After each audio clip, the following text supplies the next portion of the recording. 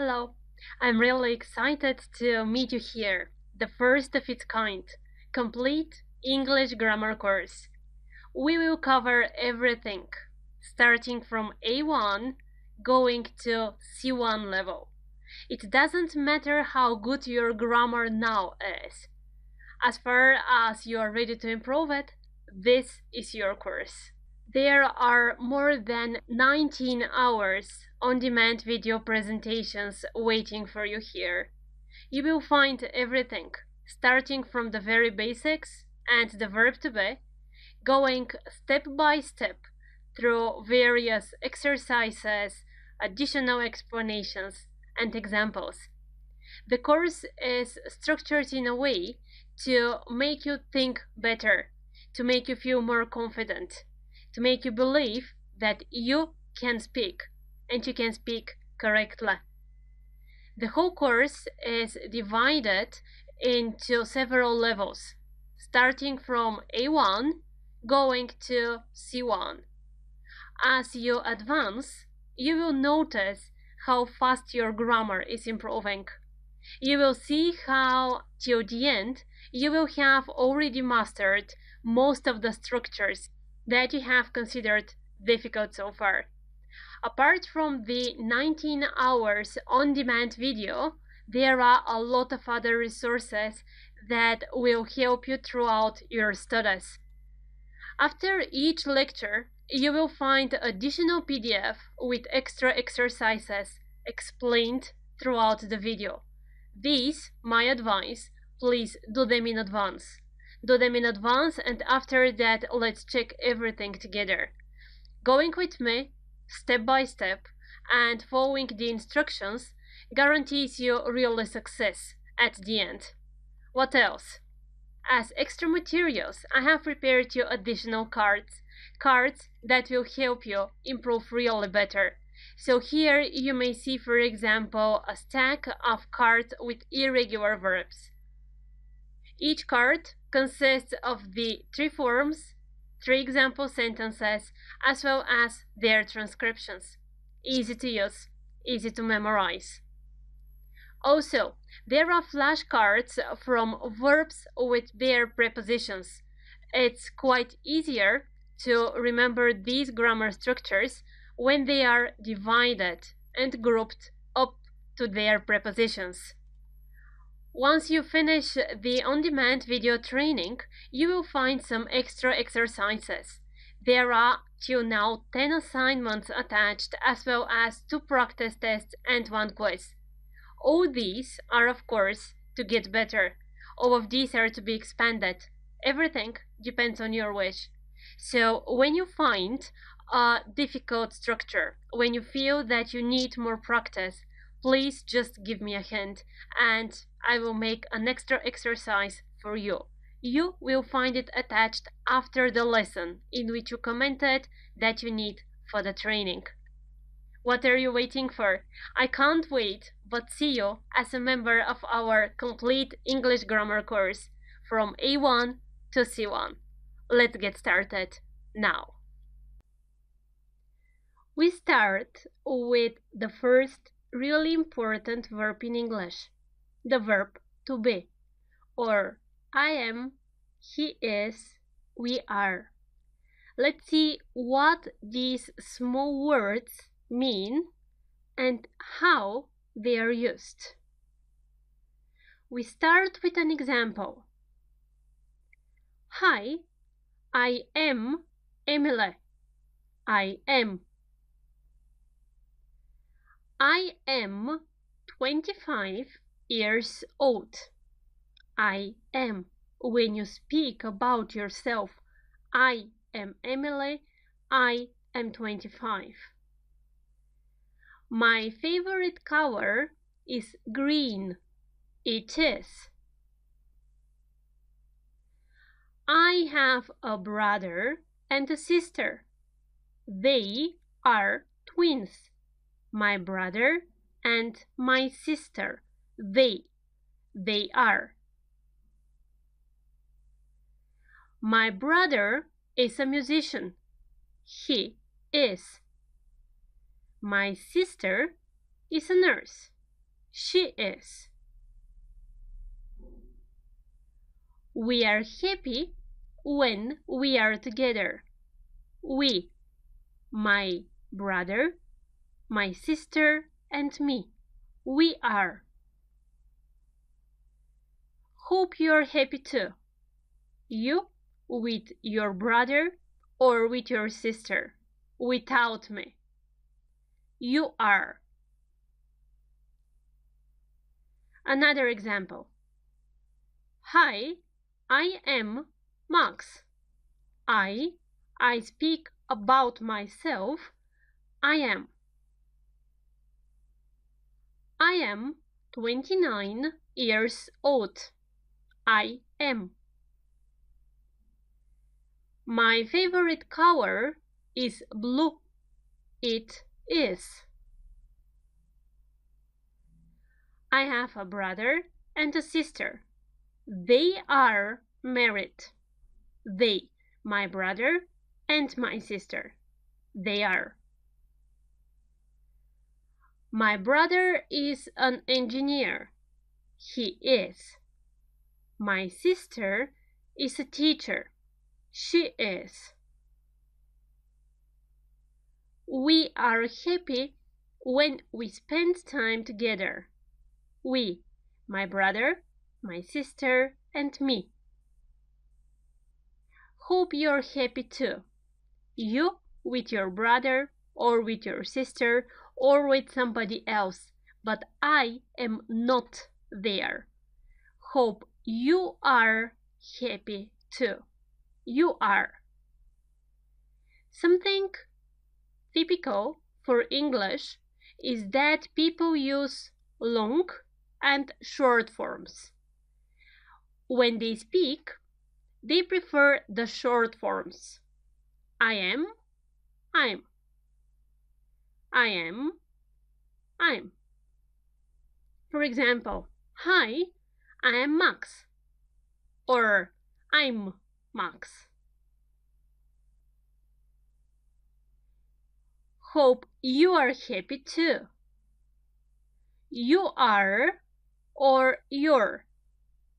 You are or you're. He is or his. My brother is a musician. My brother's a musician. Or he's a musician. Be very careful with these commas over there. They are called apostrophes and they are really important in English. He is his. My sister is a nurse. She is a nurse. Or she's a teacher. She's a teacher. She's a nurse. My favorite color is green. My favorite color, it. It is green. Or the short form, it's green. It's blue.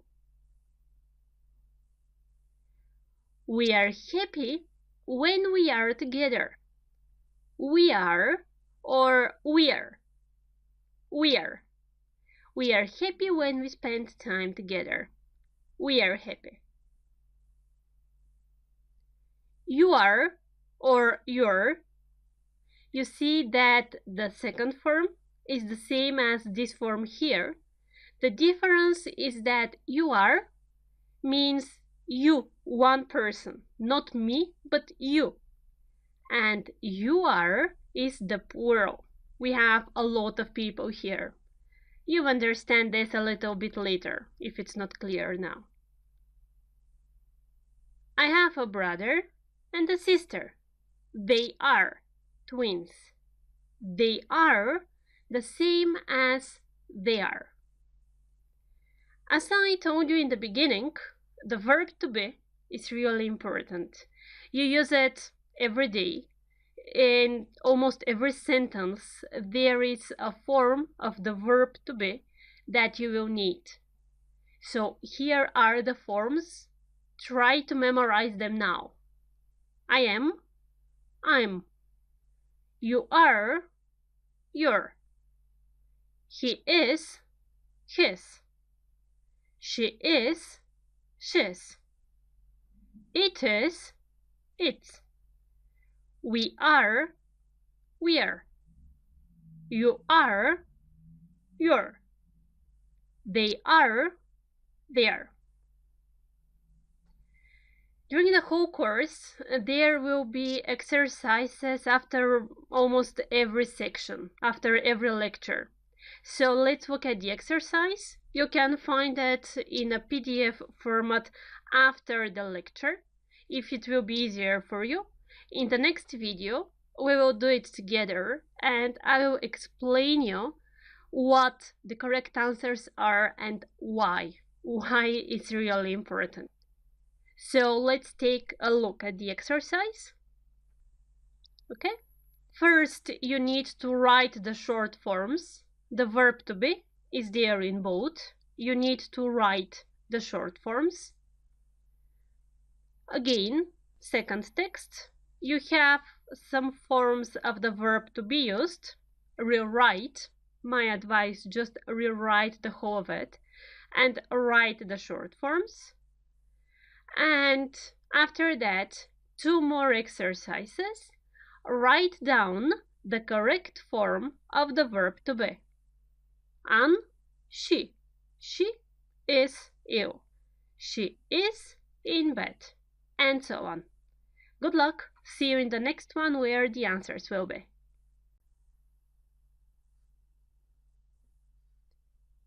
I believe the exercises were really easy, so let's check them. The first one, the task to write the short forms of the verb to be. This is Peter. He is my brother. He is, short form, his. He is 11, his 11, and he is a student, and his a student. His favorite subject at school is maths. School is it. The short form, it is.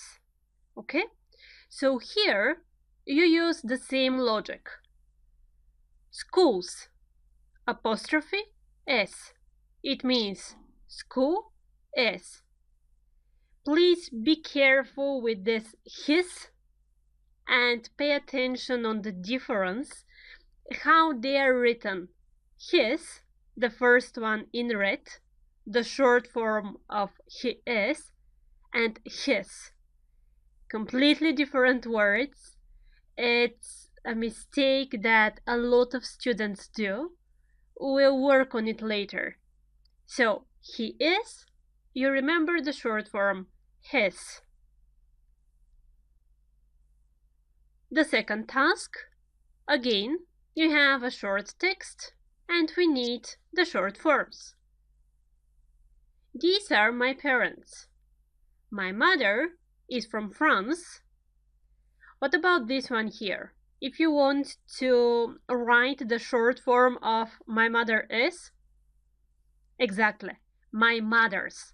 Mother, apostrophe s. My mother, she, she's. My mother's, mother, apostrophe s. Just in English, they like short forms. So, my mother is from France, and my father is from Germany, or my father's, the same logic, from Germany. She is a doctor, she's a doctor. He's a dancer, he is, his. They are happy when they are together. They are, there. I'm happy too. I am, I'm. Good. The second task, we need the correct forms of the verb to be. An, she. She is ill. She is in bed. I am. I am thirsty. thirsty? I want to drink. I'm thirsty. Mr. Peterson, Mr. He is a very old man. He is 93. We had such example, I am 25. Okay? I am 25. You are 27. He is 93. These chairs are comfortable. These chairs, they are comfortable.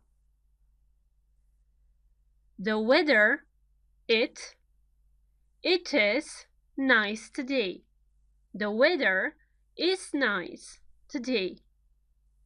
It is, or it's, it apostrophe s, it's warm and sunny. And the second part, Max, he is at work. Anne and David, they are friends. Anne and David are friends. My sisters, they are twins. The wind, it is. The wind is really strong today. My parents, they are. My parents are at home now. We are together. My parents and me. We are. Well done. Well done. Time for the next lesson. So we already know the positive forms of the verb to be. But if you want to say a negative sentence, if you need the negative form, that's what we are going to study now. Again, the verb to be, this time the negative forms, or how to make a negative sentence. For example, hi, I'm not Max. Understood? This is a negative sentence. I'm not Max. I'm not 29 years old. My favorite color isn't blue. Is not or isn't. I have a brother and a sister. They aren't married. They are, they aren't. My brother isn't an engineer. My brother is, he isn't. My brother isn't. My sister isn't a teacher. My sister is, she isn't. My sister isn't a teacher. We aren't sad when we are together. We aren't, or we are not. Hope you aren't sad either. Ignore this either, don't pay attention now. You are, you aren't. These are the negative forms of the verb to be, and you will need them quite often as well. So one more example. Hi, I'm not Emily, obviously. I'm not. I'm not 25 years old. I'm not. My favorite color isn't green. It is. It isn't. My favorite color isn't green. I have a brother and a sister. They aren't twins. They are positive. They aren't negative. They aren't twins. My brother isn't a musician. He is. He isn't. My brother isn't a musician. My sister isn't a nurse. She is. She isn't. We aren't sad when we spend time together. We are positive. We aren't negative. We aren't sad when we spend time together. Hope you aren't sad either. You are positive. You aren't negative. Good. So let's look at it again, the short and the long form. You know that in English, they prefer short forms when they speak in spoken English. In formal English, if you write a letter or something, it's different. But in spoken English, they prefer really short forms. So, I'm not or I am not. You aren't or you are not. Hope you aren't sad. Hope you are not sad. After that, my brother isn't an engineer. He isn't. He is not. Okay? When you understand the logic, it's really easy. My sister isn't, or my sister is not. She isn't. She is not. My favorite color isn't blue. It, my favorite color. It isn't. It is not. We aren't sad. We aren't. Or we are not. Then you aren't. You are not. They aren't. They are not. I have a brother and a sister. They aren't married. Or they are not married. Okay? So these are the short and the long forms of the negative forms of the verb to be. Again, pay attention to this. When people speak, they prefer the short forms. When they write something formal, for example, when you write to your boss, you need the long forms.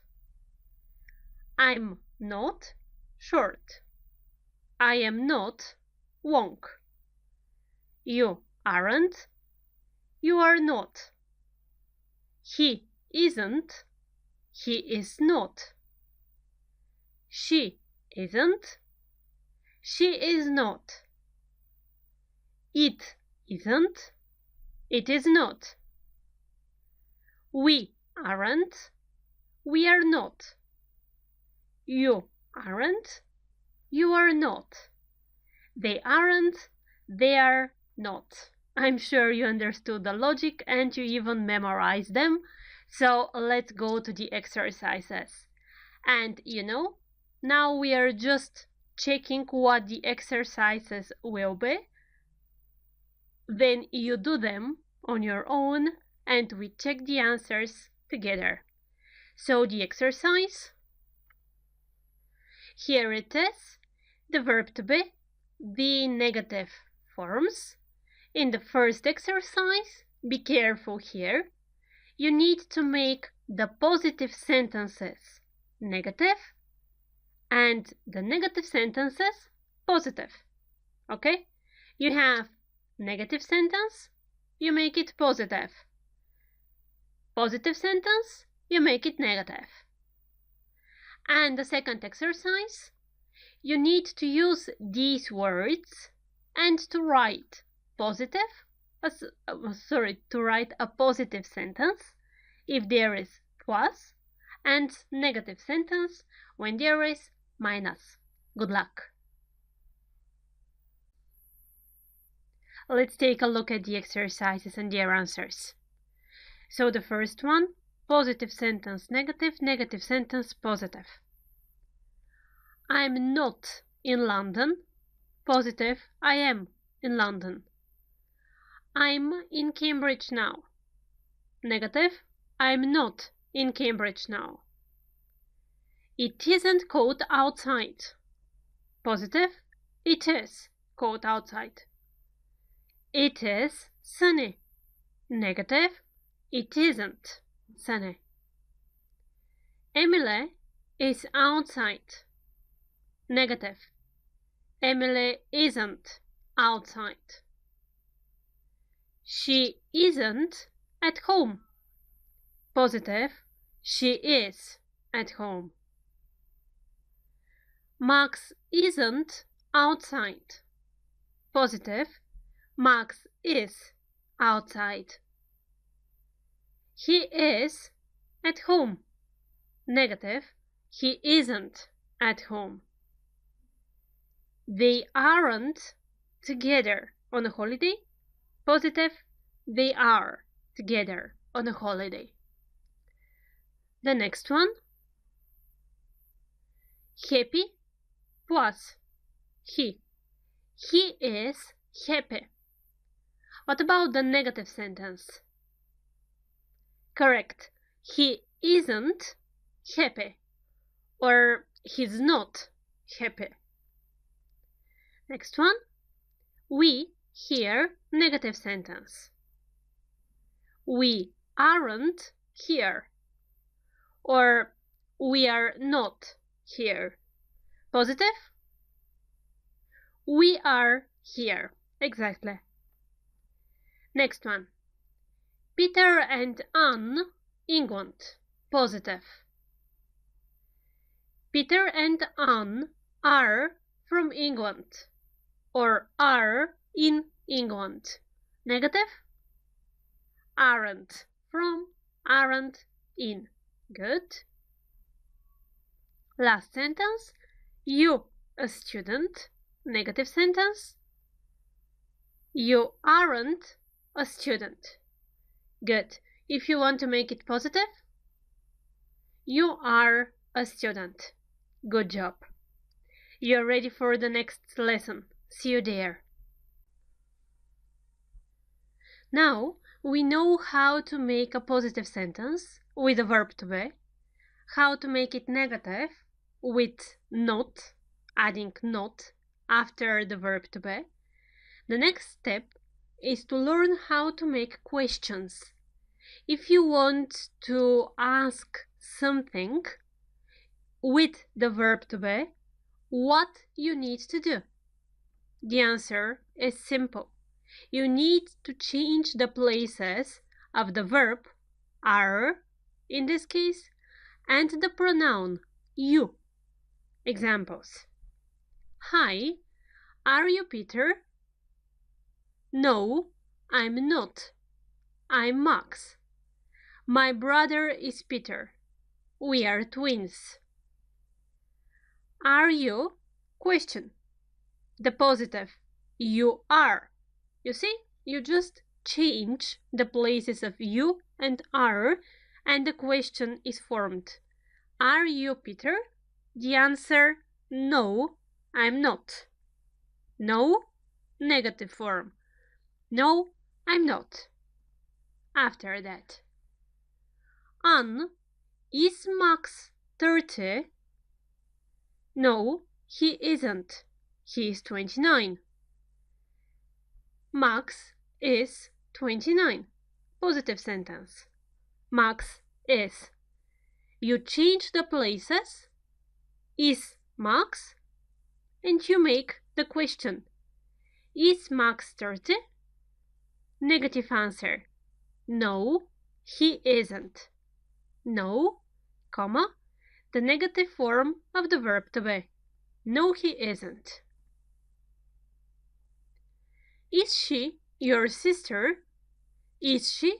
Question. The positive one, she is. Is she your sister? Yes, she is. This is on. Positive answer, yes, and the positive form of the verb to be. She is. Is she? Yes, she is. Is it sunny outside? Yes, it is. It is sunny. Positive sentence. You want to make a question, so you change the places of is, the verb, and it, the pronoun. Is it sunny outside? Yes, it is. One more. Are we in London? Yes, we are. Are we? Question. Positive answer, yes, we are. Are you married? No, we aren't. Are they twins? Yes, they are. Just imagine this one, the picture is not perfect. So, are they? Yes, they are. Are they? You ask the question. Yes, they are. You give positive answer. How you form the question? You exchange the places of the verb and the pronoun. A quick revision of everything. So, am I? Yes, I am. No, I'm not. Are you? Yes, I am. No, I'm not. Or no, you aren't. Here, it depends on the context. It depends in what situation you are going to use it. You understand this a little bit later if it is still unclear. So, are you married? You answer, yes, I am. You can't answer, yes, you are, right? So, are you? Yes, I am. No, I'm not. Is he? Yes, he is. No, he isn't. Yes, he is. Positive answer. No, he isn't. Negative answer. After that, is she your sister? Yes, she is. Is she? Positive. Yes, she is. Negative. No, she isn't. You see that every time when you want to answer positively, you use yes, you put comma, and after that, she is, the positive form of the verb to be. Yes, she is. No, she isn't. Is it sunny outside? Is it? Positive answer, yes, it is. Negative answer, no, it isn't. Is it? Yes, it is. No, it isn't. And the plural forms, are we? Yes, we are. No, we aren't. Positive and negative answer. After that, are you? Yes, you are. No, you aren't. And are they? Yes, they are. No, they aren't. Good. So far we know the positive, the negative, and the question forms of the verb to be.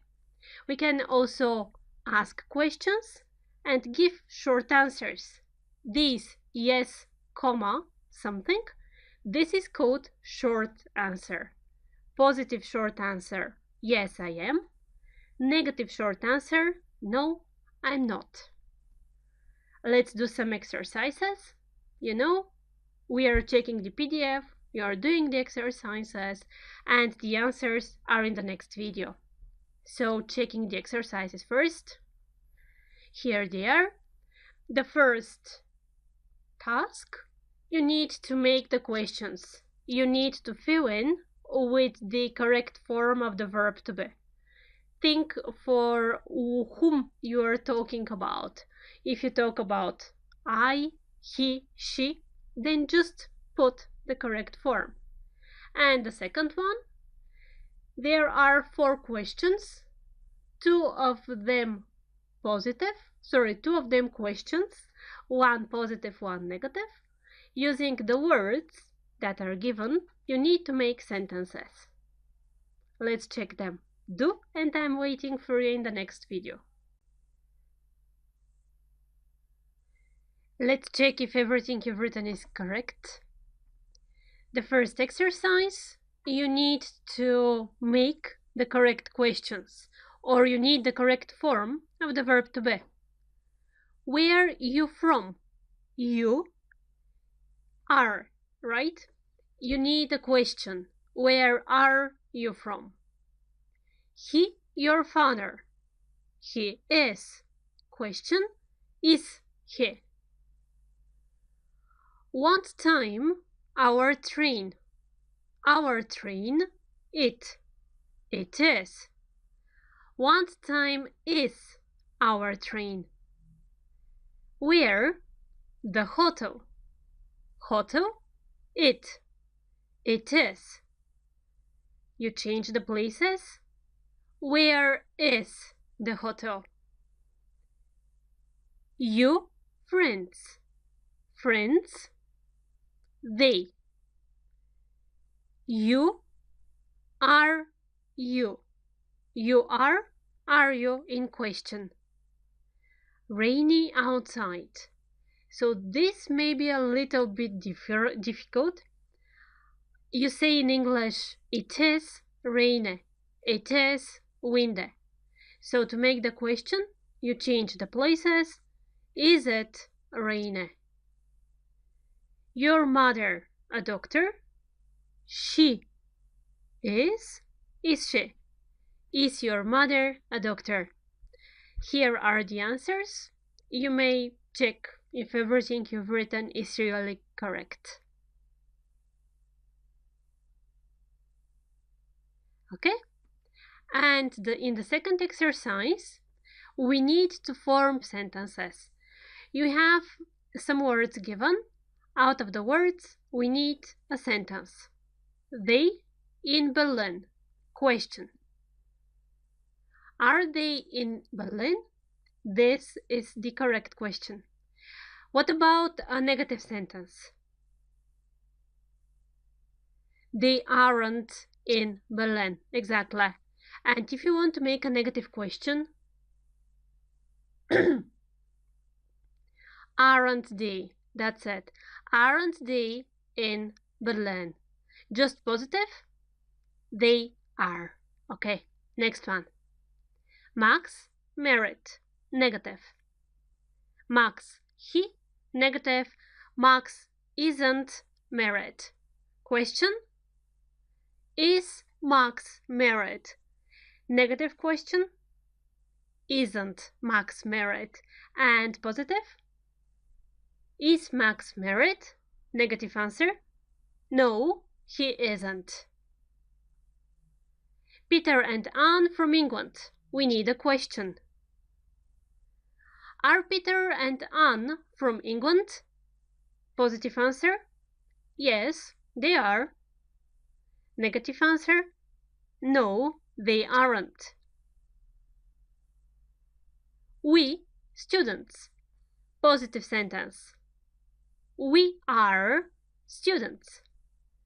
Negative sentence. We aren't students. Question. Are we students? Positive answer. Yes, we are.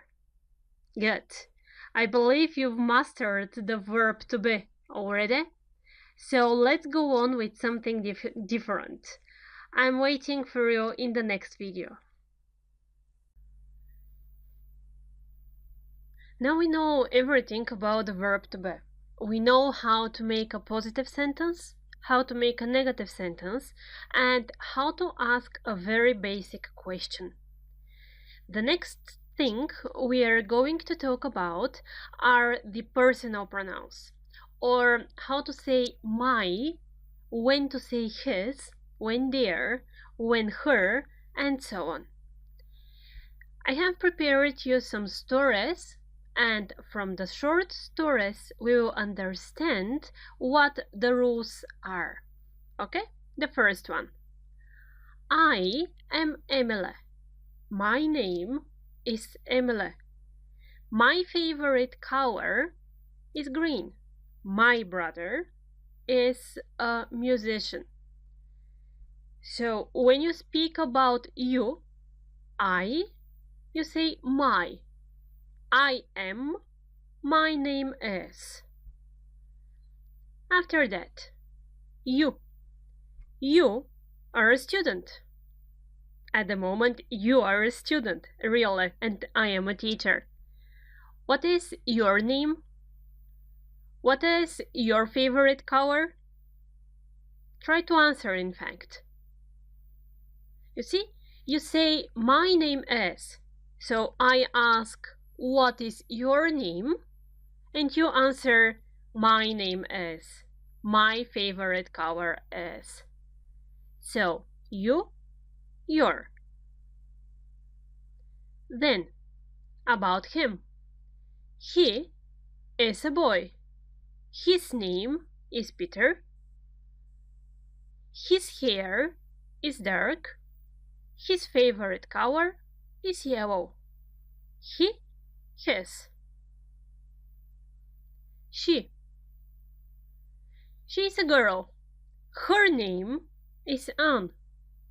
Her hair is light. Her favorite color is red. She, her. When you speak about somebody, right? So, for example, we are together, you and me, and we speak about another girl.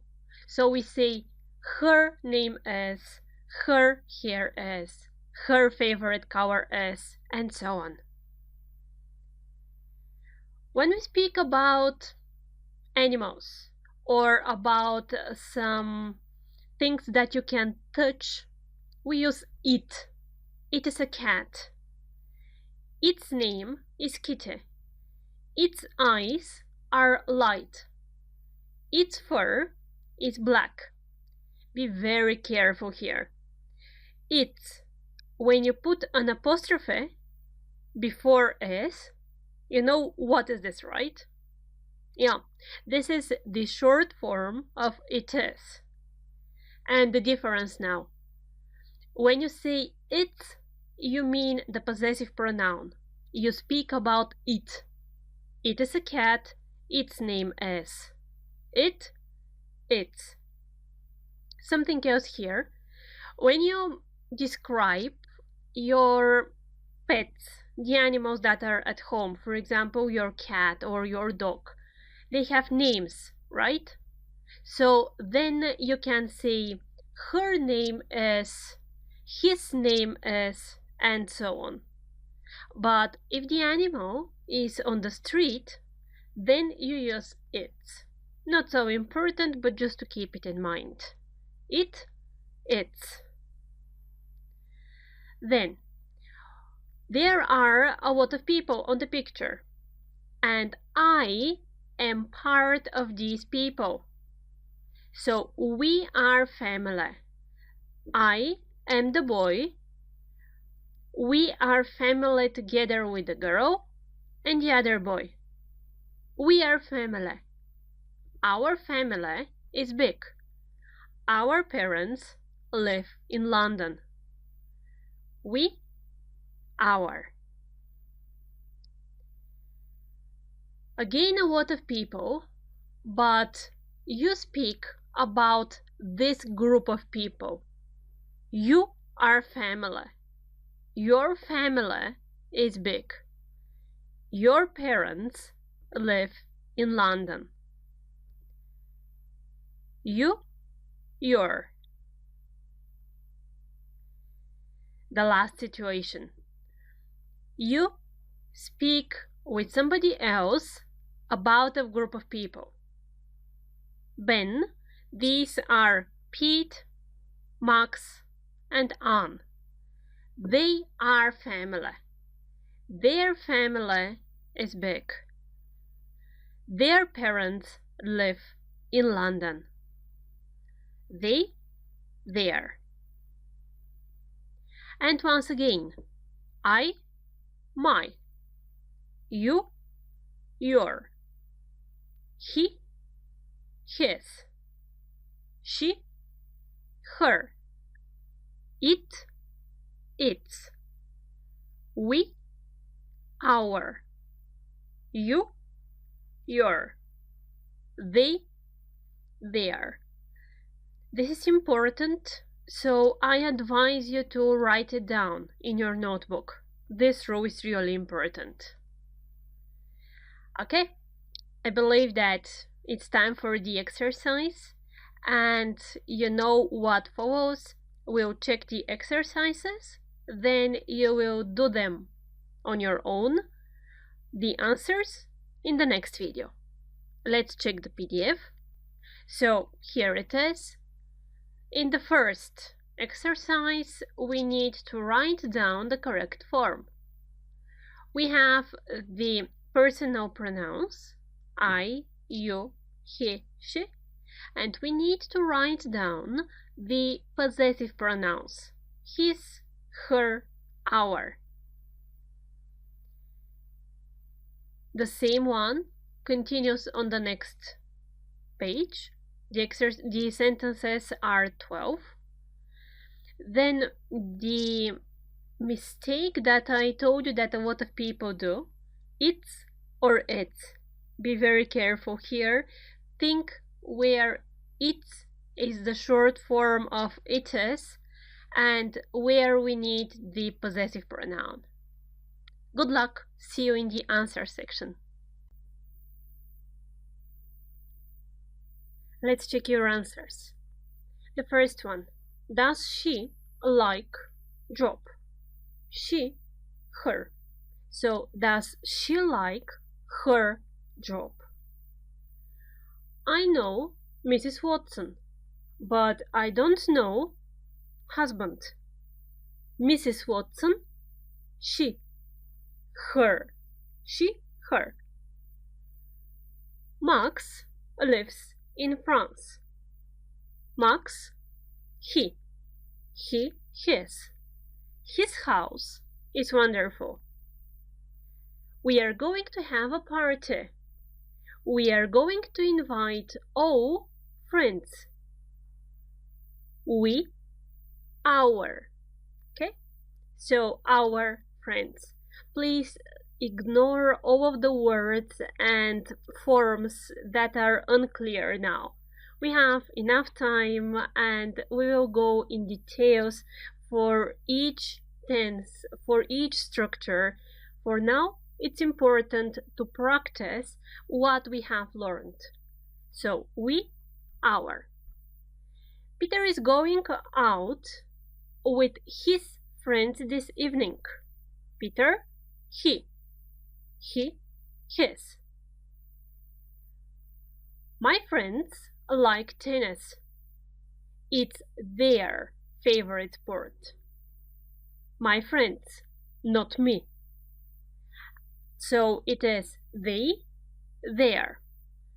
What about my friends and I like tennis? Our, right. So we, our.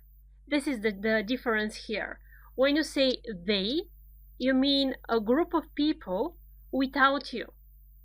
And when you say we, you are part of this group. The next one. Is that your bicycle? No, I don't have a bicycle. So here you see I, your. But you ask a question. It is the same as in the previous lesson. We had an example. What is your name? My name is. You can't answer your name is. So you ask, is that your bicycle? No, I don't have a bicycle. If you ask, Is that my bicycle? Well, it's possible in fact, but it's not that often. And you see here you have the inverted commas that identify that two people speak. Two people speak here. Is that your bicycle? No, I don't have a bicycle. I want to call Miss Peterson. Do you know her number? Miss Peterson, she, her. Do you think Anne and Max are happy in their jobs? Anne and Max. More than one person without me. Anne and Max, they are. Do you think they are happy in their? There.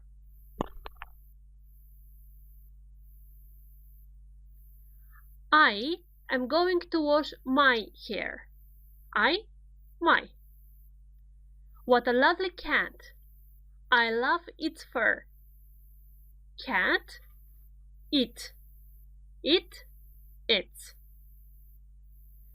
Max has a brother and a sister. His brother is 32 and his sister is 20. Max, he, his. Good job. After that, it's as a possessive pronoun without an apostrophe, or it's with an apostrophe, which means it is. So the first sentence, it's a lovely day today. It's a lovely day. It is. Look at that bird. Its song is lovely. The song of the bird. It's. You don't need apostrophe here. I live in a flat. It's small. It is small. The flat. It is apostrophe. My parents have a car. It's really fast. Its color is red. My parents have a car. It is really fast. Its color, the color of the car, is red. It's rainy outside. It is rainy outside. Well done. See you in the next lesson. In our examples, you have seen these small words, and un. So now is the time to understand what is the difference between them and why they are used. Let's start with some examples. For example, he is a doctor. She is a nurse. She is a teacher. A doctor, a nurse, a teacher. Then, he is an architect. An architect. He is an engineer. An engineer. He is an actor. An architect, an engineer, an actor. So we have he's a doctor, but he's an actor. Look at the two sentences really carefully. What is the difference? Do you have any idea why in the first example we need a and in the second one we need an? There is something there with the letters. Pay attention to this. A doctor, a nurse, a teacher, an architect, an engineer, an actor. That's it. So when we use we use a when the next word, which is a noun, starts with a consonant D, N, T, B, C, and so on. We use an when the next word starts with a letter which is a vowel. The vowels in English are 5. So what you need to do is to remember them, and not in 100 but in 90%, these are only the situations in which you need an. So you remember A, E, I, O, U. And these are the vowels. A is used with a consonant. N is used with a vowel. Good. Now, let's look at some more examples to understand in what situations when you need to put these words. This is a chair. This is an umbrella. This is a table. You can't say this is chair or this is umbrella. It's wrong. Also, this is an elephant. This is a river. This is an iron. So, can you see some similarities, something that is the same for all of these examples? Okay, let me help you. A or an is used when you speak about a profession. He is a doctor. She is a nurse. I am a teacher. You are a student. He is a programmer. She is a painter.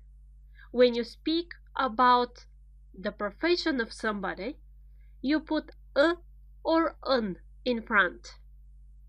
Also, when you speak about one thing, one only, which is countable. Countable means that you can say 1, 2, 3. 1 chair, 2 chairs, 3 chairs. So, when you have one countable noun, then you use a or an in front of it. This is a chair.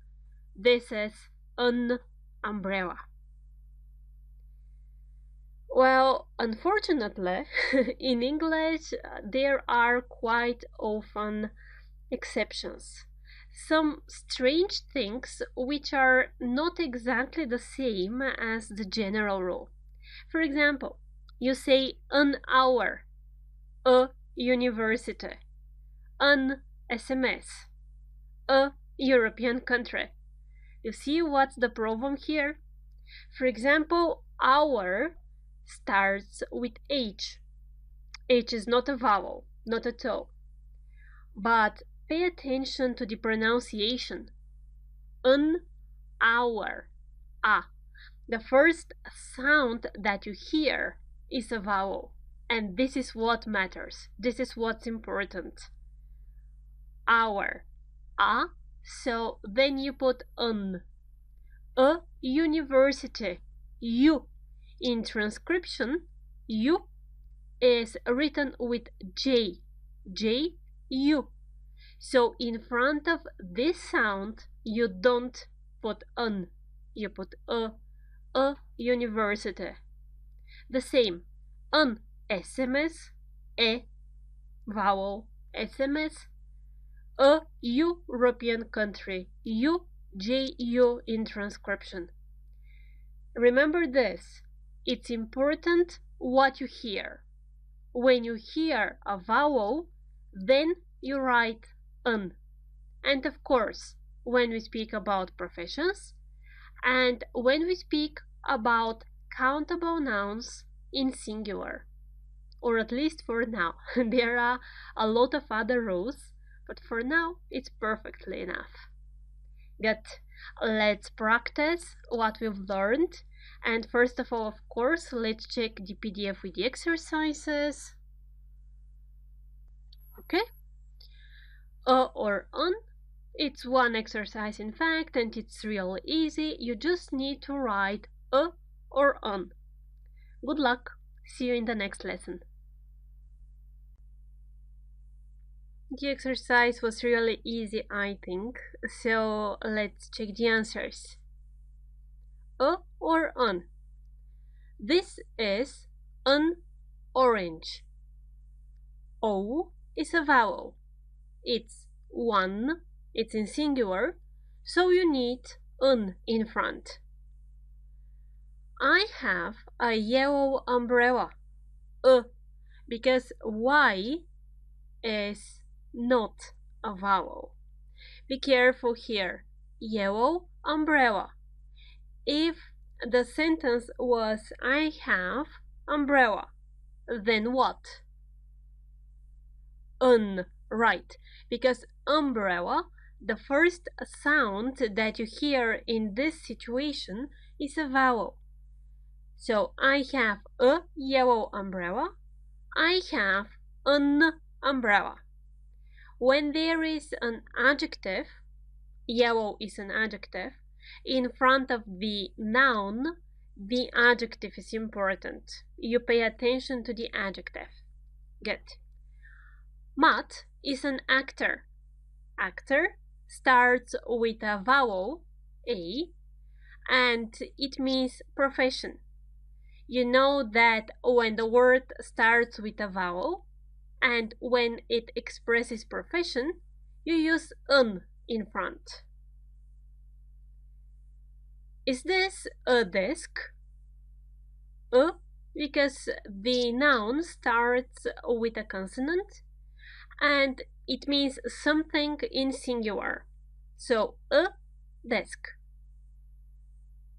This is an interesting story. Interesting adjective, right? So be careful here. Story is the noun and it starts with the consonant. The consonant is S, but in front of the noun we have an adjective, interesting. So because of the adjective interesting, which starts with I, and I, you know this one, is a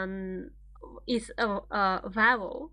So you put an. This is an interesting story. Then, my mother is an architect. Why? Because first you speak about profession, so you need either a or an. And after that, the word starts with A, which is a vowel, so you put an in front. Good job. I think you are ready for the next lesson.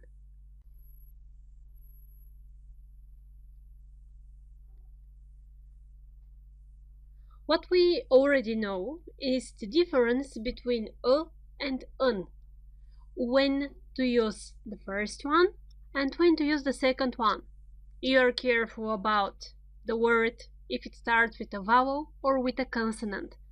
And, of course, if it is a countable noun. But this is just the very beginning of the story. Now, let's look at the difference between a and an and the. And we'll talk after that again. Okay, so let's get started with some examples. I want an apple. I want the apple. So in the first situation, we have a lot of apples. There are a lot of apples there. We want just one. In the second situation, there is only one apple. We want this apple. Or, can I open a window? There are a lot of windows. I just need to open one. Doesn't matter which one. Can I open the window? There is only one window.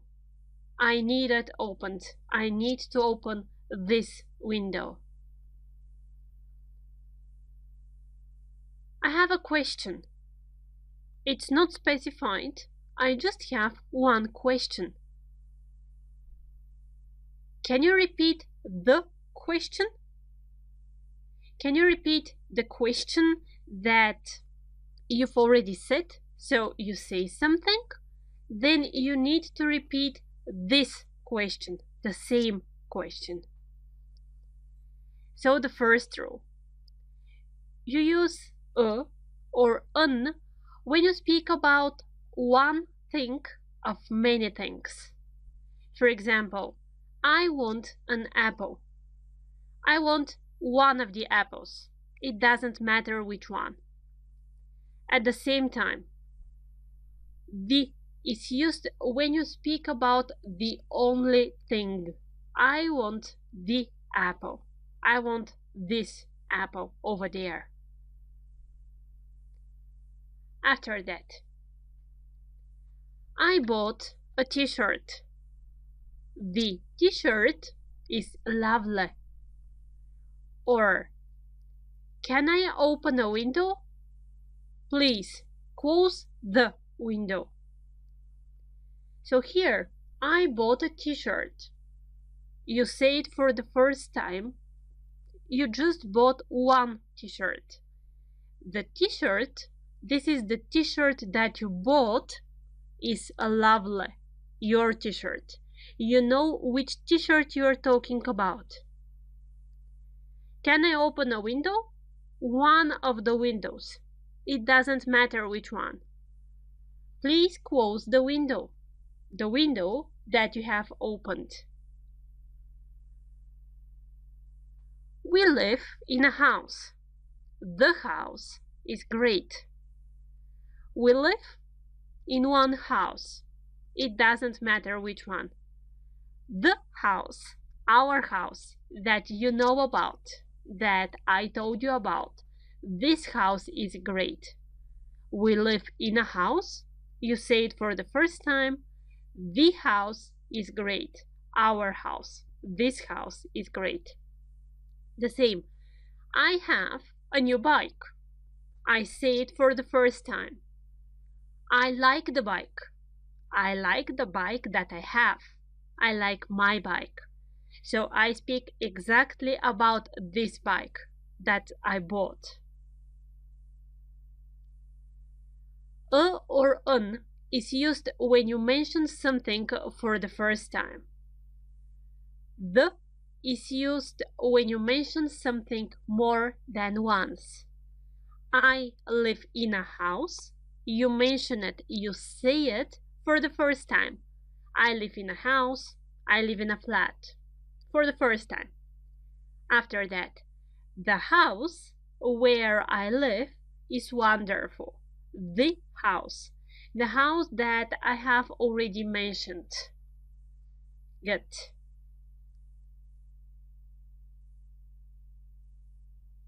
Go to the red car. Some more examples. Go to the red car. Give me the blue pencil, please.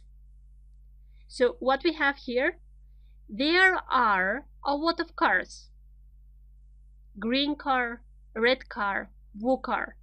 But there is only one red car. So go to the red car. Exactly this one. Not go to a car.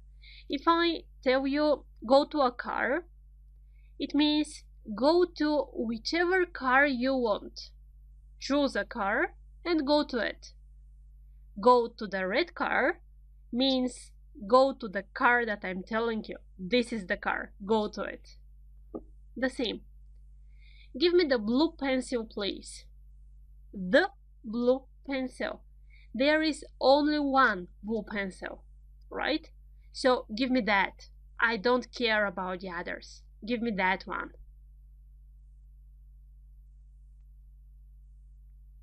Show me the tree with the green leaves. Only one tree is with green leaves. Show me the tree with the green leaves. Or, do you see the hen? There are 3 chickens and 1 hen. So, do you see the hen? This hen? Which means that when we speak about something which is one of its kind, which is unique, then we use the again. The example that you need to remember go to the red car. Not go to a car, whichever you want. Go to the red car. This is, I know where you're going to. Enough theory. So let's do the exercises. They are for you, of course. First, we are checking just the PDF. And the exercises are two. The first one, you need to fill in with a, an, or the. It's my advice to write all of the rules that are in the lessons in a notebook or in a notepad or wherever you prefer, but just have them on one place, because if you only watch, it doesn't matter how good your visual memory is, you will not be able to memorize everything. Learning a language, the grammar of a language, is a little bit more specific. So you need to be engaged, you need to be part of the whole process. Which means, please write down all of the rules which are in the lectures. Good. When you have the rules, you can check which rule is applied in which sentence, which rule we use in each sentence. A, an, or the. And the second exercise, you need to correct the sentences. Something else that I told you at the very beginning. It is not a problem if you don't understand everything. What you need to be careful about is to understand the most important, to understand the basic, okay? And I'm sure that you can do it. Good luck, and see you in the answer section. You know the rules, you know when to use a, an, and when to put the. So let's now just check your answers. A, an, or the. They enjoyed their holiday. The hotel was really good. The here you need to put, because you speak about holiday, right? So they enjoyed the hotel during the holiday. That's it. You speak about one thing that the other person knows about. The hotel that we were in during our holiday. Can I ask a question? In general, can I ask one question? This is the first time when I will ask it. You don't know what I will ask about. Can I ask a question? If you have an answer or a second question, please answer my question. Please answer the question. That's the difference between a and the in this situation. Jane, you look tired. You need a holiday. You need a holiday in general. Holiday is countable. It's in singular. It doesn't start with a vowel. It starts with a consonant. So this is what you need. Where's Anne? She's in the kitchen. You know where. When you say she's in the kitchen, you mean in our kitchen or in her kitchen, but in the kitchen that you know about. She's not in a kitchen in general. She's in one place at this time. You know where this place is, okay? So because of that, you use the. Maria is an interesting person in general. You don't say that she's the interesting person that I know. She's an interesting person. Person is singular and it's countable. In front of person, you use an adjective, interesting. The adjective starts with a vowel, I. So that's why you need an. Maria is an interesting person. you mention this fact for the first time, on is the answer. May I close the door, please? Imagine the situation. You are in one room. In this room, the door is open and you want to close it. So you want to close the door that is open, right? You don't want just to close one door. May you close the door, please? After that, correct the sentences. Don't forget to turn on the light when you go out. Turn on the light which is on. Light here is the same as lamp. So may you turn on the light? Enjoy your trip and don't forget to send me a postcard. Postcard, singular, countable, starts with a consonant. In front of it, you put a. What's the name of this city? What's the name of this city? Name is countable noun. And you speak about one exact name. You need the name of this city. When you speak about something which is one of its kind, you put the. This city has only one name. You need to know the name of the city. Bulgaria is a small country. Country, noun, singular, starts with a consonant, C.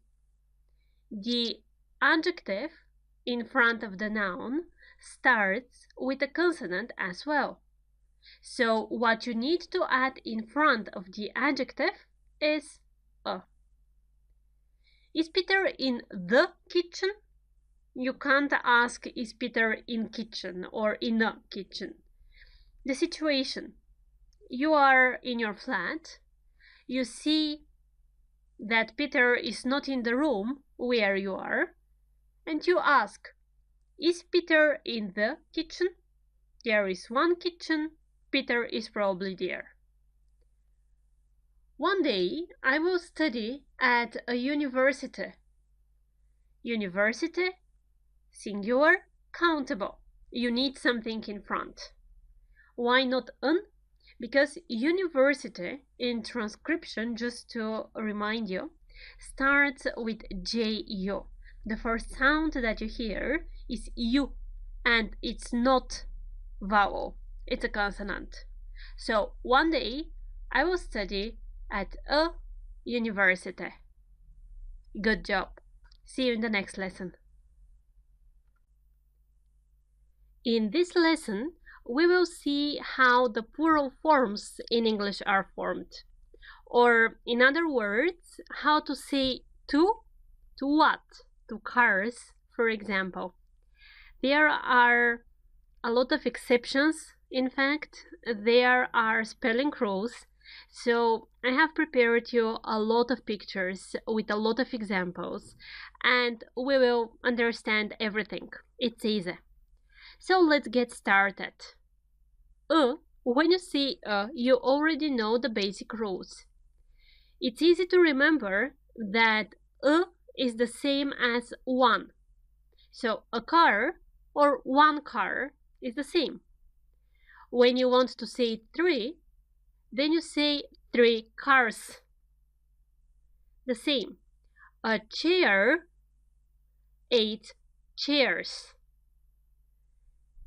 How is the plural formed?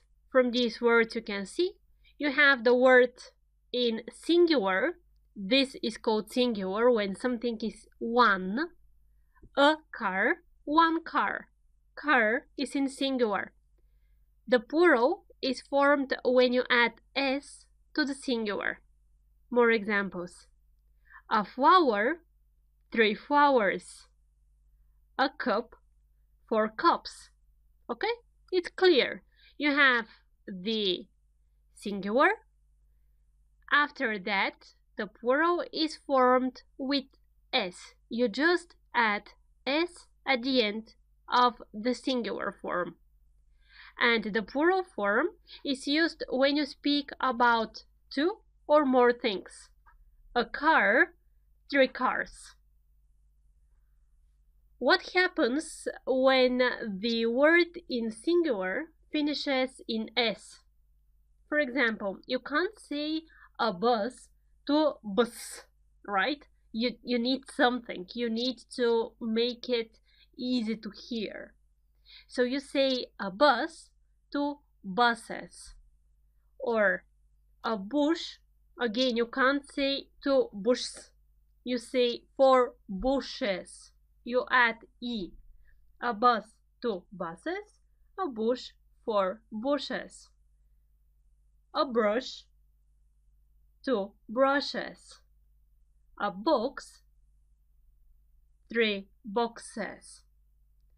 So the rule is that when the singular noun finishes in s or sh or x or tch as watch, and you want to make the plural form, you add es. Remember this one. At the beginning, students find it really difficult.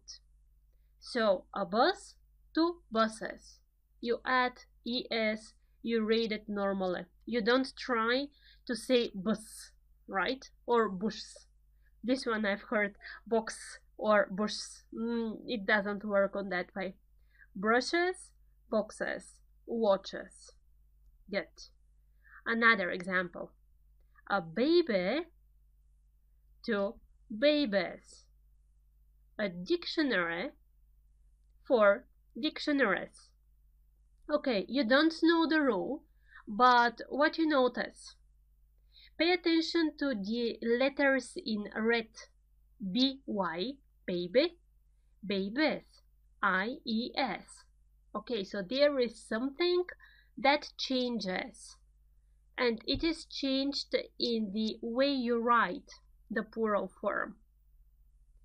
The rule: when the singular, you know already singular, one, finishes in consonant plus y, consonant, you know, B, C, D, F, okay?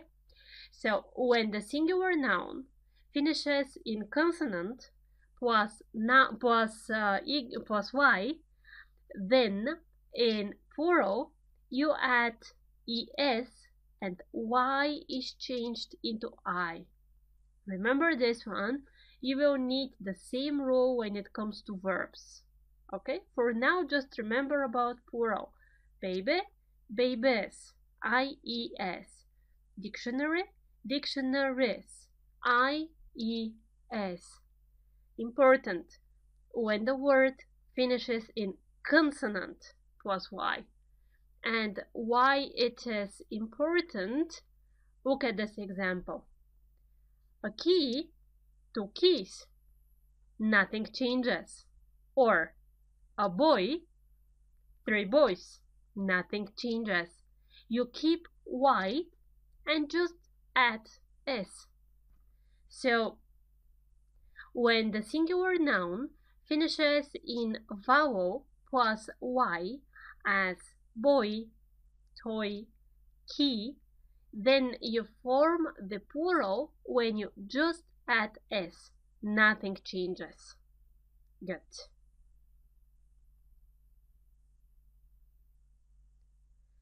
Scarf, scarves. Thief, thieves. So what you notice here, the final letter is F when we speak about the singular noun. It finishes in F. In plural, F is changed into VES. A scarf to scarves.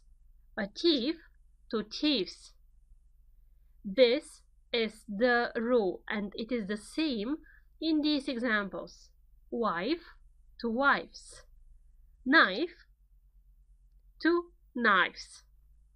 Which means when the noun in singular finishes in F as scarf or FE as knife, then in plural you change F with VES.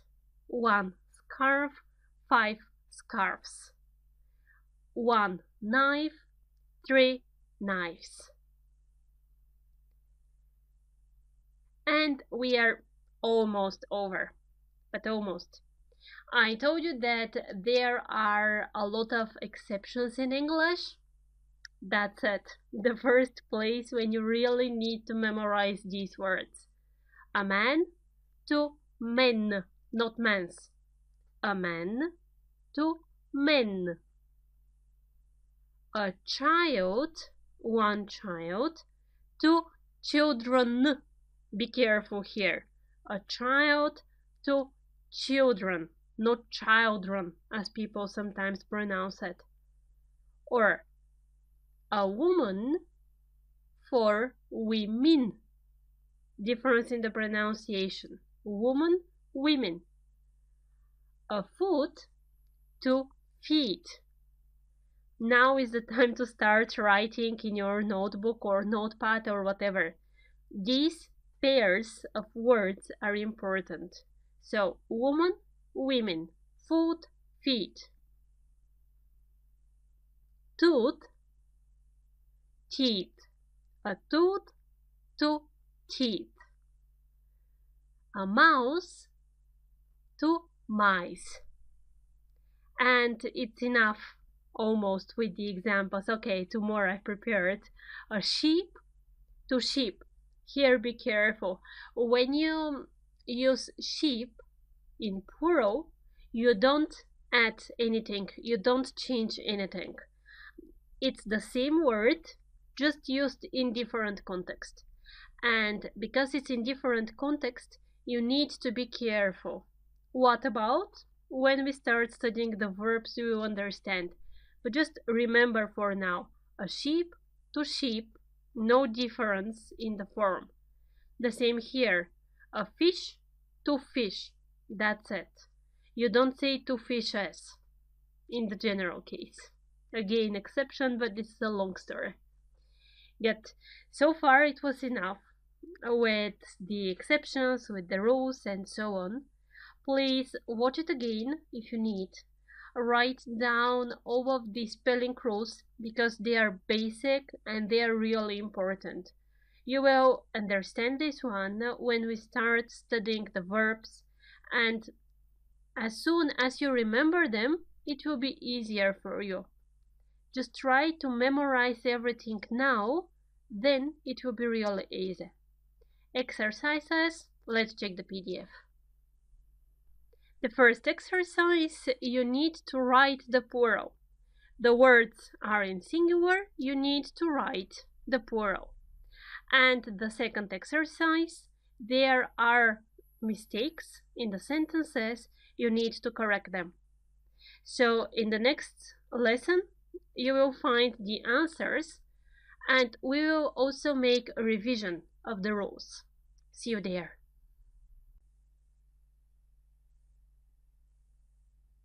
Alright, so let's revise the basic rules from the previous lesson and see if you've answered correctly. The first task was to write the plurals. And in order to write the plurals, you need to know the spelling rules. Good. Lemon, lemons. Just S, nothing specific here. Address, addresses. You add ES because the word in singular finishes in double S. So you can't pronounce it without adding the vowel there. Sandwich, sandwiches. The word in plural finishes in CH. So to make it easy to pronounce and correct, you need to add ES. Body, bodies. Why? is changed into IES because the word in singular finishes in Y plus a consonant before that. Bode, bodes. Cite, cites. Same logic. Cite finishes in T, which is consonant, plus Y. Cites. IES in plural. Woman, women. An exception in plural. You just memorize this one. Child, children. Same story. You just learn it. No logic here. You just memorize these words. Holiday, holidays. You only add S. Why? Well, the word finishes in Y, but there is a vowel before that, A. In this case, you know, you only need to add S at the end of the plural. Family, families. Here is the difference. Family finishes in L-Y. L is a consonant, plus Y. So when you form the plural, Y is changed into IES. Bus, buses. Bus in singular finishes in S. And you know it. When the word finishes in S, in plural, you need ES. Sheep, sheep, one of those specific words again. Sheep has the same form in singular and in plural. Good. The second exercise, correct the sentences. There are a lot of men's in the room. Men's? So the singular is man, the plural is men. I have 3 dictionaries. Spelling. The word finishes in Y plus consonant before that. So when you change it to plural, you need to transform Y into IE and to add S. Your children is lovely. Your children is in plural. So you need to change the verb. Your children are lovely. Or the other way you can do the sentence, your child is lovely. Both of these are correct, just the meaning is different. I like all your scarf. All your means that you speak about more than one. When you speak about more than one of something, you need the plural form. So, I like all your scarves.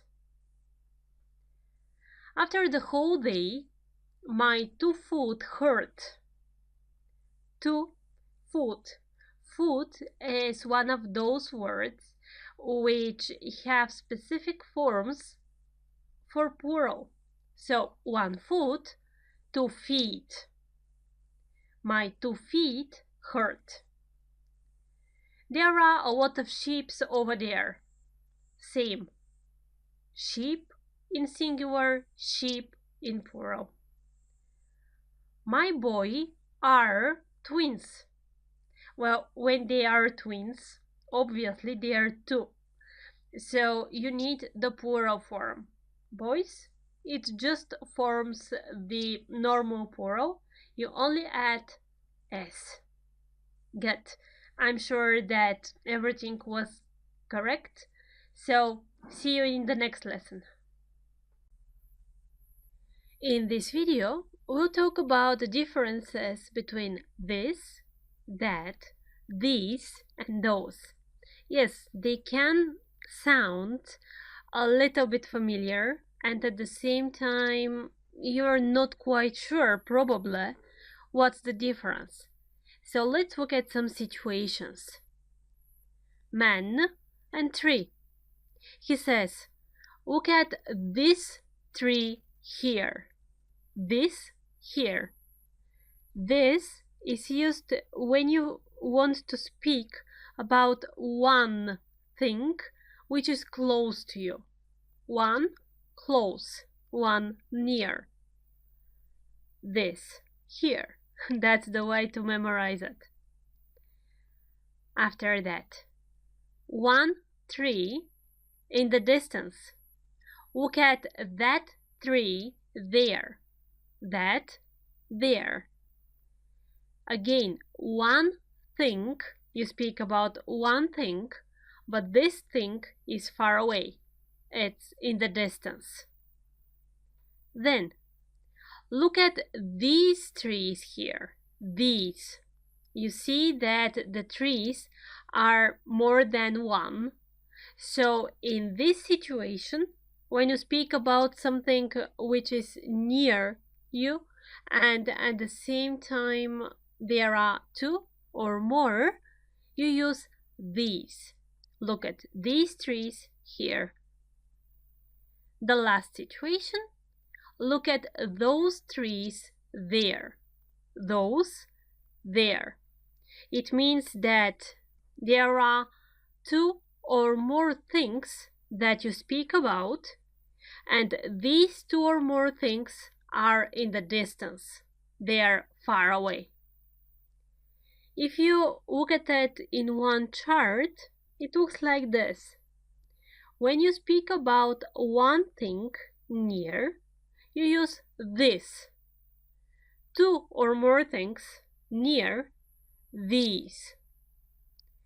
One thing far, that. Two or more things far, those. This, that, these, those.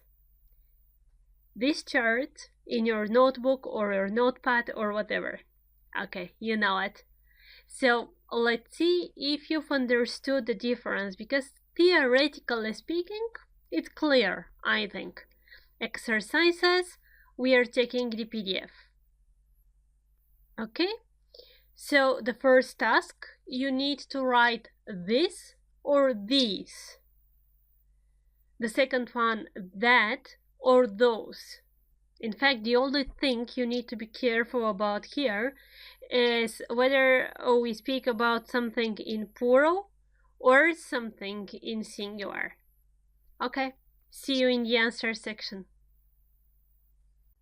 Alright, a quick revision of what we speak about first. This, that, these, those. This, one thing near. That, one thing far. These, two or more things near. And those, two or more things far. Let's check the exercises. This or these is the first question. Boxes, plural, these. Ship, singular, this.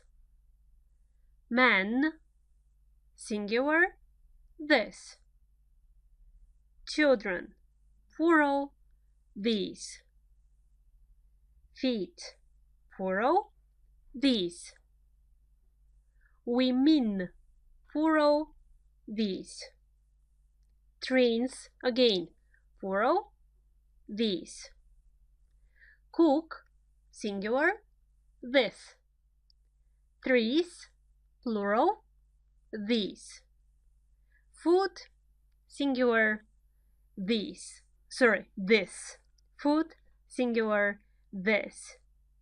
Okay, a quick revision of the irregular plural. I'm telling you the noun in singular. You think and pronounce the noun in plural. Ready? Start. Child, children. Man, men. Woman, women. Sheep, sheep. Foot, feet. Tooth, teeth.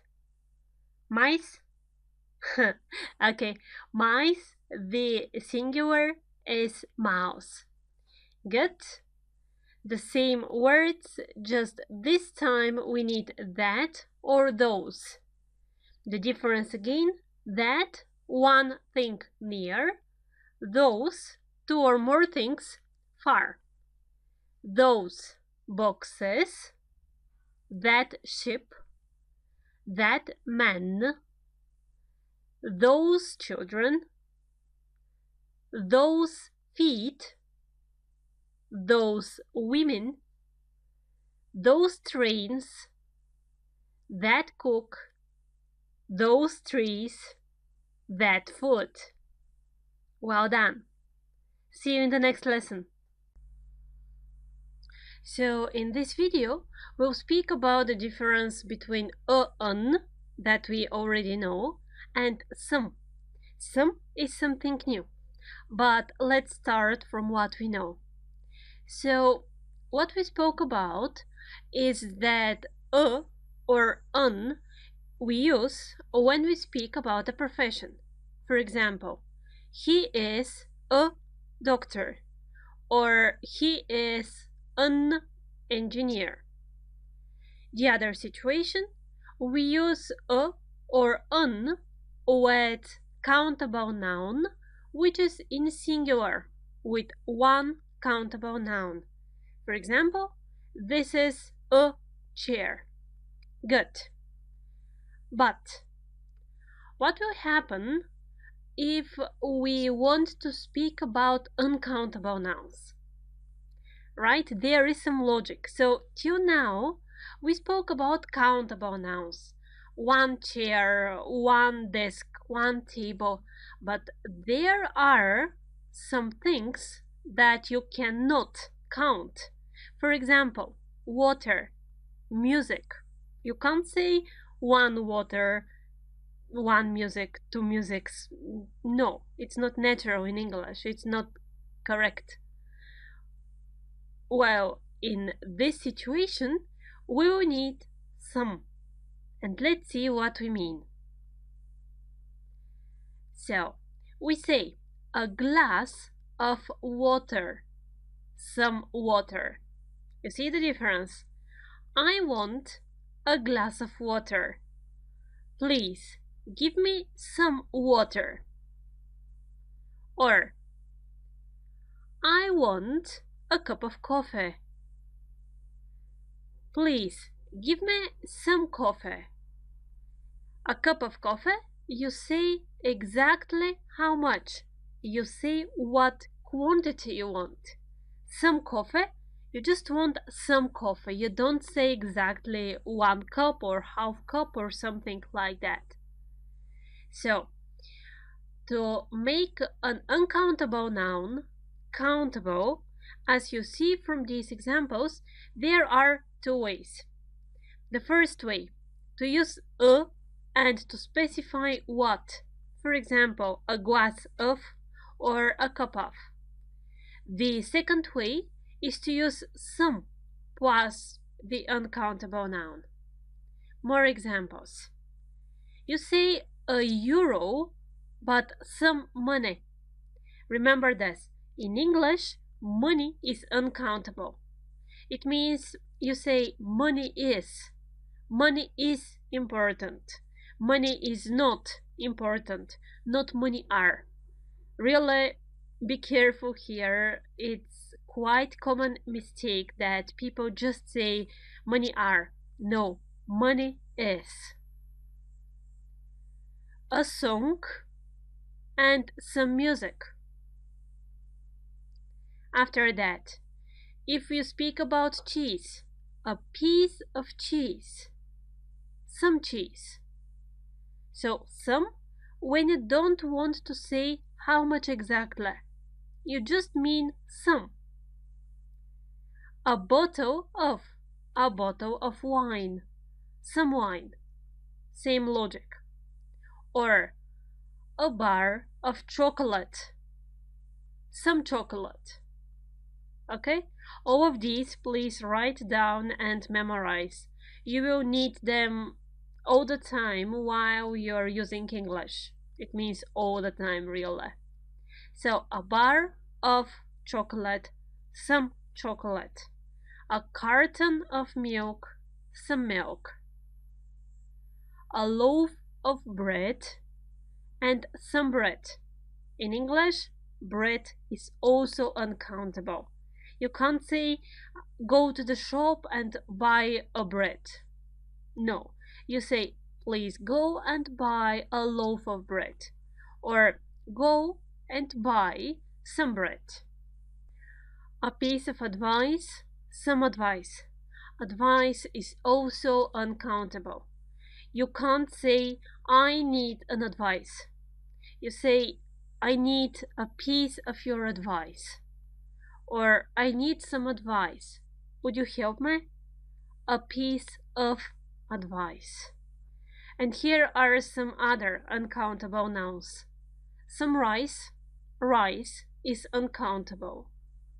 Some air, air is uncountable. Some salt, salt is uncountable. Some sugar, sugar is uncountable. You understood the logic. When you can't count something, it's uncountable, which means that you can say either a of something, a piece of, a bottle of, a cup of, a bar of, a loaf of, or just use some and you don't specify the quantity. Good? Some other examples. Some hair, hair is uncountable. Some information, information is also uncountable. Some news, news is uncountable in English. Some work, work is uncountable. Probably there are some differences between the countable and uncountable nouns in your native language and in English, and it's normal. This is in fact specific for different languages. So again, just you need to memorize these rules. And the first rule, a or an, is used with countable noun in singular. Some is used with uncountable nouns. Good, but that's not the only case. For example, you say a chair, but some chairs. There are some chairs in the room. You don't say how many. You don't want to count. Imagine that there are 20. The number is not important. It's important that there are some chairs. So, a is used with the countable noun. Some is used with the countable noun in plural. The same, a table, countable noun singular, some tables. Countable noun plural. Here is another example. An umbrella, some umbrellas. Or an iron, some irons. Okay? We need countable noun. Then we check if the countable noun is in singular, you put a or an. The rules you know. If the countable noun is in plural, then you use some in front. A or an, countable singular, some with countable in plural. Okay, enough theory. Let's do some practice. So there is a PDF with exercises. As always, find additional exercises too. Here you need practice. You will find different tasks in the other lessons as well as in the tests, in the quiz tests. Just practice. It's easy, in fact, to memorize the grammar in theory. The difficult part is to use it in practice. And usually people have really no problems remembering this or that rule. But when it comes to using the rule, then the problems happen. Okay, the exercises. Here is the PDF. A, an, or some. And we have 10 sentences. just as a beginning. Don't worry, there are extra exercises in the other lectures as well. Good luck and see you in the explanatory video. Alright, what we know is the difference between an, and some, and it's time to practice it. Let's just revise really quickly. A countable singular when the next word starts with a consonant. Uncountable singular, the next word starts with a vowel. Some is used when we speak about uncountable nouns, some rice, some sugar, some bread, or when we speak about countable nouns in plural and we don't want to specify the number. A chair, some chairs. Good. The exercises. I have a really good idea.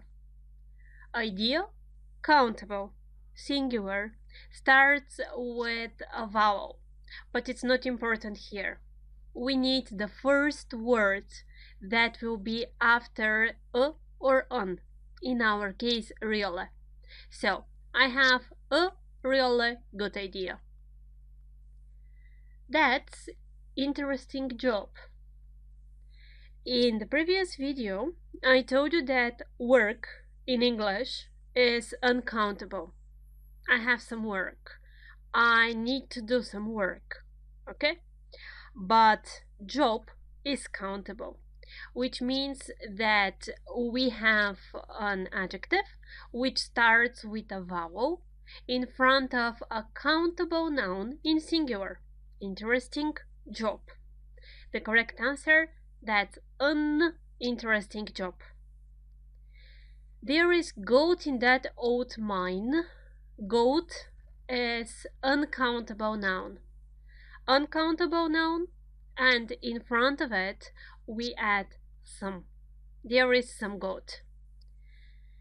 Do the Smiths have yellow car? Yellow. Y is Y is a consonant, so we add a. Do the Smiths have a yellow car? Car, singular noun, countable. Look, there are sandwiches over there. Sandwiches, countable noun, plural. So what we need is some. There are some sandwiches. He wants chocolate. Chocolate is uncountable noun in English. It's not bar of chocolate. If the sentence was he wants bar of chocolate, then we need a. But in our situation, he wants some chocolate. I have homework to do for tomorrow. Homework and housework in English are uncountable nouns. You see, work is the second part. Work is uncountable. That's the logic. So, uncountable noun, we need some in front. I have some homework to do for tomorrow. There's nice girl in that car. Girl, countable noun, singular. Adjective in front of it starts with a consonant, so what we need is a. There's a nice girl in that car. Would you like milk? Milk, uncountable noun. Would you like some milk? What about this sentence? Would you like blank cup of milk? Yes, in this situation we need a cup of milk. Would you like wine? Wine again, uncountable noun. In front of it we need some. Would you like some wine? The same.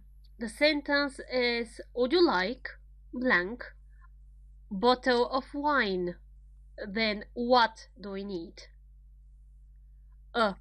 Would you like a bottle of wine? Okay, so these are the answers. Check if everything is as you've written it. Good job. Keep working, keep studying, and see you in the next lesson. Alright, an, or some, I think it's clear already. The next small but very important word we are going to talk about is any. And what's the difference between some and any? Let's get started. What we know is that some we use with countable nouns in plural. For example, there are some chairs in the room. There are some people on the street. Or we use some when we speak about uncountable nouns. For example, I'm going to the shop and I will buy some bread, some rice. And some more examples. There are some people over there. Some people. Some friends are coming. Some friends. Friends. Plural, countable noun, some in front. I like some of her songs. Not all, just some of them. Get. But there are situations in which some is not the correct choice. There aren't some people over there. No, you can't say it like that. Are there some people over there? No, it's wrong again. So what are we going to do in these situations? Well, the answer is any. Any is what we need. Look at these examples. There are some people over there. The sentence is positive, right? It finishes with a full stop. Positive sentence, I mean the verb is positive. There are. Are is the positive form. Good. But there aren't some people over there. You cannot say. Why? Because we have here a negative sentence. So this is what you need to be careful about. What's the type of the sentence? Positive sentence? Some. Negative sentence? No, some doesn't work. The same here. Are there some people over there? It's a question. When we have a question sentence, some is not the correct choice again. And in all these cases, in fact, we need any. So this is really important. Please write down the rule.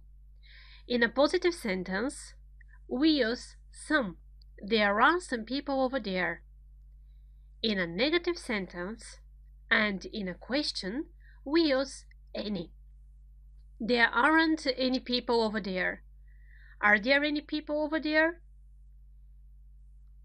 Get more examples. I need some chocolate.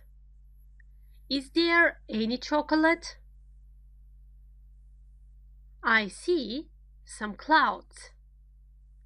I don't see any clouds. Please buy some rice. Don't buy any rice. Do you notice something similar here? Yes, the rules for some and any are the same. The difference is in the sentences in which these words are used. Again, some is used when we have a positive sentence that finishes with a full stop, or it's called affirmative sentence. Positive sentence with a full stop is enough. Get. On the other hand, in question and in negative sentence, we use any. The last example, I need some air, positive sentence. There isn't any air here, negative sentence, any. And here is the rule. Some is used with countable nouns in plural. The sentence is positive. And with uncountable nouns. Any, used in the same cases with countable nouns in plural and with uncountable nouns. The only difference is that any is used in a negative sentence and in a question. So remember this one. Positive sentence, some. Negative or question, any. And time to practice what we've learned. The exercises part, let's check the PDF. Here it is. The first exercise, we need to choose between some and any. You have the rules in the lecture. They are written in your notebook or your notepad or whatever. So just use them. And the second exercise is a little bit more interesting. Not more difficult, but more interesting. Some, any, a, or an. Good luck.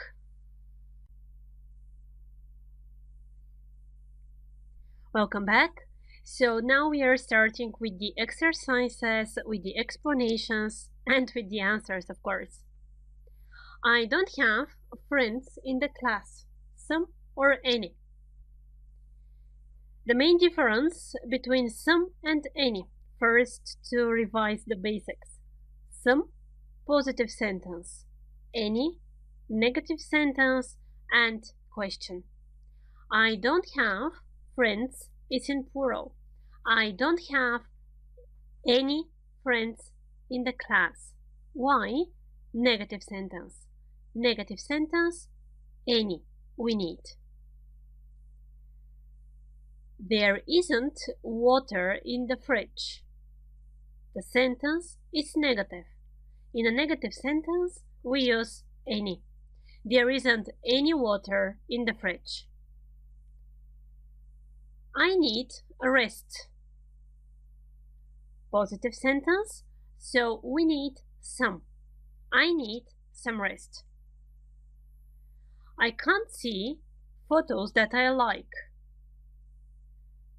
Negative sentence, any. I can't see any photos that I like. Are there students who want to come? Question. In a question sentence, we need any. Are there any students who want to come? I hope there aren't problems. There aren't, negative sentence. In a negative sentence, any.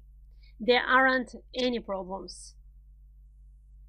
You really need advice. Some, positive sentence.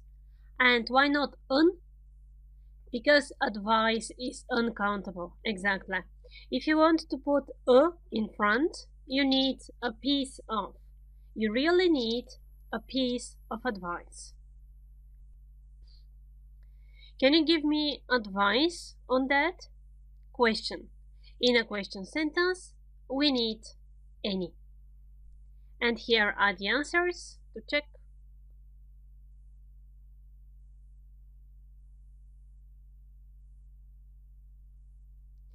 Good. The second exercise. Some, any, a, or an. Are there sandwiches in the bar? Sandwiches. Sandwich is countable noun, and in this sentence it's in plural. So we have a question also. Are there any sandwiches in the bar? My friend, doctor. We speak about a profession, which means we need a or an. The word doctor starts with a consonant. In front of a consonant, we use a. My friend is a doctor. I need money. Money, be careful here, is uncountable noun. So the sentence is positive, which means that in this case we need some. I need some money. My mother is engineer. Profession. The word starts with a vowel. Un. My mother is an engineer. They want to buy lemons. Lemon. Countable noun. Plural. Positive sentence. Exactly. Some. They want to buy some lemons. Is there sugar at home? Sugar. Uncountable. Then the sentence, it's a question, which means that we need any. Is there any sugar at home? People are never happy. People are. The word is in plural. The sentence, it's positive, so we need some. Some people are never happy. And here are the answers. Well done, guys. I hope you're getting better and better. So keep on practicing and see you in the next lesson.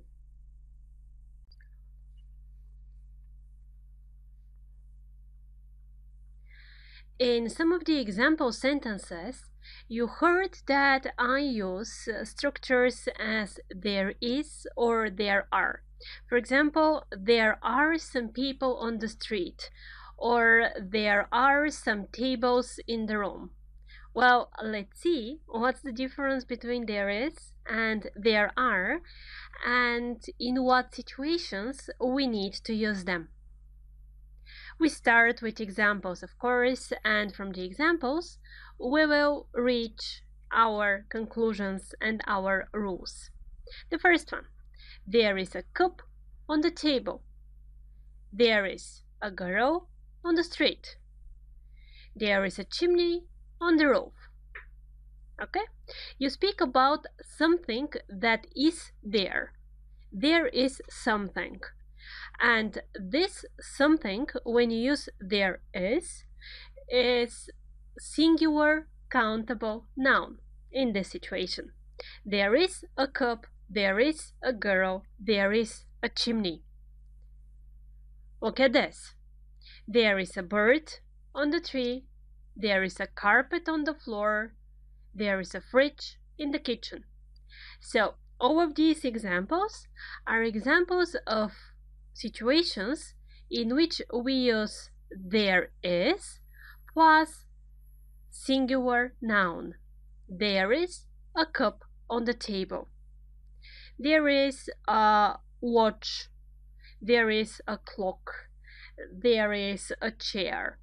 When you describe a room, for example, one of the most common examples that you will see in different textbooks and in general in different classes is describe your room with sentences that start with there is or there are. This is typical for English. There is or there are at the beginning of the sentence. You can't say a cup there is on the table. Yeah, you can't. Just don't do it. There is a cup on the table. Get. There are flowers in the garden. There are children in the zoo. There are birds in the sky. So what do you notice here? There are, the same as there is at the beginning of the sentence, right? And it is used when we have countable nouns in plural. There are flowers, there are children, there are birds. Just a quick revision because I saw children. So 2 children, 1 child, 2 women, 1 woman, 2 mice, 1 mouse, a lot of people, 1 person. Get. Some other examples. There are children outside. There are clouds in the sky. There are skyscrapers in the city. So when you speak about a noun that is in plural, you use there are, and there are stands at the beginning of the sentence. There are plus noun in plural. Something else here. There is also used when we speak about uncountable nouns. For example, there is some ice cream on the table, or there is some water in the fridge. Good. After that, how can we make the sentences questions? Is there a cup on the table? And the answer, yes, there is. Or no, there isn't. So, is there a cup on the table? Yes, there is. Is there a knife on the table? No, there isn't. The rule, there is positive. You change the places of is and there, and you form the question. Is there? Yes, there is. Positive answer. No, there isn't. Negative answer. More examples. Is there a girl on the street? Yes, there is. Is there a dog on the street? No, there isn't. Okay? Question. Positive answer, yes, there is. Negative answer, no, there isn't. Is there a chimney on the roof? Positive answer, yes, there is. Negative answer, no, there isn't. Is there a bird on the roof? No, there isn't. So, is there is used plus singular, and the answers are yes, there is, and no, there isn't. The next case, plural. Are there flowers in the garden? Yes, there are. After that, are there birds in the sky? No, there aren't. The logic is the same. There are positive. To make it a question, you exchange the places of there and are. Are there birds? Are there flowers? Positive answer, yes, there are. Negative answer, no, there aren't. More examples. Are there children in the zoo? Yes, there are. Are there monkeys in the zoo?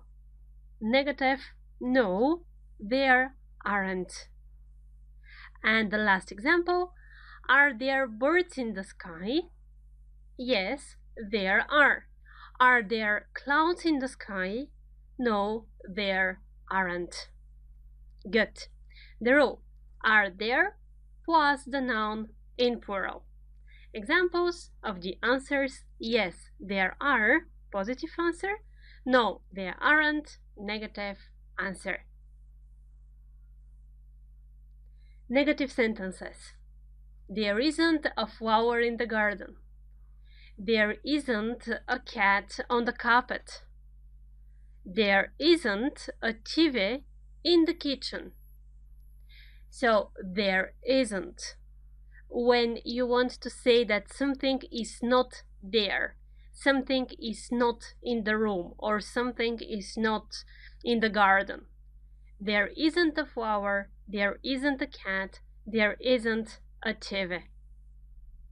The rule, there isn't, goes with the singular noun.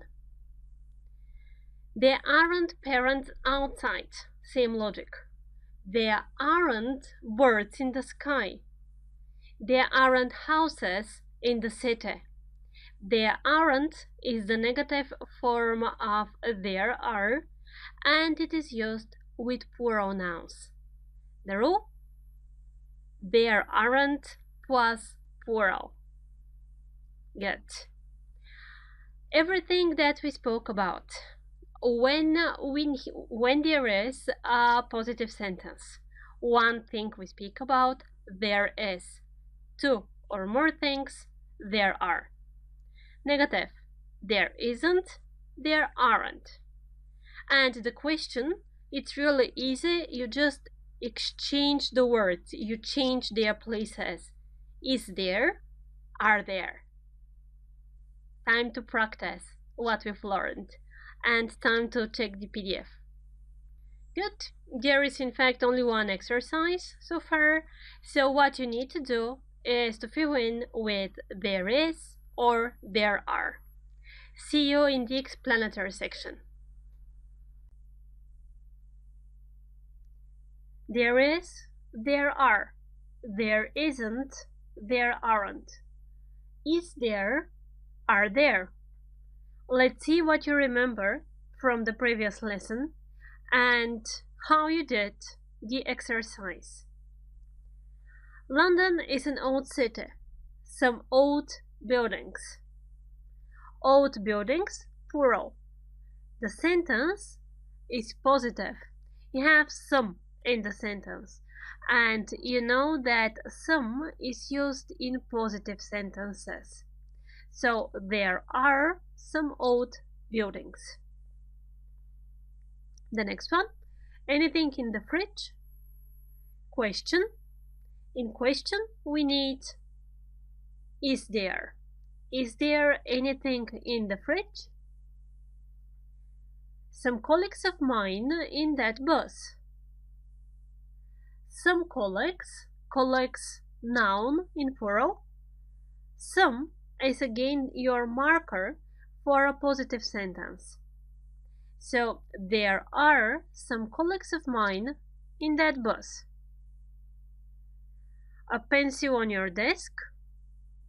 Pencil, noun, singular.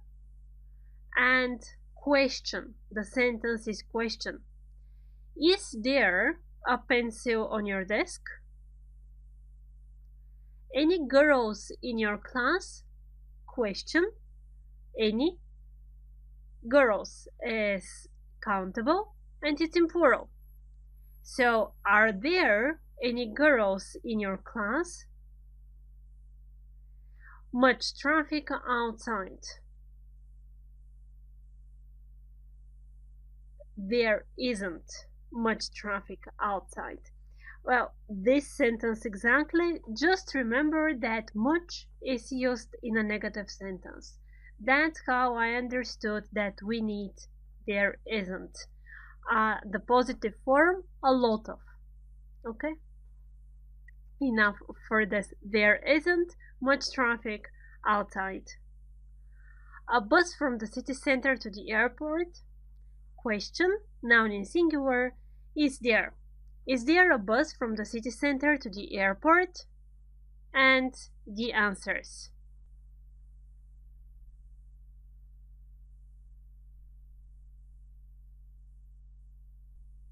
Well done.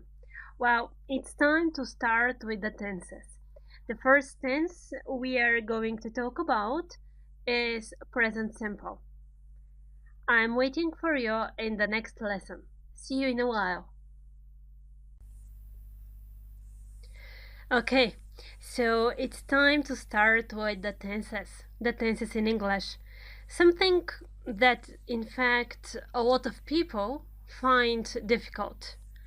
Actually, it's important to understand why you need these tenses.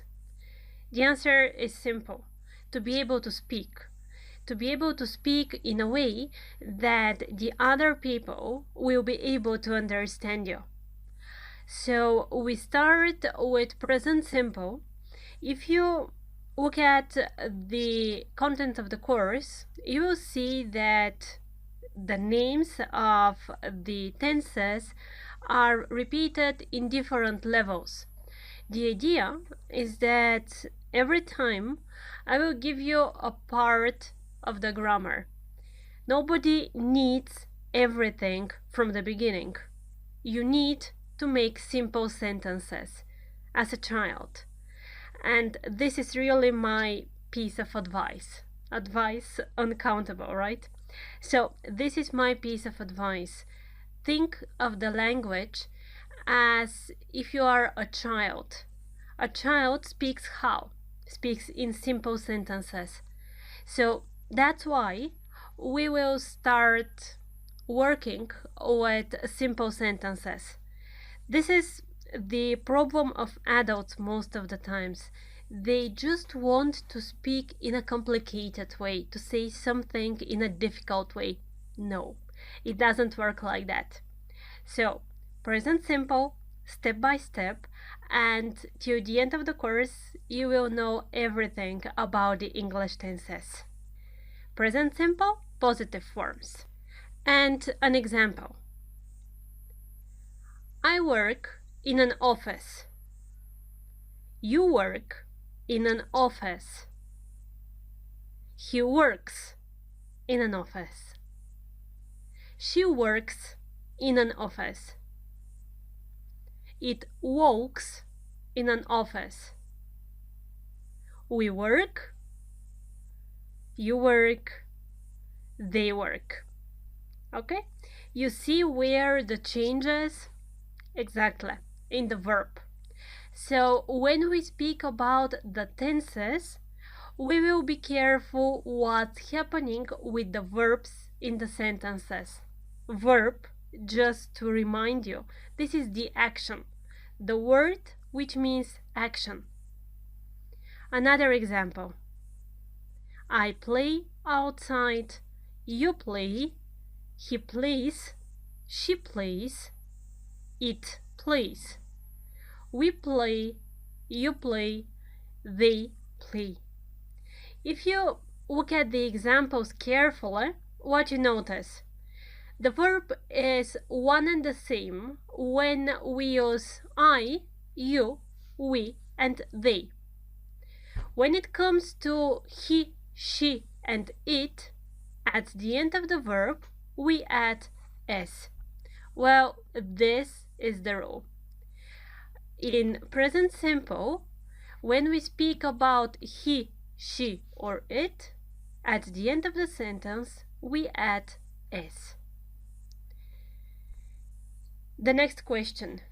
In what situations we use present simple? Or when do we need it when we speak?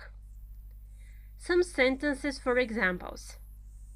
We cycle to work every day. My husband rides a bike every day. It rains every autumn. He speaks 3 languages in general. Do you see the similarity here? So when something happens every day, when something happens often, when something happens all the day or usually, then we use present simple. I work at school. I go to work by the bus. I like music. I love literature, and so on. You speak about something in general, or you speak about something that usually happens. Spelling rules. And yes, there are some things that you need to memorize, that you need to remember. But in fact, do you remember when we spoke about the plural forms of the nouns? Baby, babies, dictionary, dictionaries. Right. I told you that in that situation, it's important to remember the rules. Why? Because you will need the same rules with the verbs. Here you are. The baby cries outside. Cry plus s, the verb is changed into IES. Why? Goes to IES. Another example. He tries to come on time every day. Try plus s. Y is changed into IES. He studies every day. Same change you can see. What's the rule? When the verb finishes in consonant, cry R, try R, study D, consonant plus Y, and you add s, then y is changed into ies. The same rule as the plural forms of the nouns. Okay? Another rule. The child plays outside. He always buys lovely presents. What's the difference now? The verb finishes in a vowel, and the vowel a or u in buy is followed by y. A, y, u, y. Then you add s, and that's it. Nothing changes. You know this rule, again, from the plural forms of the nouns. Another thing that you need to remember. These two verbs, go and do. When you add s, you need e as well. Goes is written G-O-E-S. Does, D-O-E-S. You need these verbs very often. So please remember and do not make mistake again writing the verb not in the correct way. Goes and does. Another one. The child passes the street every day. Or she watches TV every day. Or she manages a lot of people. He always finishes first. Again, you know what this rule is from the plural forms of the nouns. When the verb finishes in s or sh or tch or ge, then you need to add e. S only is not enough, and you pronounce it in a different way. Passes, watches, manages, finishes. Well done. The first step is done already. So let's start with the exercises, and after that we'll continue with the other forms that are typical for present simple. The PDF. 2 exercises are waiting for you here. You need to open the brackets. This is an exercise that you will have very often during the whole course. So you need to open the brackets and to fill in with the correct form in present simple. Be careful with the spelling. Time to check the exercises. So, we walk to work every day. Just the task again, present simple. Positive sentences we know only, so present simple, positive. He, she, it, the verb needs s at the end. In all the other persons, I, you, we, they, you just use the verb. Okay, we walk, no change. My husband drives a car every day. My husband, he drives. It snows every winter. It. I speak, no change here. I speak 4 languages. My dog plays in the garden all the time. My dog, it plays. They live in a house. No change here. My sister lives in a flat. My sister, she lives. The answers. Good? Here, be careful for spelling. Once again, I'm telling you, and let's start. An teaches, es you need because the verb finishes in ch. An teaches, she teaches English. My dog loves meat. My dog, it. loves. Pete washes his hands very often. Washes, the verb finishes in sh. Anne and Pete study at the same class. Anne and Pete, they study. No change. Mark works in a big company. Works, only s. He works. My wife gets up very early. Get up, this is one more specific verb. It is called phrasal verb. And the change here is only in the first part, in get, because I have seen it in fact quite often at the beginning. People write gets ups. The verb is get. So my wife gets up very early. Pete watches TV every evening. Watch, TCH. So you add es and make the correct form. And here are the answers.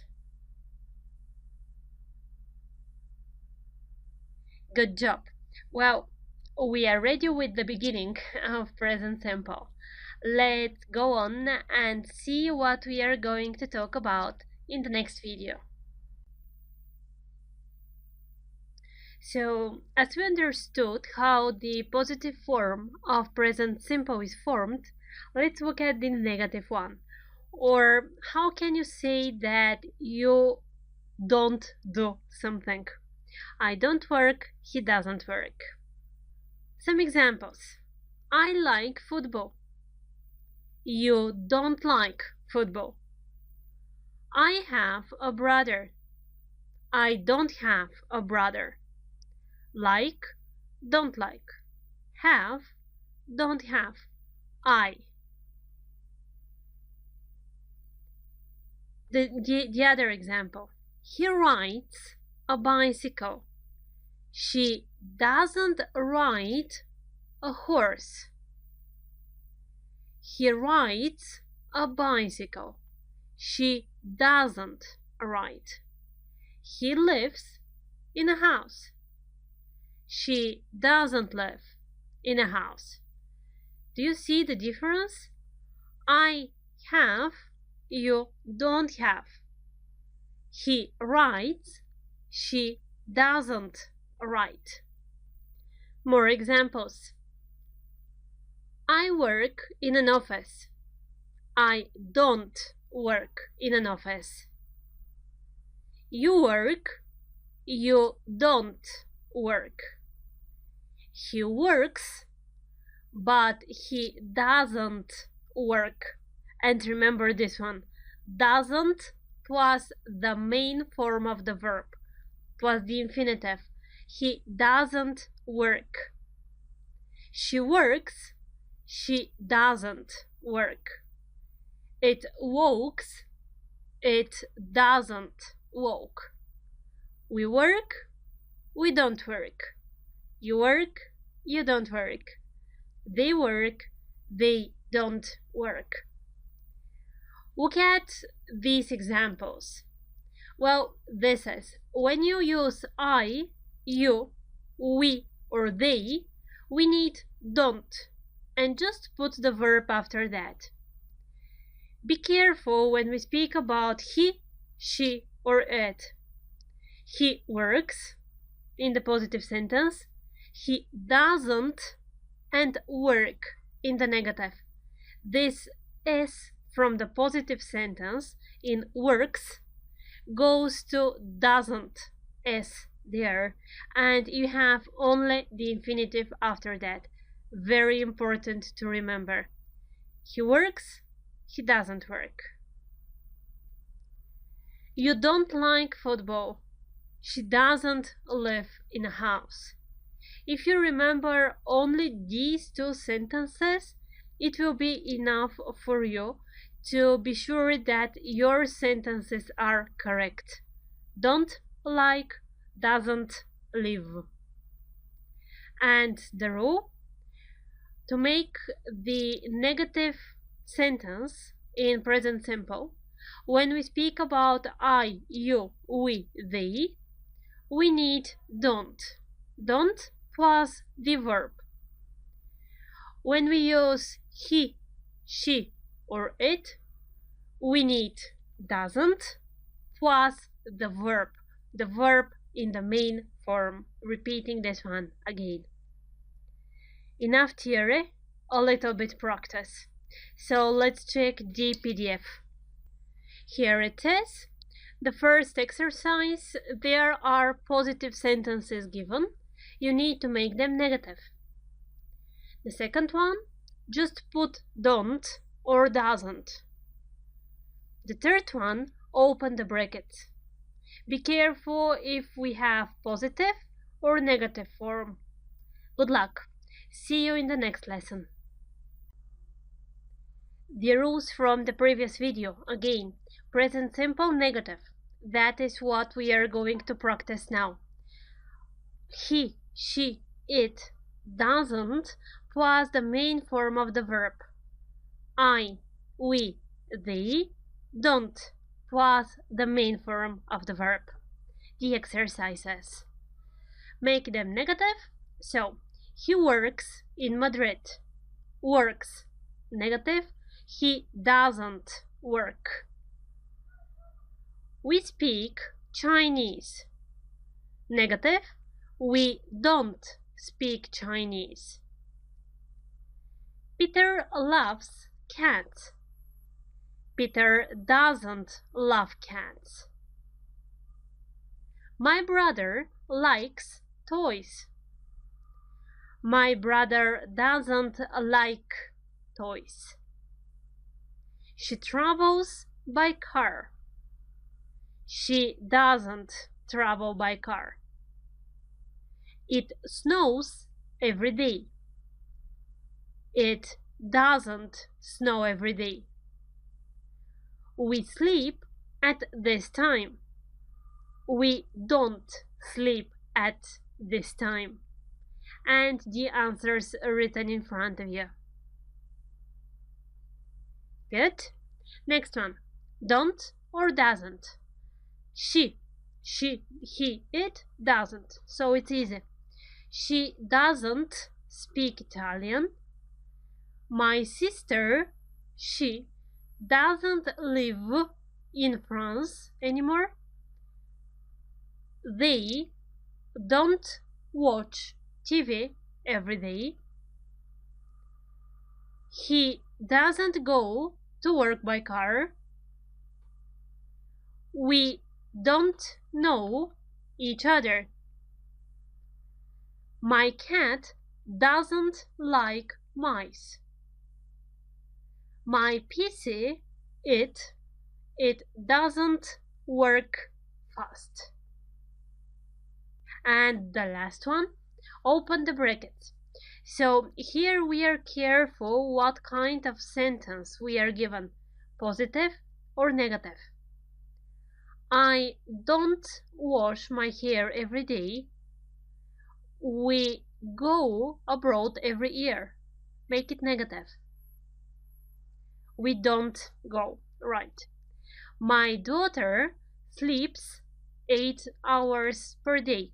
No difference in the spelling. He doesn't have a sister.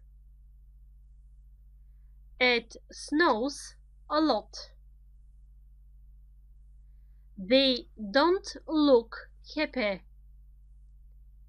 Her dog doesn't bark a lot. Make it positive. Her dog barks a lot. Good. And the answers are in front of you. I believe that you are better and better with every exercise. So do your tests, do the exercises, follow the course, and lecture after lecture, you will see that your grammar is getting better. See you in the next lecture.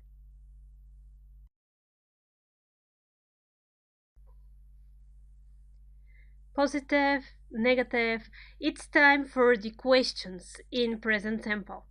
How they are formed. It's in fact easy, and you will see that you can follow the logic even if you don't know the rules. So let's get started. Situation: I play football. Do you play football? Yes, I do. Do you play basketball? No, I don't. So, I play, I. Do you? Yes, I do. Positive answer. No, I don't. Negative answer. My brother and my sister, they speak English. Question: do they speak English? Positive answer. Yes, they do. Do they speak Chinese? Negative answer. No, they don't. Another example. He rides a bicycle. Be careful. Does he ride a bicycle? Positive answer. Yes, he does. Does he ride a horse? Negative answer. No, he doesn't. He rides a bicycle. So we speak about him, he, she. When you ask the question starts with does, and after that is the verb. Does he write? Does he speak? Does he live? The infinitive, the basic form of the verb. She lives in a house. Question: does she live in a house? Positive answer. Yes, she does. Does she live in a flat? Negative answer. No, she doesn't. And the rule: do or don't is used when you use I, you, we, they. It's the same as the rule that you know so far. Does, doesn't is used when we speak about him, her. So we use it with he, she, it. Do I live in Barcelona? Does she speak Chinese? Do we love each other? For example, what else? Does he like her? And so on. These are the basic rules. Please remember them. And let's practice everything in our exercises section. The PDF again. So do I work? Does he work? The first exercise. The task is to write the questions. The positive sentences are given. You need to write the questions. If you want an extra exercise, write please the negative sentences plus the questions and give short answers. Good? After that, open the brackets.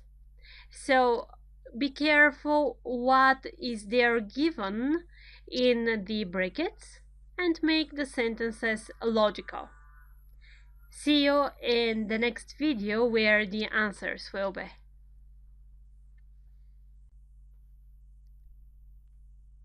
How was the exercise?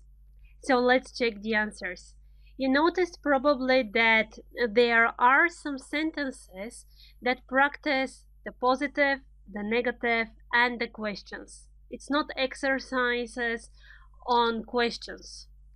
And this will be during the whole course. So I will be giving you exercises that will help you revise. Good. So let's start. He works in Barcelona. Does he work in Barcelona? Yes, he does. He doesn't work in Barcelona. So I will just tell you all of the options. I hope that you wrote them down. We speak English. We don't speak English. Do we speak English? Yes, we do. Peter loves dogs. Peter doesn't love dogs. Does Peter love dogs? My brother likes ice cream. Does my brother like ice cream? Yes, he does. My brother doesn't like ice cream. She travels by train. Does she travel by train? No, she doesn't. She doesn't travel by train.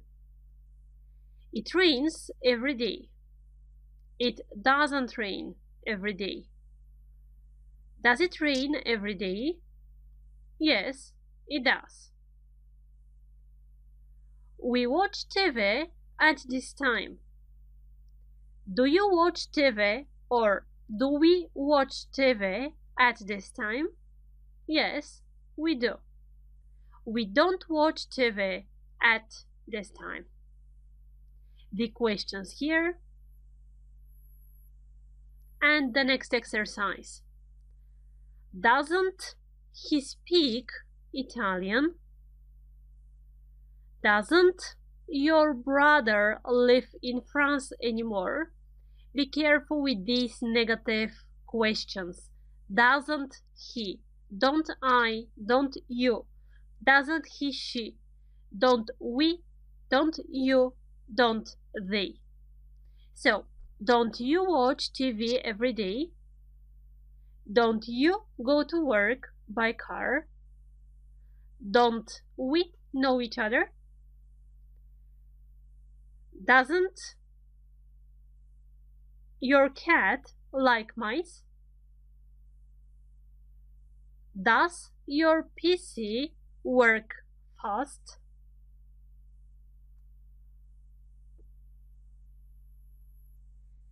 And summary, because that was the end of the first tense.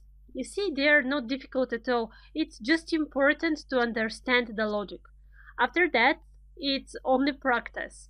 And you will see that at one moment, you will not think about the tense. You will just speak. Yet, I speak, I don't speak, do you speak? He speaks, he doesn't speak, does he speak? Important to remember. When there is he, she, it, you need s at the end of the verb.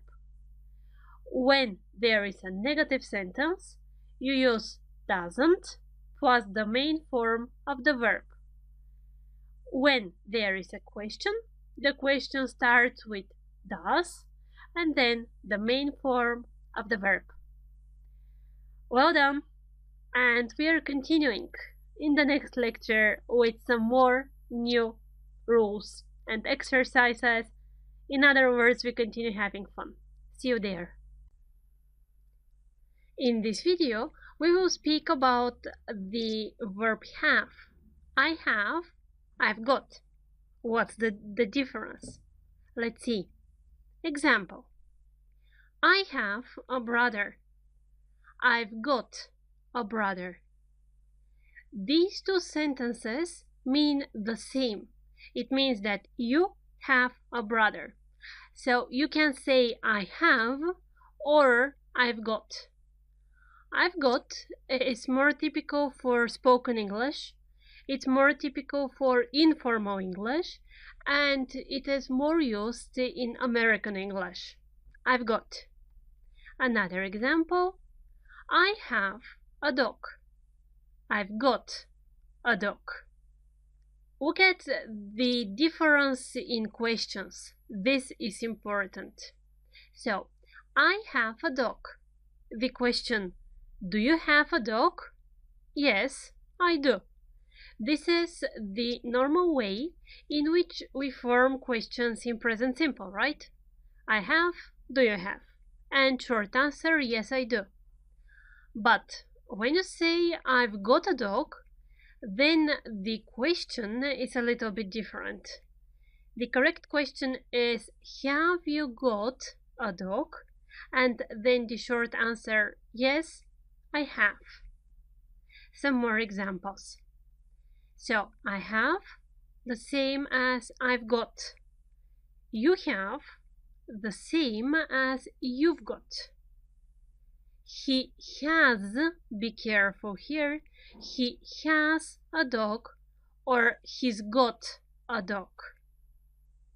She has a dog or she's got a dog. We have a dog, we've got a dog. You have a dog, you've got a dog. And they have a dog, they've got a dog.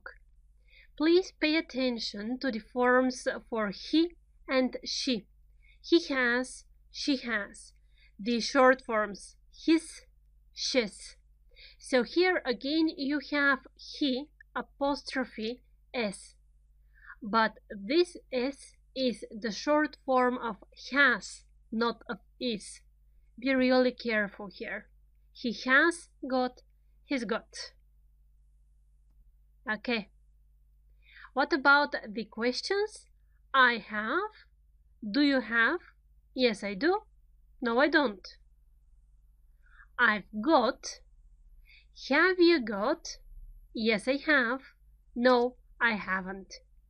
The way these questions are formed is one of the main differences between I have and I've got. I don't have. I haven't got. Again, pay attention. Negative forms. I have. I don't have. The normal way you form a negative sentence in present simple. I've got. I haven't got. This is the way you form it when you use the have got form. What about he?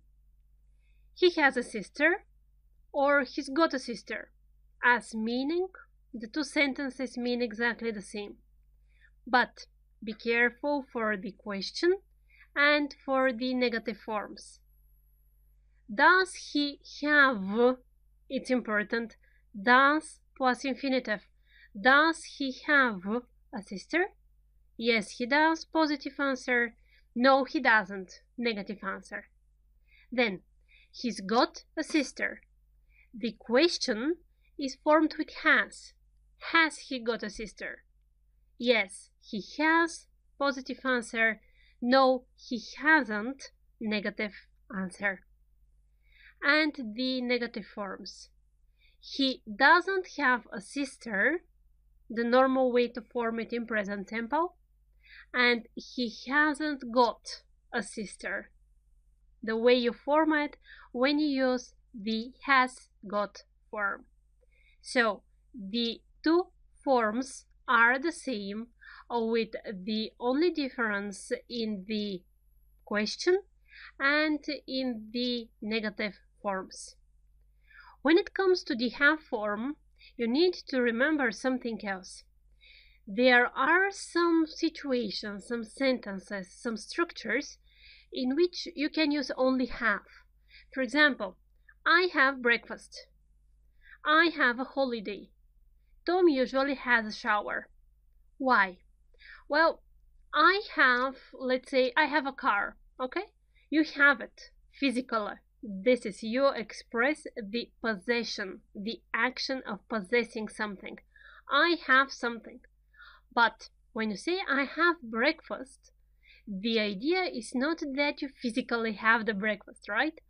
The idea is that this is just a phrase and you use it to say that you are eating something at the moment or in general. I have breakfast. I have a holiday. I go on a holiday.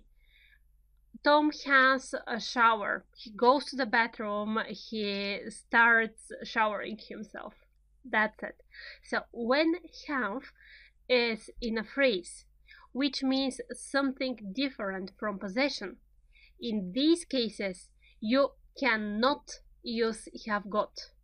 It's not correct to say I've got breakfast. No, I have breakfast, have a holiday, have a shower. So let's see what you've remembered and let's do the exercises. It's only one, so let's check the PDF. You have 3 sentences.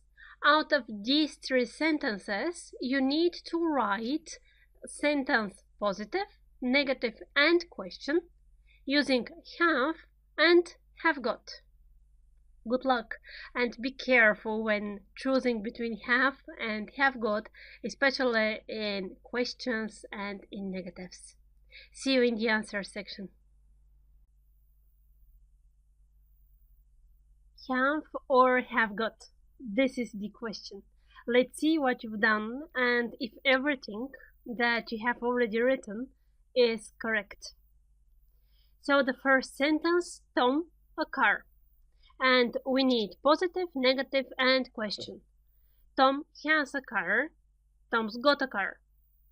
Tom doesn't have a car. Tom hasn't got a car. Does Tom have a car?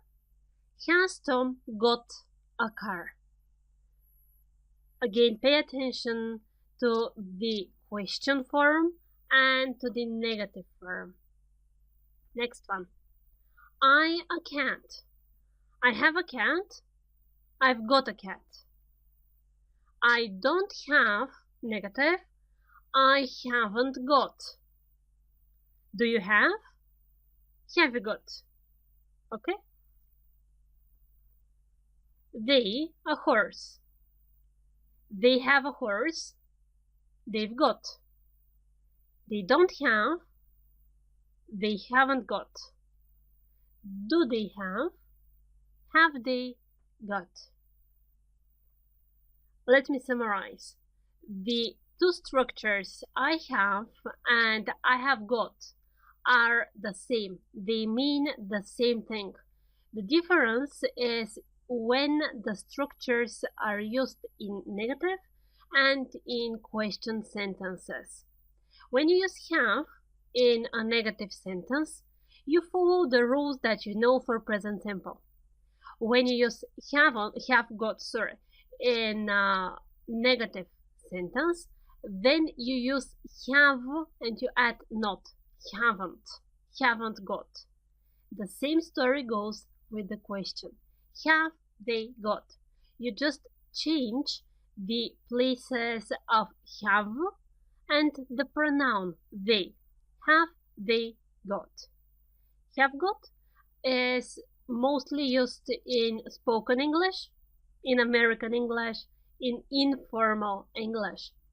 And again, there are some phrases which are always used with have only. I have a shower, I have a holiday, I have breakfast. Well done. Well, see you in the next lecture. What we already know is how to make a question in present simple, a question that starts with do or does, right? For example, do you speak English?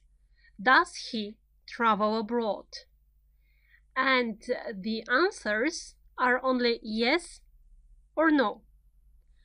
But if you want to have some more information, then you need to change the question.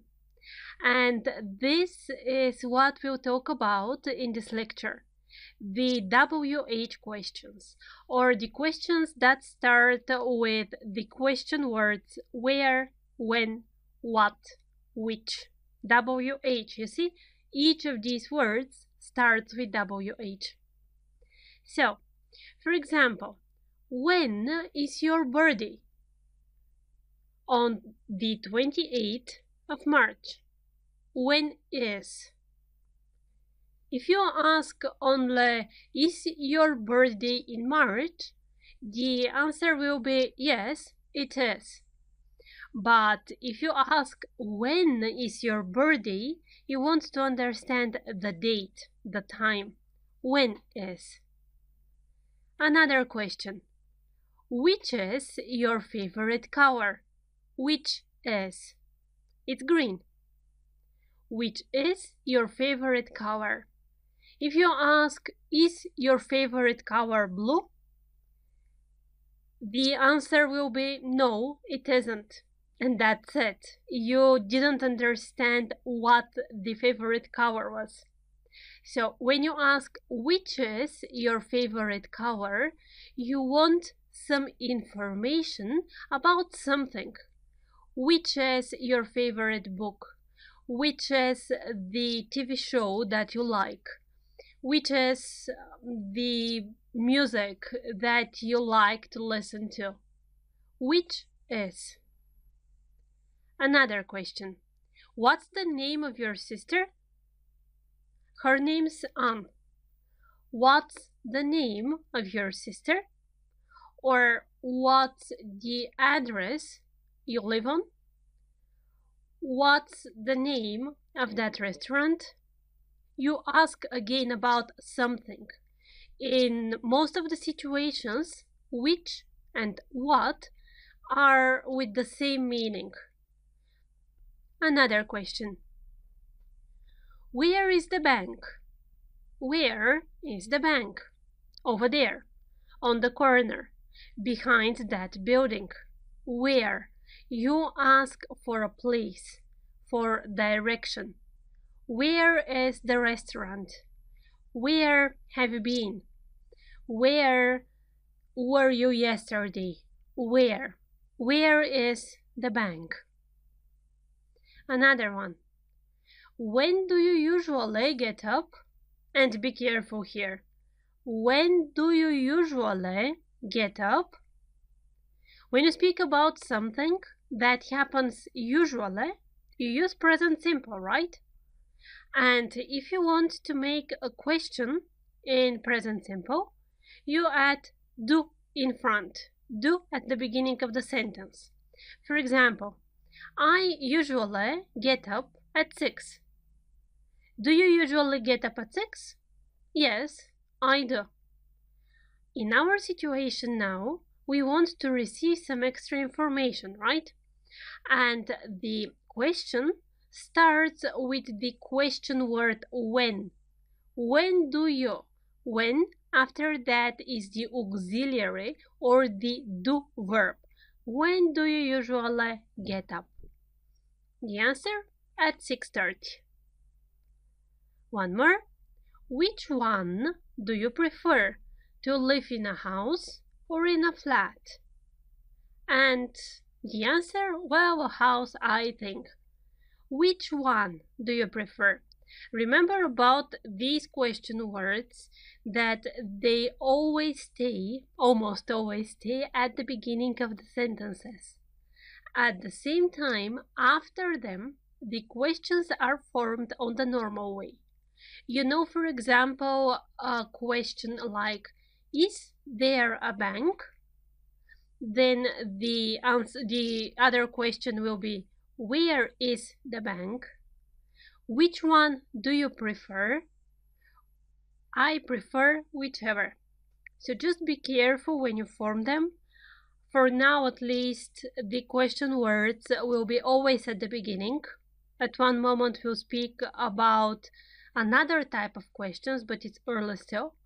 So the question word at the beginning. After that, you make a question in the normal way. What do you do at weekends? See, do you do at weekends? This is the typical structure for present simple. For example, do you do yoga at weekends? And with the question word, what do you do at weekends? You receive the extra information. Most of the times I go to the countryside. What do you do? Or where do you live? Where? Again, where is a question that needs information for place. Where? Do you live in Madrid? Is the normal way to ask in present simple the yes/no question. Yes, I do. No, I don't. Before we start with the exercise, let's summarize. Till now, we know two types of questions. The questions that are with yes or no answers. For example, do you speak English? Yes, I do. No, I don't. Is there a bank next to your flat? Yes, there is. No, there isn't. This is the first type of questions. The second type of questions is a question which starts with the question word. For example, what do you usually have for breakfast? When do you usually go for New Year? It starts with the question word, then you form the question in the way that you already know. The difference: when you ask a WH question, you need some extra information in the answer. Good. So let's see now the PDF. One exercise, 6 sentences. What you need to do is to make questions. The words are there. They are not on the correct places. Be careful about tense. Be careful about do or is or are or does. Good luck. Let's check the answers. So, he live where? Where, because the sentence starts always with the question word, where does he live? Why? Because we need present simple, right? In present simple, when you speak about him, he, you need does to form the question. So, where does he live? What she languages speak? What languages does she speak? Does, because you speak about her, she. What languages? You ask about the languages. What languages does she speak? The verb is in the infinitive or in the basic form because the S from the verb goes to does. What languages does she speak? Try to answer. Okay, she speaks, for example, English, Italian, and German. She speaks. Your address is what?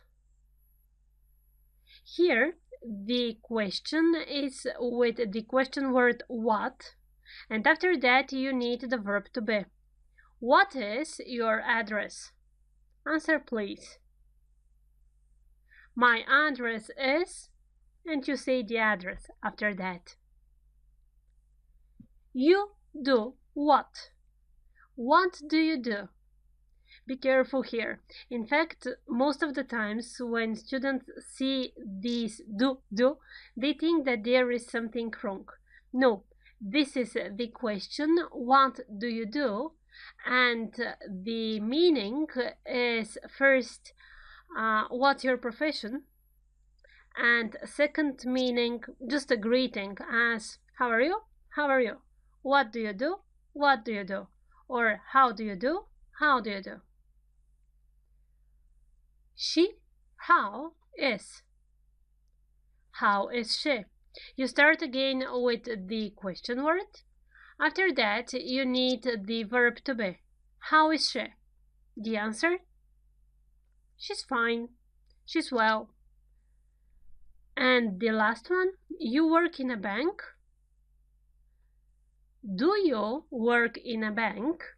I hope that this last question was not a problem. So this is an example for a yes, no question, right?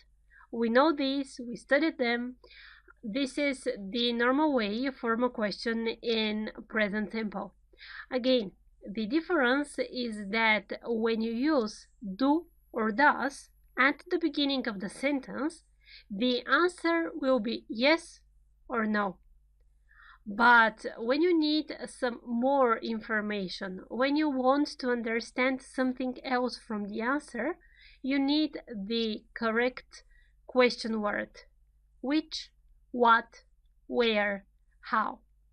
Then you are careful about the verb.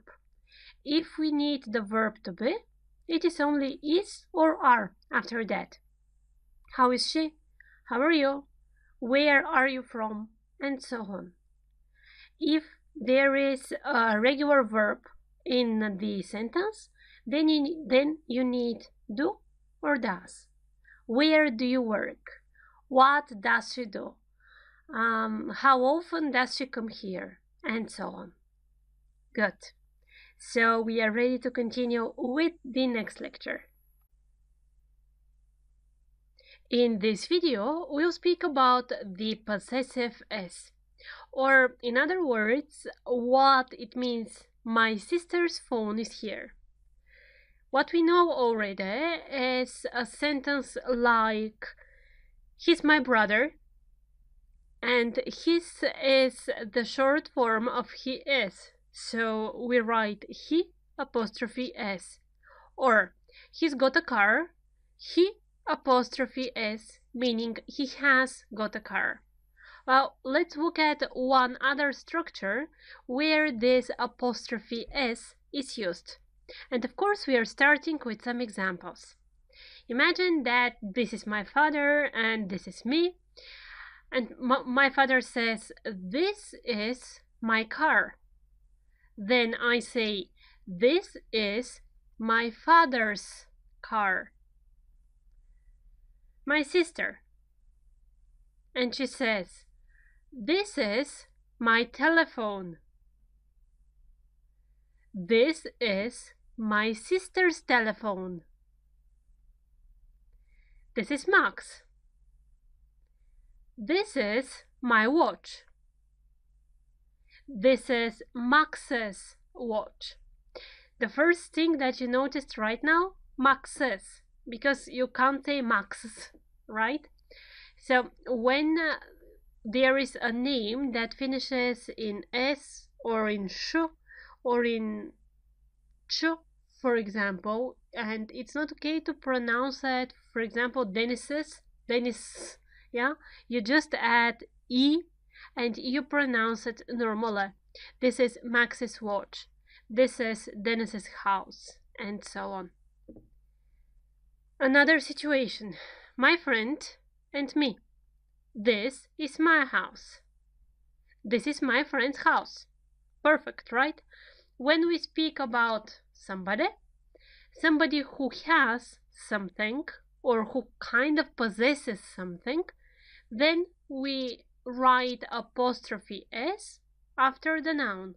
It means that this something belongs to somebody. This is my friend's house. This is the house of my friend. But my friend is one, and this is the important part here. I have two more friends. These are my friends. And they say, this is our house. Be careful. This is my friend's house. So what we do here, this is my friend's, and these are my friends, and this is my friend's house. So the house belongs to my friends. They are more than one. We need to express this possession. How we do it? We just put the apostrophe after s. After s. It's really important. Another example. My sister, and she says, this is my telephone. This is my sister's telephone. Sister, apostrophe s, the word is in singular. After that, I have two sisters, and they are twins, obviously. So, this is our room, they say. And if I want to express this one with the apostrophe, I say, this is my sister's room. The apostrophe in plural is after the plural form, after s. This is my sister's room. We make the plural form of the noun and we add only the apostrophe after that. Let's write it down as a rule. Whose is this? This is the question. Whose is this? If you don't know the word, please check it in the dictionary. Whose is this? It's my sister's. It's my mother's. It's my father's. So in this situation, I have one sister, of course, one mother, and one father. The other situation. Who says this? It's my friends. And I have 2 or more friends. It's my sisters. It's my cousins. What we need here to know is that the noun is in plural. Because it is in plural and we want to express possession, we add the apostrophe after the plural form. Good. Again, something that you need to be careful about. Or this is the irregular plural. You remember it, right? Let's revise it, in fact, fast. So I'm telling you the noun in singular. Your task is to say it in plural. Ready? Starting. 1 man, 2 men. 1 woman, 2 women. 3 mice, 1 mouse. For example, what else you know? 1 child, 3 children. A lot of people, 1 person. Good. So about these words, when we have an irregular plural, then we add apostrophe s after the end of the irregular plural. My children's names are Anne and Monica. These men's bicycles look cool.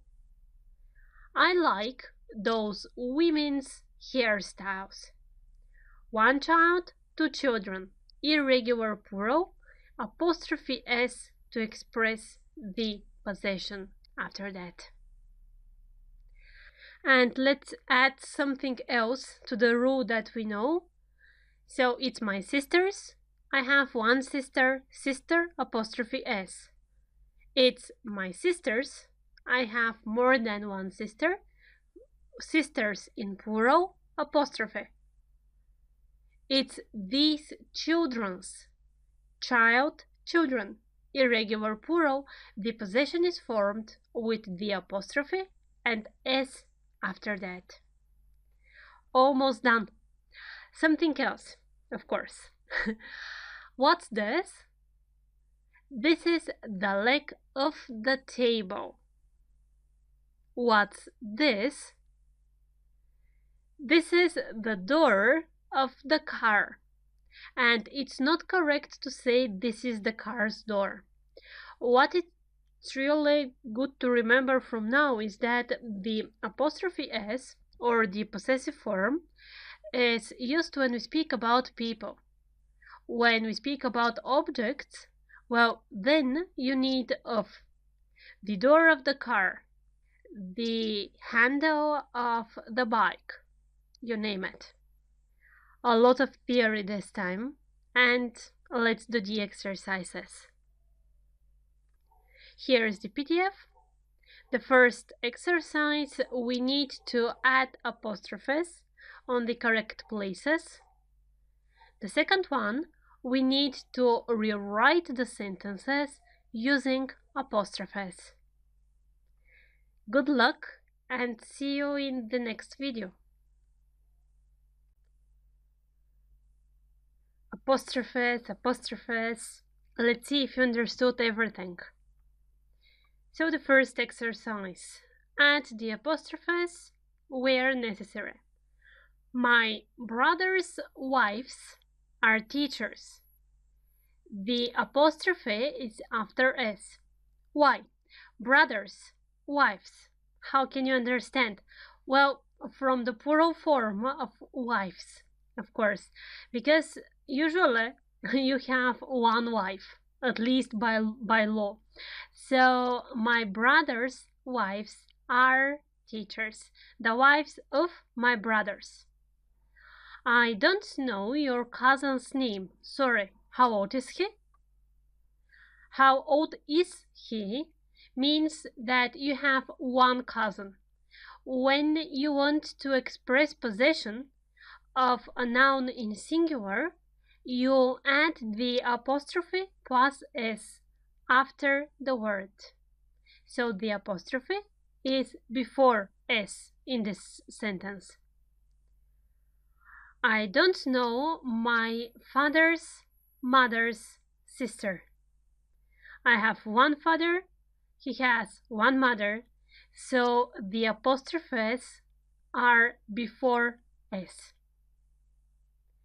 My aunt's husband's an engineer. The meaning of the sentence: the husband of my aunt is an engineer, which means that the second apostrophe means is my aunt's husband is an engineer. And because husband is in singular, you need the apostrophe before S in the first word as well. Aunt's, husband's. His friends' names are Mark and Anne. The friends are two, which means that friends is in plural, so you need to put the apostrophe after S.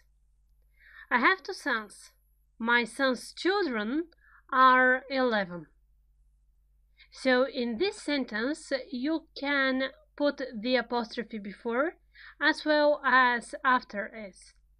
It's not quite clear from the context, so just it's important you to understand what you mean and to know when you write about yourself, for example, which one you would choose. The second exercise: rewrite the sentences using apostrophes. This is the flat of my mother. One mother, flat. This is my mother's flat. This is the brother of my friend. One friend. This is my friend's brother. He lives in the house of his uncles. Uncles is in plural, so be careful here. He lives in his uncle's house. The apostrophe is after S. I need the car of my sister. I need my sister's car. One sister. This is the dog of my friends. Friends is in plural, so the apostrophe is after S. These are the toys of my children. Children, be very careful when it comes to irregular plural. Children is one of these special words. So when you want to add the possession or to express that something belongs to them, you write the word, then you put apostrophe, then you write S. These are my children's toys. I think you are the master of apostrophes now. So be ready and see you in the next lecture. Some lessons ago, we spoke about some and any. Now it's time to continue with some other small but really important words. A lot of, a lot, much, and many. And as always, let's first start from what we know. Uncountable noun. To make it countable, you need to put a of what in front of it. A carton of milk, a bottle of wine, a loaf of bread. When you don't want to specify how much exactly you want, you say some milk. So we remember that the nouns are countable and uncountable. When there is a countable noun in singular, we use a or on, of course, depending on the first letter that the noun starts with, or the adjective in front of it. Some when the noun is in plural and the sentence is positive. I know some people. I want to buy some bread. No, that was not the correct example. Nice that you're listening correctly. So, I want to buy some flowers. This is the example. Any, if the sentence is negative or question. Do you want to buy any flowers? Or, I don't want any flowers at home. This is for the countable nouns. When it comes to uncountable nouns, we use some and any. Some in a positive sentence. I'd want to listen to some music. Any in negative and in a question. Would you want to listen to some music? Is there any rice at home? Or I don't want any rice here. In this situation, we say, I want some chocolate. But what about the second picture? It's not some, it's quite a lot actually. Well, in this case, you say, I want a lot of chocolate. A lot of. Example, I want a lot of chocolate. There are a lot of children. So chocolate is uncountable. Child, children, is countable, which means that a lot of we use with uncountable and with countable nouns. Another example. I have a lot of work. There are a lot of chairs. Again, work is uncountable. I have a lot of work. Uncountable, a lot of. Positive sentence. There are a lot of chairs. Positive sentence, countable noun. There are a lot of chairs. The rule, a lot of, is used in a positive sentence. The noun can be countable in plural or uncountable. And we are continuing. What about the question? How much chocolate do you usually eat? How much? How many children do you have? How many? Difference? Yes, there is. So we speak about questions, right? And in the first example, there is an uncountable noun. How much chocolate? Chocolate is uncountable. In the second example, the noun is countable. How many children? How many? Another example. How much work do you have? Work, uncountable. How many chairs do you need? Chairs, countable. How much in a question with uncountable nouns. How many with countable nouns, question again. What about this? How much work do you have? A lot. And that's it, the end of the sentence. This, in more examples, you will have in the exercises section. So remember it, and you'll practice a little bit later. How much work? A lot. Full stop. End of the sentence. How many chairs are there in the room? A lot. Full stop. End of the sentence. How many? Countable nouns. A lot, and you don't give any information. If you say a lot of chairs are in the room, then you use a lot of. When you just want to say that there are a lot, you don't need of after that. You write a lot and the sentence is over. So here is the rule. Much is used with a question with uncountable nouns. Many is used in question sentences with countable nouns. The last thing we need to speak about, negative sentences. There isn't much chocolate in the box. There aren't many adults with the children. There isn't, negative. There aren't, negative. Good. So, there isn't much chocolate. Chocolate, uncountable. When the noun is uncountable and the sentence is negative, you need much. When the noun is countable, adult, adults, and the sentence is negative, there aren't, you need many. Here it is as a rule, much, negative sentence, uncountable, many, negative sentence, countable nouns. Let's look at everything we have spoken about in one chart. So the first important thing to understand is if the noun is countable or uncountable. What the basic rules are, you know. If you have forgotten something, just go and watch the previous videos. When there is a positive sentence, you use a lot of. It doesn't matter if the noun is countable or uncountable. If the sentence is negative, with countable nouns, we use many.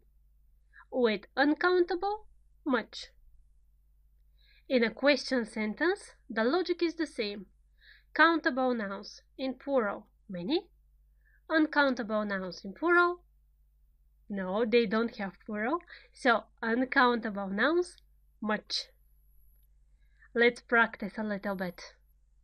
Here are the exercises. The first one, you need to fill in with the correct form, much, many, or a lot of. And the second one, this is what I promised you, some exercises on the difference between a lot and a lot of. Good luck! In the next video, we'll explain each sentence and we'll see what you've done. Positive, negative, question sentences. Let's see if you understood the differences between much, many, a lot of, and a lot. In the first exercise, we need to choose between much, many, and a lot of. Let's look at the sentences. There aren't many books on the shelves. There aren't. So the sentence is negative. Books, countable in plural. In a negative sentence with countable noun in plural, you need many. She doesn't have much free time. Negative sentence, uncountable noun, much. A lot of people love summer. Positive sentence, it's specified of what? A lot of people. How much money do you have? Question, money, again, uncountable noun. Be careful with this one in English. How much money do you have? How many guests do you expect? Question, countable noun in plural. How many? There are a lot of children who believe in Santa Claus. Positive sentence, countable noun, and it is specified. A lot of children. Let's practice a little bit the difference between a lot and a lot of. So, I like my job a lot. Full stop. I know a lot of people. I have really a lot of things to do today. I hope you don't need to work a lot. Children ask a lot of questions. I'm tired. A lot. The easiest way to understand when you need a lot of and when you need a lot is to be careful about the end of the sentence. When the sentence finishes, you need a lot. Of is not needed, it's not necessary. When you say a lot of what, then you need the full form, a lot of. As meaning, they mean one and the same. A lot is equal to a lot of. The usage, the way you use it, depends on the structure of the sentence. Good job, guys. So see you in the next lecture. In this and the next several videos, we'll speak about adjectives. Let's see an example for an adjective in a sentence first. Look at the green grass over there. The grass is green. So, adjective is that word in the sentence which gives you extra information about the noun. Green, in our examples, is the adjective. The adjective, as positioned in the sentence, stays in front of the noun: green grass, big house, small child. The other option, as in the second sentence, is the adjective to be at the very end. The grass is green, full stop. Another examples. We live in a large house. Their house is large. We live in a large house. You know that the articles a, an, or the go in front of the adjective if there is an adjective before the noun. So, large in our situation is the adjective. Again, it can be in front of the noun or it can be at the very end of the sentence. My father is tall. My father is a tall man. Here is something else to remember. If the sentence finishes in an adjective without a noun after that, you cannot put a. My father is tall. That's it. You can't say my father is tall. A in front of an adjective is possible only when there is a noun after that. So the rule: the adjective goes with the noun. We live in a large house in front of the noun itself. And when we write a sentence that finishes in an adjective, the adjective is without a, an, or the in front of it. The grass is green. Easy? Remember that this is only the introduction, so there will be more information in the next videos. But before that, let's practice how to make sentences with adjectives. And let's check the exercise, of course. So here is the PDF. What we need is just to order the words.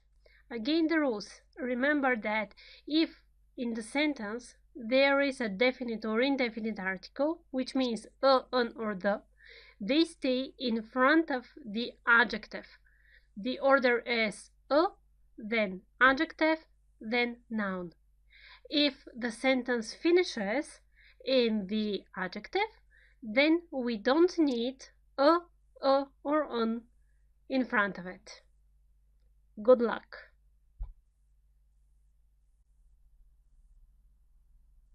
So the exercise. Order the words. She is a pretty woman. A, article. After it, we need the adjective. After the adjective comes the noun. Do you like classical movies? Classical movies, adjective plus noun. We have a question in present simple. The question starts with do or does. She likes that pink t-shirt. Pink t-shirt, adjective plus noun. First comes the adjective. After the adjective is the noun. This is a wonderful day.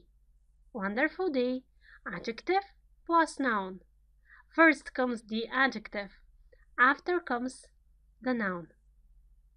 We live in an old flat.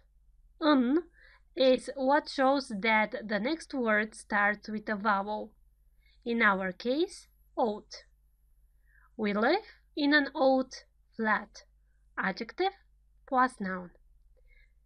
This was the introduction to adjectives only. It's important to use them when you speak because on this way you can actually express yourself completely. Adjectives help you express your feelings. They help you draw pictures while you are talking. So you like beautiful paintings, right? Adjectives help you paint while you speak with somebody. Choose the correct adjective. Do not underestimate them. I've noticed that a lot of students, in their desire to use the correct tense or to use the correct structure, forget about the existence of adjectives. Actually, Adjectives are important in each and every sentence. If you miss them out, it means that you're not using the language as one that shows your inner self. You just speak, you just say something, but you don't give emotion. See you in the next lectures. What is an adjective? We already know. So in this and in the next video, we are going to talk about the comparative and the superlative forms. What I mean? Well, this is the situation. Max and Anne. We know their height. What we want is to compare them. We want to say who is taller. So Max is 1.75, Anne is 1.60. And when you want to compare them, you say Max is taller than Anne. Another example. Tom, 80 kilos, Peter, 60 kilos. Again, you are comparing. Tom is fatter than Peter. Anne and Monica. Anne's hair is longer than Monica's hair. Look at the three examples again. Taller than, fatter than, longer than. What do you notice? Yes, to compare two adjectives, we add er at the end of the adjective and then after that. But does this rule work for each and every adjective? No, I don't think so. Look at this example. My book, your book. My book is more interesting than your book. Or, Betty is more careful than Amy. Another example. Anne and Monica. Monica is more successful than Anne. The three sentences again. More interesting than, more careful than, more successful than. Then is the same. In the first examples as well as in the second ones, we use than. But what's the difference? How do we understand when to put more and when just to add er after the adjective? The rule is simple, in fact. When we have a short adjective means adjective with one syllable. Tall, fat, long, it's one syllable.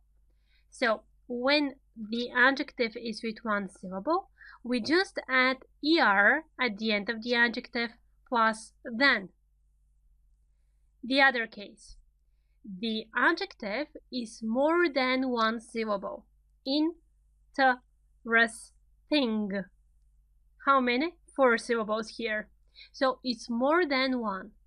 When the adjective is long, we need more, then we add the adjective, and then we add than. More successful than, more interesting than. More examples. High, big, quick, cheap. All of these are the short adjectives. So the correct forms would be higher than, bigger, quicker, cheaper, expensive, careless, beautiful, boring. You can't say it even expensiver, right? So more expensive, more careless, more beautiful, more boring.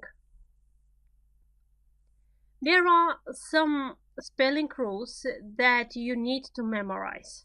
For example, this one. When the adjective finishes in y and you add er, the first important thing, y is changed into I, and after that you add er, happier. This happens only when there is consonant in front of Y. And you know this rule, in fact. The other rule, the other spelling rule, my home is bigger than your home. Big is a short adjective, and it finishes in a consonant. Before that, there is a vowel. Before that, there is consonant. So the rule, when the adjective, it doesn't matter if it is short or long, finishes in consonant, vowel, consonant, and you add er, the last consonant is doubled. Big, bigger. Consonant, vowel, consonant. This is important. Do you notice something strange about the first example? Exactly. Happy is not a short adjective because it has two syllables, right? Happy. Good. But when the adjective finishes in Y, it doesn't matter if it is short or long. It takes the forms of the short adjectives. So the correct way to say it is happier. I'm happier than you, not I'm more happy than you. And some more examples here. Pretty, happy, heavy, early, easy. Prettier, happier, heavier, earlier, easier. You see where the stress is in all of these adjectives? On the first syllable. That's the other really important part of the rule in order you to add IER. Pretty, prettier. Happy, happier. More exceptions. Clever. When the adjective, the long adjective, finishes in ER, it takes the forms of the short adjective. Cleverer. Simple, on the same way. Simple, simpler. Narrow, narrower. When the adjective finishes in OW. Cruel, crueler. When the adjective finishes in EL. And again, pay attention to the stress. It's always on the first syllable.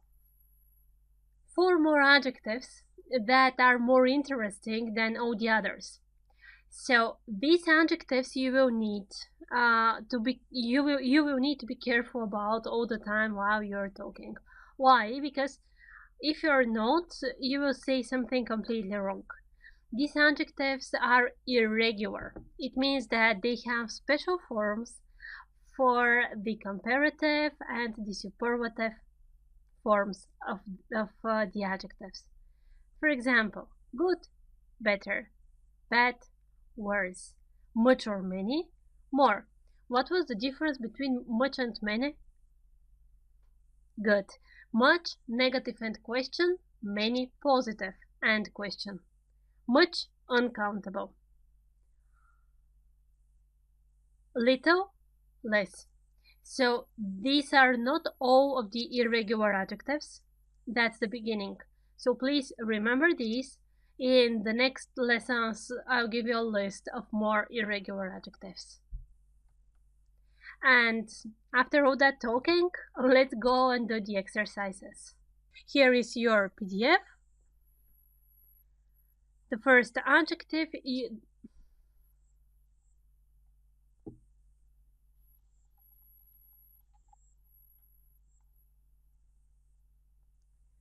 The first exercise, you need to write the comparative form of the adjectives. Just the comparative form. If you want to make it a little bit more interesting, you may think of sentences of your own, and you may add them in the Q&A section after this lesson. The second one, there are some situations given. You need to write down the sentences. Good. So see you in the next lesson. How are the exercises? Easy, I hope. So let's check your answers. The first exercise, write the comparative form. And if you have written sentences, please add them in the Q&A section after this lecture. So large, larger. Hot, hotter. Be careful with spelling. Interesting, long adjective, more interesting. Surprising, more surprising, long adjective. Handsome, more handsome, long adjective. Pretty, prettier, long adjective, but it finishes in Y. Ugly, long adjective, but it finishes in Y. Uglier. Cruel, long adjective, but it finishes in EL. Crueler.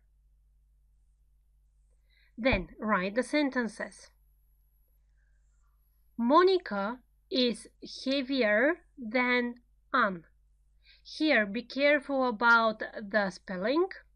Be careful about than. T-H-A-N, not T-H-E-N.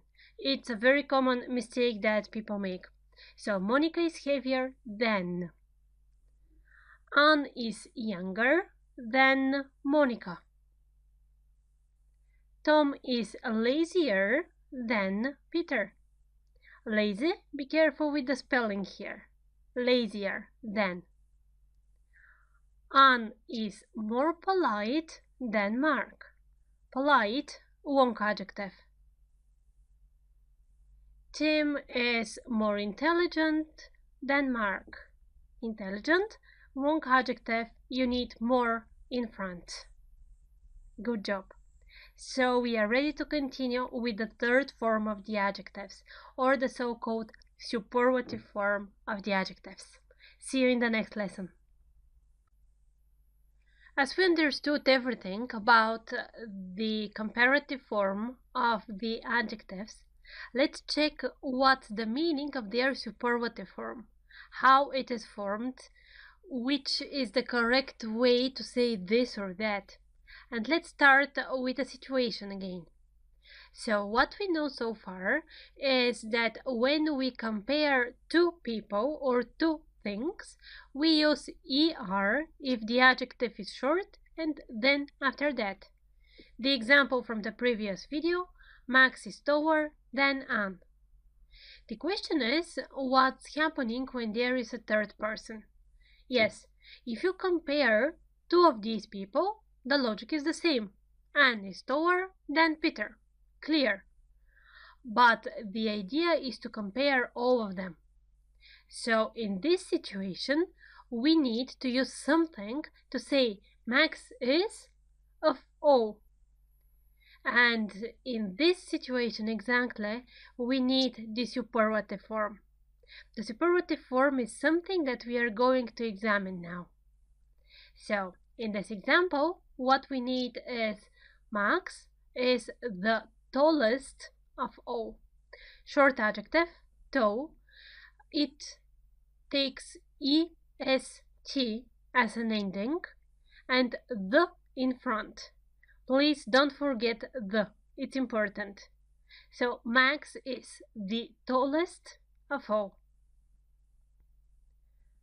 Another example, Tom, Max, and Peter. And here we'll be comparing the kilograms. So we say Tom is the heaviest of all. Again, the plus est at the end of the adjective. Smart is the adjective we want to use. And we want to say that Peter this time is the smartest of all. Max is the tallest of all. Tom is the heaviest, the smartest. Peter is the smartest of all. When we want to compare more than two people, we use the plus the third form of the adjective. When there is a short adjective, this third form is est at the end of the adjective. Don't forget the again. Good. But what will be the situation when we use long adjectives? As in this case, interesting. Let's see. Peter's book is the most interesting of all, the most interesting. Or here, we use intelligent and we say Max is the most intelligent of all. So what we need, the most, and after that the adjective. So here is the rule. When there is a short adjective and we need to use its third form, or the so-called superlative form, we need to put the in front of the adjective plus est at the end of the adjective. When the adjective is long, we use the most and after that the adjective in its basic form. Short adjectives, long adjectives. Be careful with this, it's really important in English to understand what's the logic of short and long in terms of adjectives. And of course, here they are. These are the irregular adjectives that we started studying the previous lesson. Now you know their second form. Good, better. Bad, worse. Much or many, more. Little, less. What about their third forms? Here they are. Good, better, the best. Bad, worse, the worst. Much or many, more, the most. Little, less, the least. These by heart. If you don't know the meaning of by heart, please check it in the dictionary. By heart. And as you know, after we finish with theory, it's time to start doing exercises. That's what we are doing, first checking our PDF. Here it is. The first exercise, you need to write the superlative form of these adjectives. The second one, you need to write the sentences with the superlative forms of the adjectives given in brackets. Good luck! Superlative adjectives exercises. Okay, let's see what you've done. In the first exercise, you need to write the superlative form of each of these adjectives. Large, short, the largest.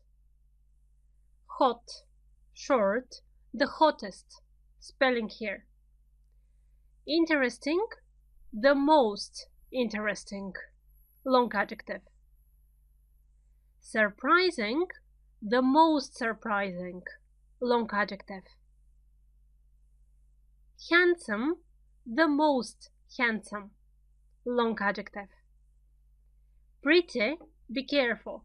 The same rules about the spelling that I told you about the short adjectives are applicable here. They are valid for long adjectives.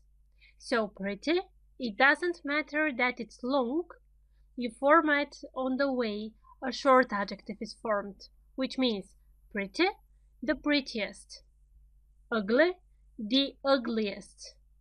Cruel, the cruelest. When the adjectives finish in y or in el, they receive est at the end. Good. The second exercise, here you needed to write sentences with the superlative forms of the adjectives. Peter is the heaviest of all. Be careful not to forget the heaviest of all. Anne is the youngest, or Anne is the youngest of all. Matt is the oldest, or Matt is the oldest of all. Tom is the laziest, or Tom is the laziest of all. Angela is the most polite, or Angela is the most polite of all. Tim is the most intelligent, the same as Tim is the most intelligent of all. Well done, guys. These were the videos, the beginning of the videos actually, in which we'll speak about adjectives. But for this level, that's it. So some things to remember. An adjective stays in front of a noun. If there is an article, the article, a, an, or the, goes in front of the adjective. Adjectives have three forms. The normal form, lazy, for example. Then comparative form, when you compare to people, remember it on this way, you compare to people, you need the comparative or the second form of the adjective. And after that, the superlative form. So the superlative is the third form of the adjective. When you want to be sure which adjective you need, you try to understand, is it short or long? Short adjectives: big, bigger, er, the biggest. Long adjectives: beautiful, more beautiful, the most beautiful. And this is easy. So see you in the next lesson. Now we know what an adjective is. We know how to form the comparative and the superlative form, and how to use these forms in sentences. The next step, to understand what adverbs are and what's the difference between an adverb and an adjective. So here's your first example. He has a happy smile. He smiles happily. In the first sentence, he has a happy smile. Happy is the adjective, right? Adjectives, you know, are placed in front of the noun they refer to. Look at the second sentence now. He smiles happily. Smile here is your verb, and the adverb comes after the verb. The adverb is formed with ly at the very end. So this is what you understand from our very first example. He has a happy smile, happy adjective. He smiles happily, happily, adverb. Another example. He is a careful driver. Careful goes before driver, which means that it is adjective. And on the other hand, he drives carefully. How does he drive? Carefully. Carefully goes after the verb, and this is our adverb. So if we want to formulate it again, we need adjective in front of the noun and adverb which goes after the verb. The basic rule is that an adverb is formed by the adjective, and after the adjective we add ly. For example, careful, carefully. So adjective plus ly. But, of course, there are some exceptions, and we are just at the very beginning of the course, so let's start step by step. 5 words that you need to remember at this phase. Adjective hard, adverb hard, not hardly. Adjective fast, adverb fast. Adjective late, adverb late. Adjective early, adverb early. Adjective good, adverb well. Okay, be very careful with these words. If you, for example, say hardly instead of hard, yeah, there is such a word, but the meaning is completely different. So if you use a word that you're not completely sure of the meaning, you may say something really completely different. Some spelling rules. He smiles happily. Happy, happily. Y goes into I. Look at this. The adjective finishes in Y. Remember it on this way.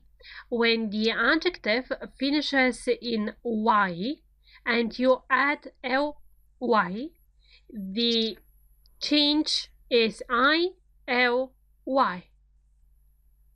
Another rule: when the adjective finishes in L and you add ly, then what you need to put in the adverb is double L.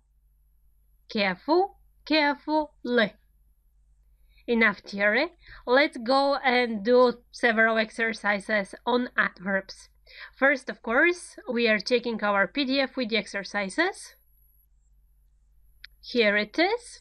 The first task, we need to form the adverbs. After that, we need to choose the correct word to finish or to fill in the sentences.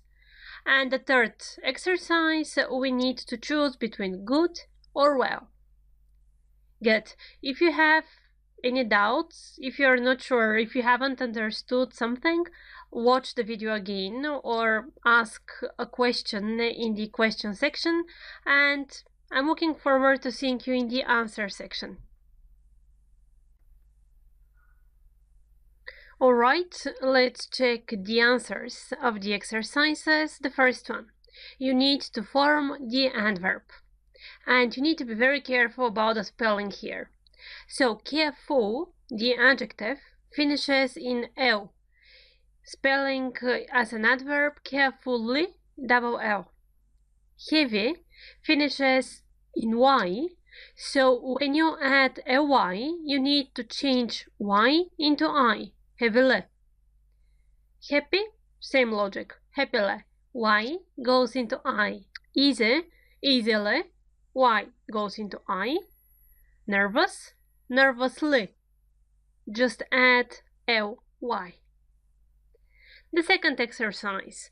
You have to choose the correct one, whether you need an adjective or an adverb.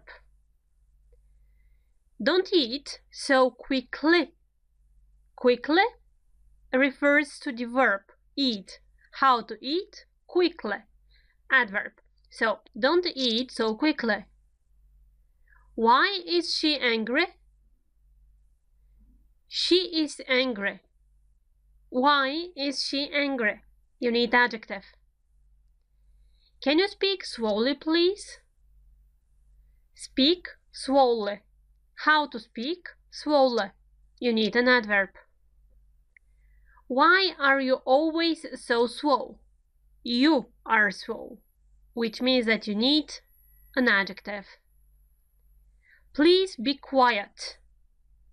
Be quiet. You. Adjective. Those oranges look nice. Nice.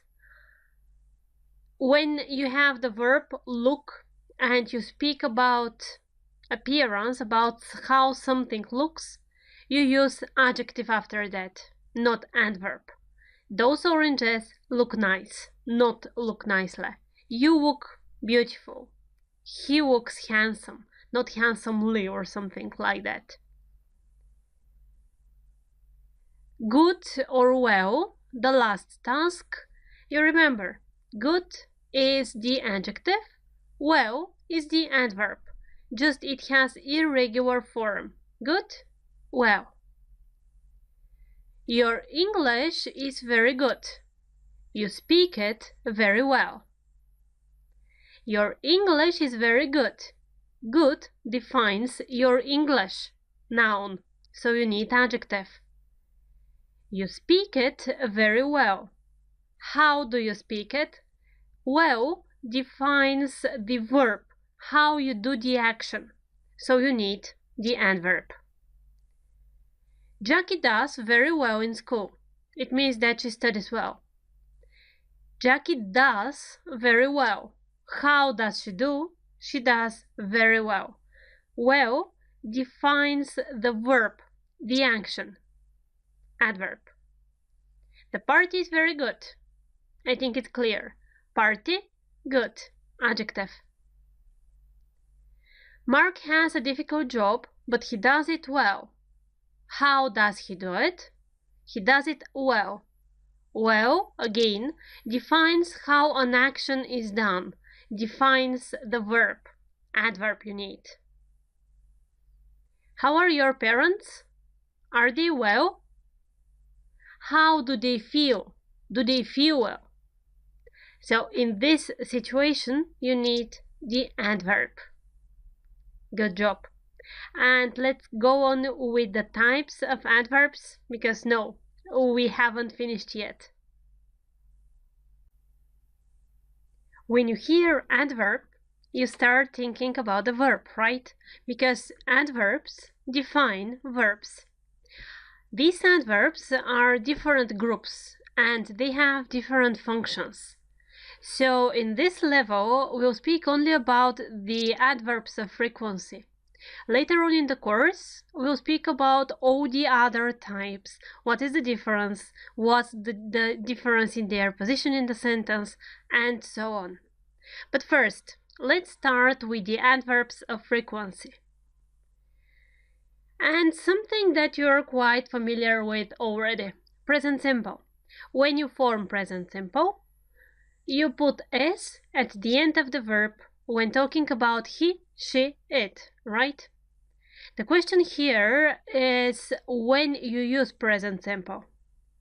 So far, you know that you use present simple when we speak about something which happens every day, or all the day, or usually. Li. You see it?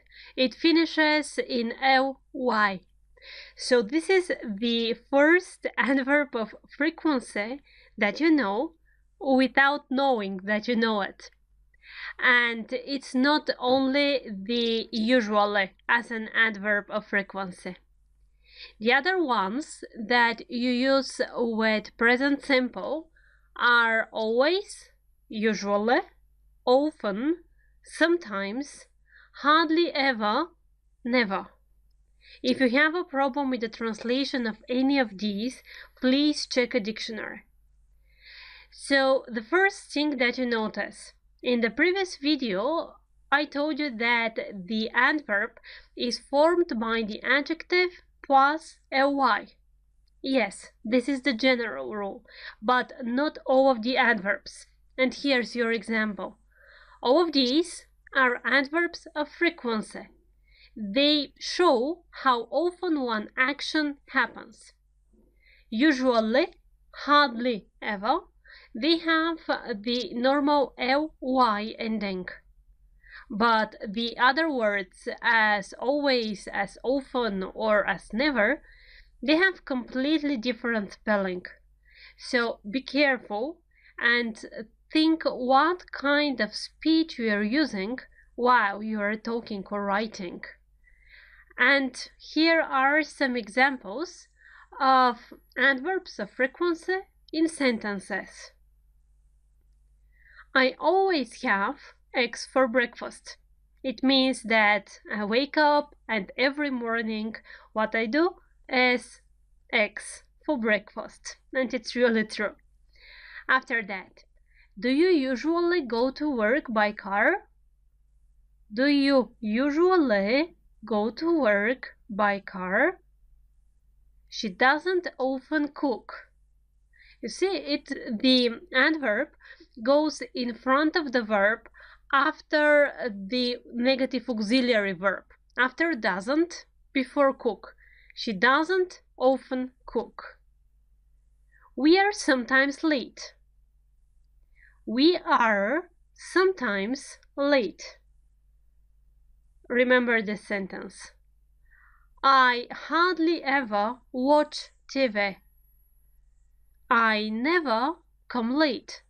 Never in front of the verb.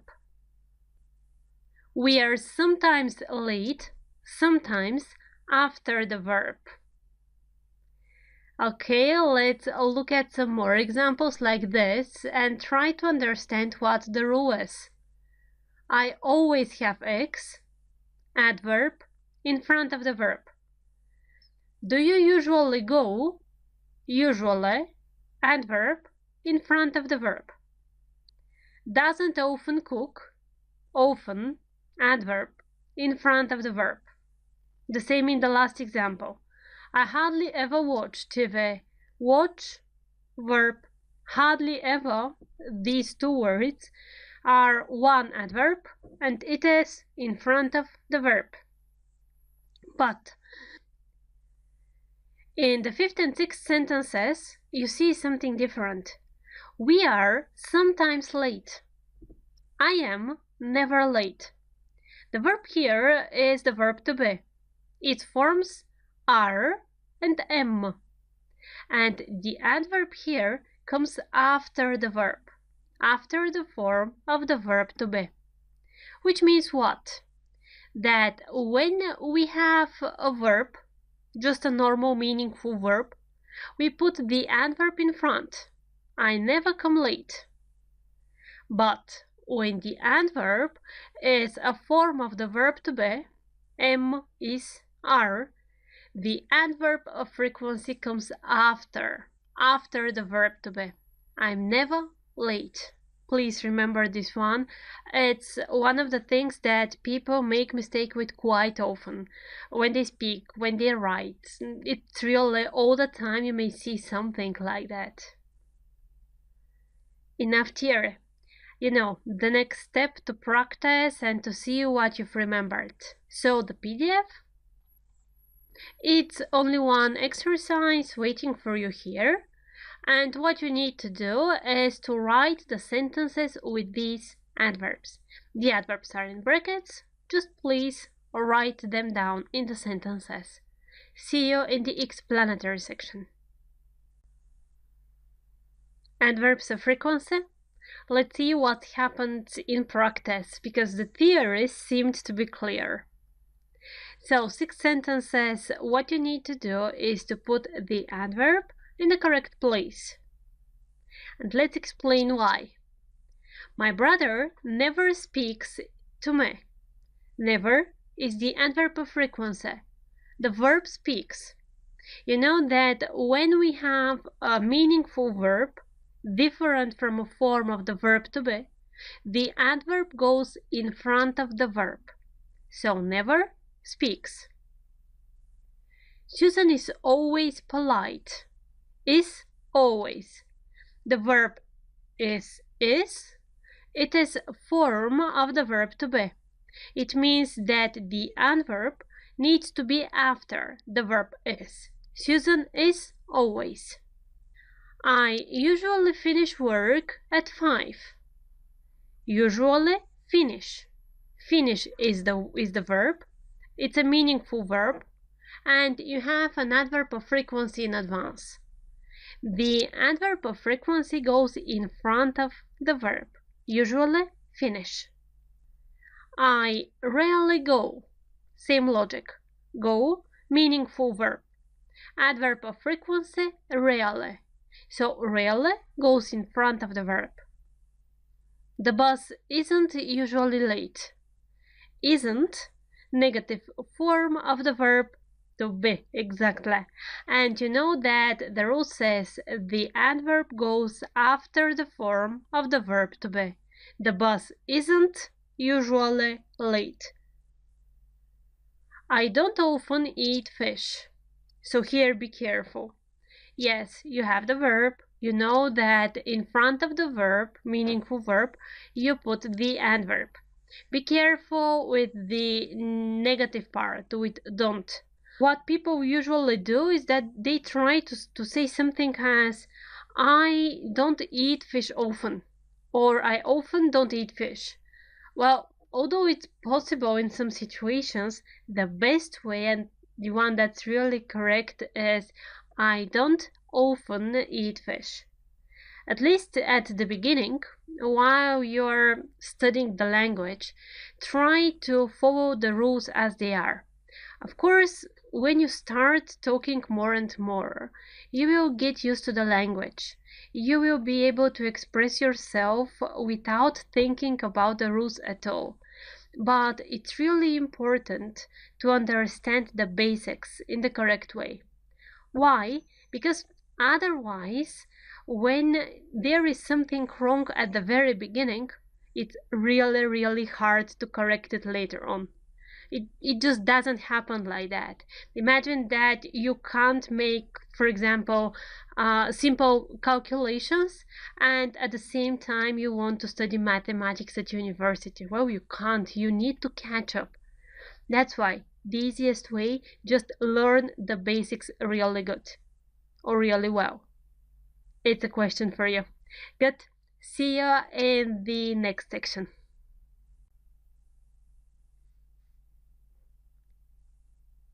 During the whole course, there will be several lectures for prepositions.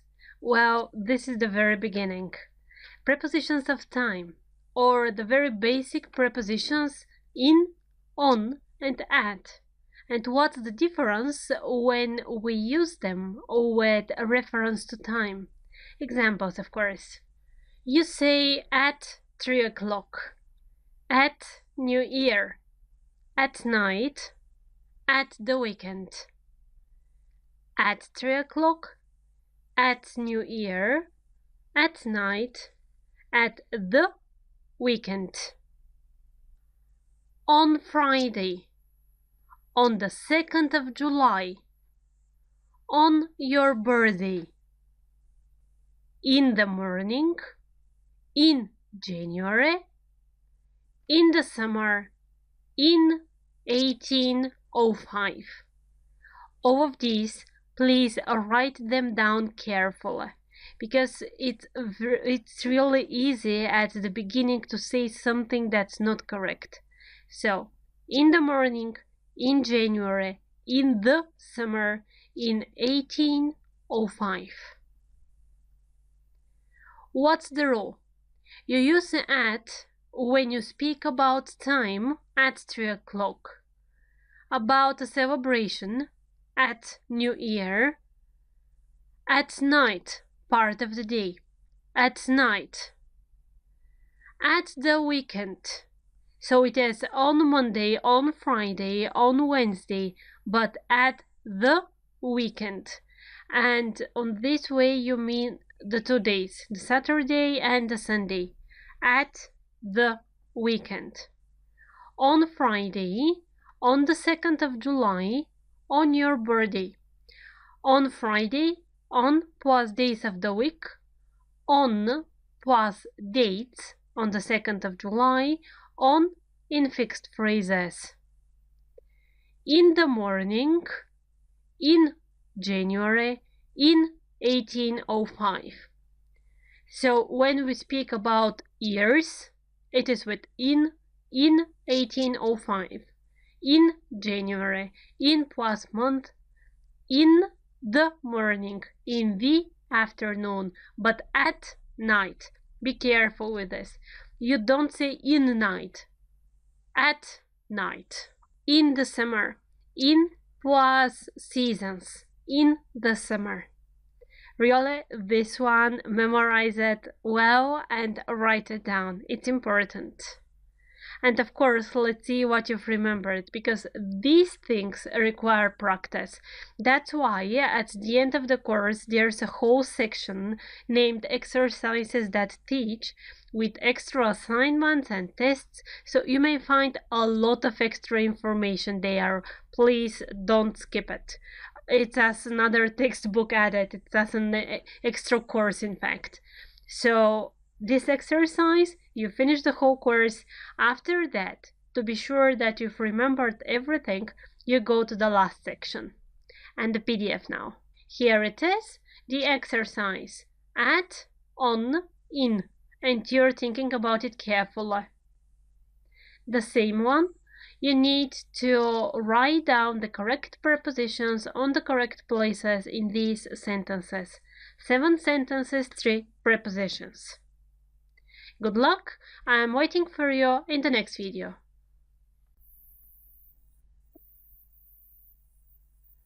Right, so let's just check it.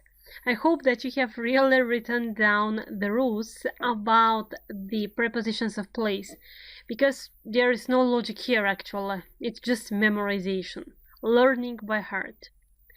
So, Monday morning, on Monday morning, in the morning, on Monday morning. You say on Friday, on Monday, on Tuesday, on Monday morning. The first word is important. On Sunday night, at night, on Sunday night, on Sunday. The first word is important. At night, at the end of the week, at the weekend, in winter, in the evening. So again, when you say part of the day, at noon, at night, in the morning, in the afternoon, when you add the day, then things change.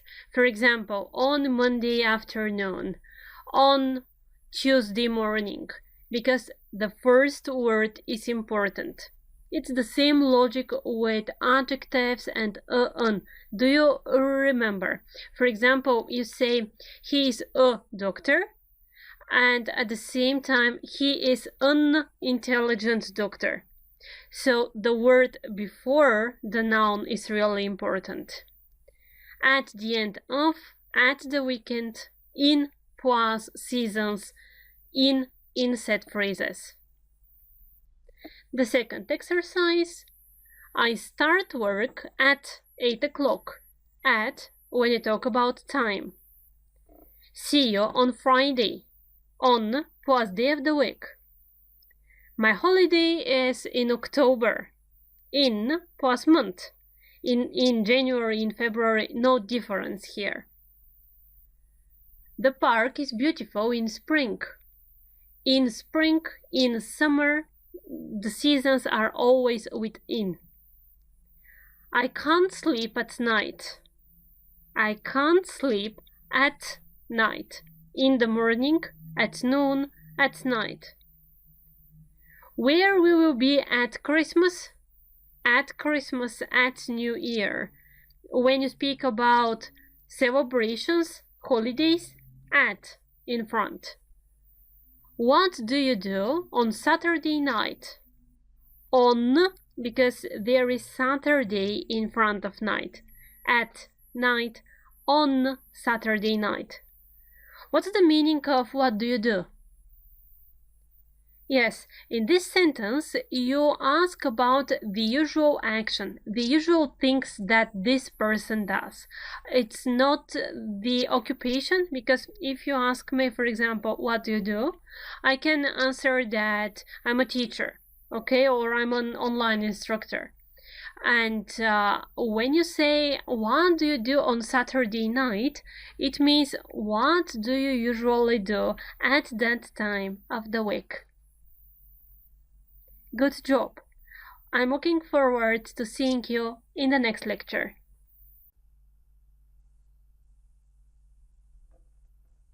Welcome back. Today we'll start talking about a little bit different group of verbs. These verbs you will be using all the time.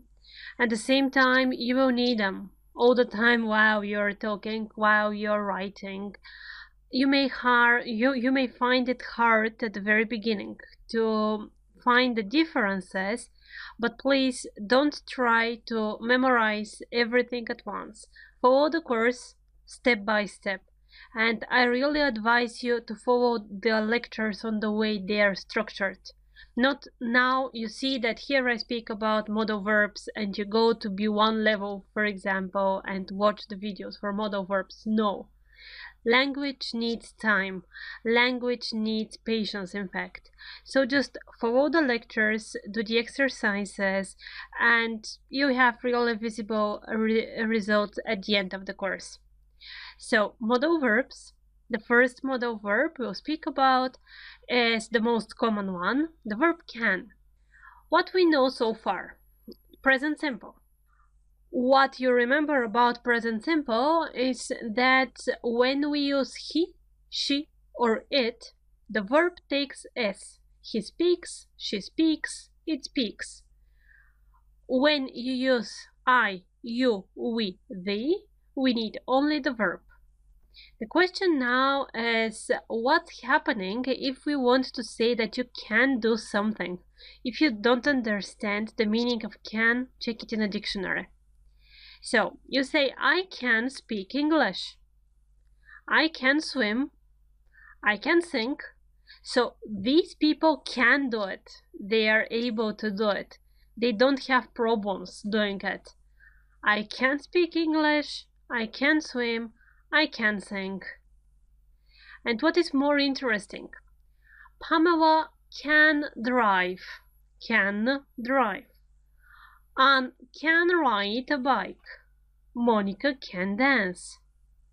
Okay? Do you see any difference between I can speak English and she can drive? No. In the verb forms, there is no difference. And this is really specific for modal verbs, for all modal verbs. After a modal verb comes the meaningful verb, the verb that you want to use about something, to say what you can do. And this verb is always, remember, always in infinitive. You can't say she can speak or she can speaks. No, you have a modal verb. After modal verb, the only thing you need is infinitive. Remember, infinitive. So, I can speak, you can speak, he, she can speak, it can speak, I don't know how, we, you, they can speak. That's it. It's pretty easy, in fact. You just need the modal verb and the basic form of the verb, the infinitive. Negative sentences: Tom can't swim, Matt can't walk, Monica can't see. So what you need, can goes into can't. I can speak, I can't swim. About the pronunciation, there are two ways to pronounce these modal verbs. You may say I can, I can, I can't, I can't. So just choose the way it's more, just choose your way and speak it freely. The one is American, the other is English, the pronunciation I mean. But people all over the world will understand you. Doesn't matter how you pronounce it. And in general, don't go that much about pronunciation. I mean, yes, it's really important to speak in a way that's understandable. But the fact that you will be having an accent, or the fact that you will not be talking as a native speaker, well, you are not a native speaker, it's normal. It's really important for you to be able to express yourself freely. And if you really need this accent of a native speaker, then just go to the country and live there. That's the way. From your native country, you can't learn to speak as a native English speaker. It's logical, kind of.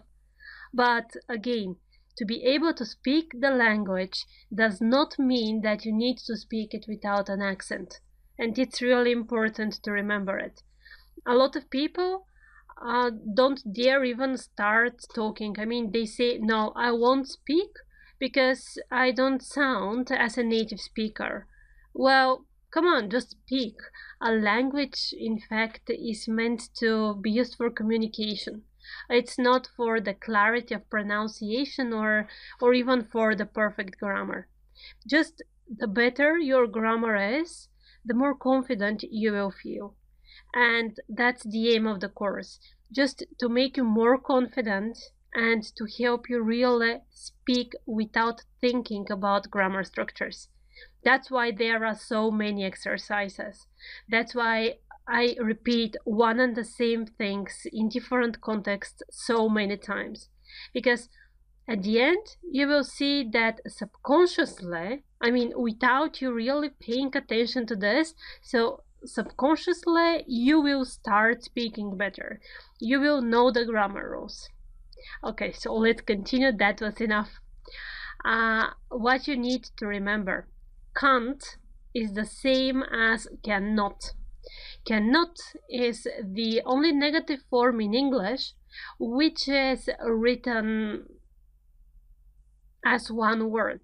Not can not, but cannot. Just remember this one. And some examples about the questions. Anne, can you dance? Yes, I can. Positive answer. Can it move fast? No, it can't. Negative answer. You know that these are the short answers. If you want to make a longer question and to receive more information, you need to start with the WH words. Do you remember which they are? Good. Why, where, who, when, and more, but okay, and why, for example. Let's summarize what we've learned about the first modal verb, can. I can speak, he can speak. Positive sentence, you just use can plus the infinitive.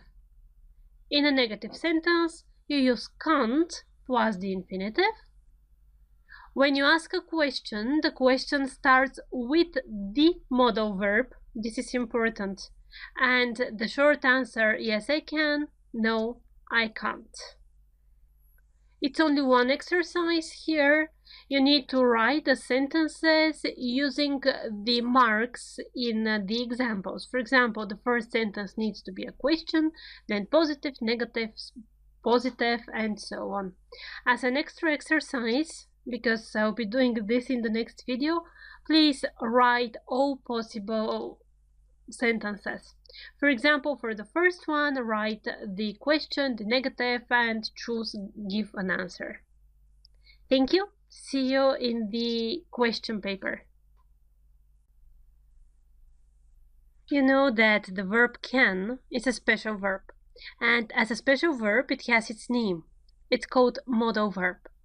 The most specific thing for the modal verbs is that they never change.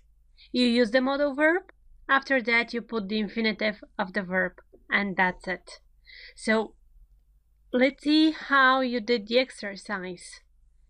In the first example, we need a question. Can he dance? Positive answer, yes, he can. Negative, no, he can't. Negative sentence, he can't dance. Positive sentence, he can dance. Second one, he can play the piano. He can't play the piano. Can he play the piano? Yes, he can. No, he can't. The car can't move fast. Sentence number 3. The car can't move fast. The car can move fast. Can the car move fast? Yes, it can. No, it can't. Sentence number 4. Anne can run fast. Can Anne run fast? Yes, she can. No, she can't. Sentence number 5. Can we walk faster? Yes, we can. No, sorry, we can't. We can walk faster. We can't walk faster. Sentence number 6. I can't speak Chinese. I can speak Chinese. Can you speak Chinese? No, I can't. Oh yes, I can. I think that was pretty easy. So I have another task for you. Please take a piece of paper and write down 10 sentences. 5 things that you can do, 5 things that you can't do. Then find another person, for example, your brother, your sister, your husband, your wife, doesn't matter, or just imagine, and write down 5 sentences about him or about her. 5 sentences what they can do, 5 sentences what they can't do. It should look something like this. I can speak English. I can't draw. He can dance. He can't play the piano, and so on. So at the end, you need to have 20 sentences. Good luck. I'm looking forward to reading your ideas. The first modal verb that you know is the verb can. Well, there are a lot of other modal verbs as well. The second modal verb we are going to talk about is the verb should. Should or shouldn't? Let's see some examples to understand what's the usage. When do you really need this verb? And what's the idea behind it? It's raining outside. You should take an umbrella. Or, Peter has a test tomorrow. He should study harder. This was such a boring movie. You shouldn't go.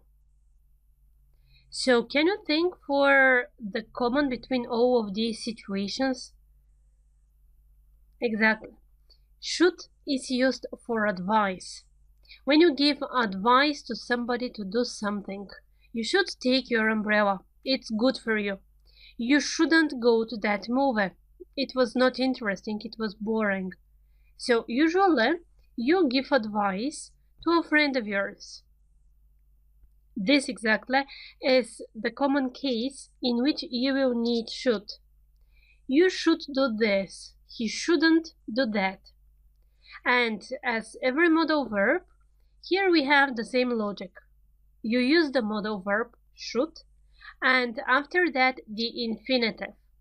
I should go, he should go, we should go, and so on. The negatives are formed in an identical way as the verb can. I shouldn't go, he shouldn't go. Pay attention to this. Should not, yes, 2 words. 1 word is only cannot. When you form the question, you ask, should I go? Should he go? So you just make inversion. You change the places of he and should, of I and should, which means of the pronoun I, you, he, she, and the modal verb should. When you ask a question, the answers again are 2, positive and negative. Yes, I should. No, I shouldn't. Sounds easy. Let's see what the exercises will be. Okay. The first exercise, you need to write sentences using should. Of course, I advise you, again, to write all kinds of sentences. For example, for number 1, please write down the positive, the negative, and the question, and we'll check them on this way. The second exercise, you need to choose between the 2 modal verbs that you know, can and should. Revise what can means, and you'll find the exercise really easy. Again, write all of the forms, not only the question in the first one, but the positive and the negative as well. The more you practice, the better you're becoming. Good. See you in the answer section. Alright, let's check the answers. So the questions are related to modal verbs, should and can. You shouldn't eat that much. You should eat a lot. You shouldn't, right? Much, negative. You should, a lot, positive. That's one of the reasons I asked you to write all 3 forms of the sentences, because on this way you practice even the things that we have already passed. You revise everything, and it's really important. So, should I eat that much? Yes, you should. No, you shouldn't. Should I do this? Yes, you should. No, you shouldn't. I should do this. I shouldn't do this. She should listen to you. She shouldn't listen to you. Should she listen to you? Yes, she should. No, she shouldn't. We should speak more often. Yes, we should. No, we shouldn't. Should we speak more often? We shouldn't speak more often. You shouldn't work so hard. You should work that hard. Should you work hard or should I work hard? Yes, I should. No, I shouldn't. As we mentioned, hard, the comparative form of hard, harder, okay? And when we speak about adverbs, hard is the adjective, the adverb is hard. Good, because if you say hardly, then the meaning is completely changed. In the second exercise, can or should. Can you play the guitar? Can you? Because we speak about ability, physical ability. Yes, I can. No, I can't. I can't play the guitar. I can play the guitar. She shouldn't travel alone. It's dangerous. Shouldn't, because you're giving a piece of advice. Positive. She should travel alone. Question. Should she travel alone? Answers. Yes, she should. No, she shouldn't. He can't whistle. Whistle? You know the word. If you don't, dictionary, you know. Look it up. He can't. It's again physical ability. The verb is can. Positive. He can whistle. Question. Can he whistle? Answers. Yes, he can. No, he can't. She should be at home early. It's advice. It's not ability here. She should be at home early. Negative. She shouldn't be at home early. Question. Should she be at home early? And answers. Yes, she should. No, she shouldn't. We can speak English. Ability, mental ability. We can speak English. Negative. We can't speak English. Question. Can we speak English? Or can you speak English? And answers. Yes, we can. No, we can't. Enough with these two first modal verbs. Remember that they are really a lot, and we will have a lot of other times in which we'll speak about the modal verbs. But for a beginning, it's pretty enough. So let's go on and see what the other lecture will be about.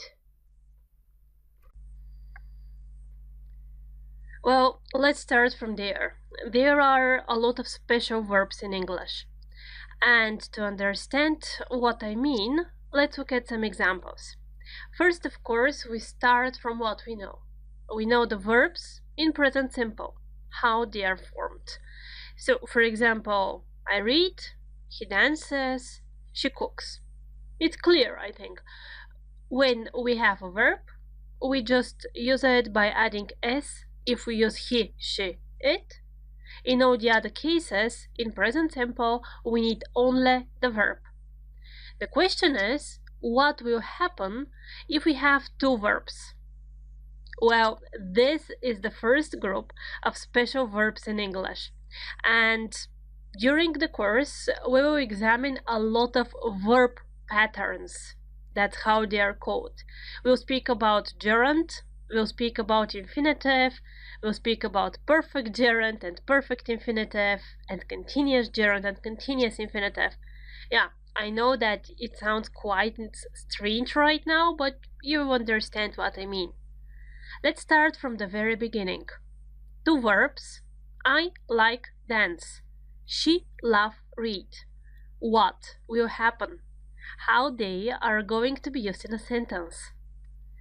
Well, the first rule that you need to remember is that these three verbs, like, love, and hate, are followed by verb plus ing form. Here's an example. He loves dancing. The first verb, love, in present simple, loves.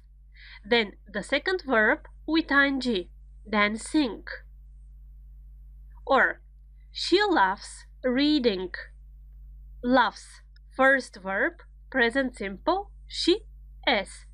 Reading, ing of the second verb. And another example. I love cycling. So she loves, he loves, I love. the rules of present simple. Second verb is the same, cycling, ing at the end. The rule is that the verb love is followed by verb plus ing. He loves dancing, she loves reading, I love cycling.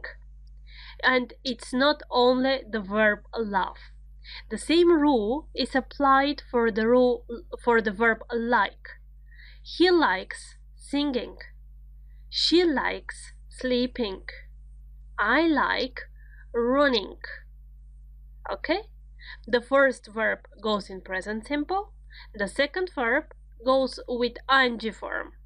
He likes singing. She likes sleeping. I like running. Like plus verb plus ing. The third verb we'll speak about today is the verb hate. Here, the logic is the same. The first verb, the verb hate, goes in present simple. After that comes the verb plus ing. He hates running. She hates watching. I hate sleeping. Hates, the verb is in present simple. The second verb, ing form. And the rule again, hate plus verb plus ing. He hates running. She hates watching TV. I hate sleeping. Summary. This is the first pattern we study about. This is the first part of group of verbs that you need to remember. The verbs love, like, and hate. The three of them are followed by verb plus ing. Okay? For practice, please write down 3 sentences with each of the verbs. What do you like? What do you love? What do you hate doing? And let's look at the exercises. Here's the PDF. What you need to do is to open the brackets, forming sentences with the words given in the brackets. Hint: make positive, negative, and question sentences again. See you in the answer section. Alright, let's see how you found the exercises. Answers. The task is to open the brackets and you need to form questions. My advice: to make positive, negative, and questions for each of the options. So let's get started. I don't like watching TV. Don't like, present simple, plus verb plus ing. I don't like watching. We love dancing. We love dancing. Love, present simple, plus verb plus ing. Love dancing. Do you like sleeping? Do you like sleeping? Do you like? The way we form the questions in present simple. Like is followed by verb plus ing. Like sleeping. He doesn't like cooking. Doesn't like, present simple. Like cooking. Cooking, verb plus ing. He doesn't like cooking. She loves traveling. Loves, present simple. She. Traveling. Love plus verb plus ing. They don't like walking. Don't like, present simple. Like plus verb plus ing. Good. Let's now make all of the other forms. I don't like watching TV. I like watching TV. Do you like watching TV? Yes, I do. No, I don't. We love dancing. We don't love dancing. Do we love dancing? Yes, we do. No, we don't. Do you like sleeping? Yes, I do. No, I don't. I don't like sleeping. I like sleeping. He doesn't like cooking. Does he like cooking? Yes, he does. No, he doesn't. He likes cooking. She loves traveling. She doesn't love traveling. Does she love traveling? Yes, she does. No, she doesn't. They don't like walking. They like walking. Do they like walking? Yes, they do. No, they don't. And the extra exercise, I told you write down 3 sentences for you with each of the verbs. 3 sentences with like, 3 sentences with love, 3 sentences with hate. Be careful, you don't need to say I love ice cream, for example. You need love plus verb plus ing. I love going outside. I like swimming, and so on. The verbs are important here because verbs we are practicing at this moment. If you want, you may share your answers in the question and answer section of the course. Good luck!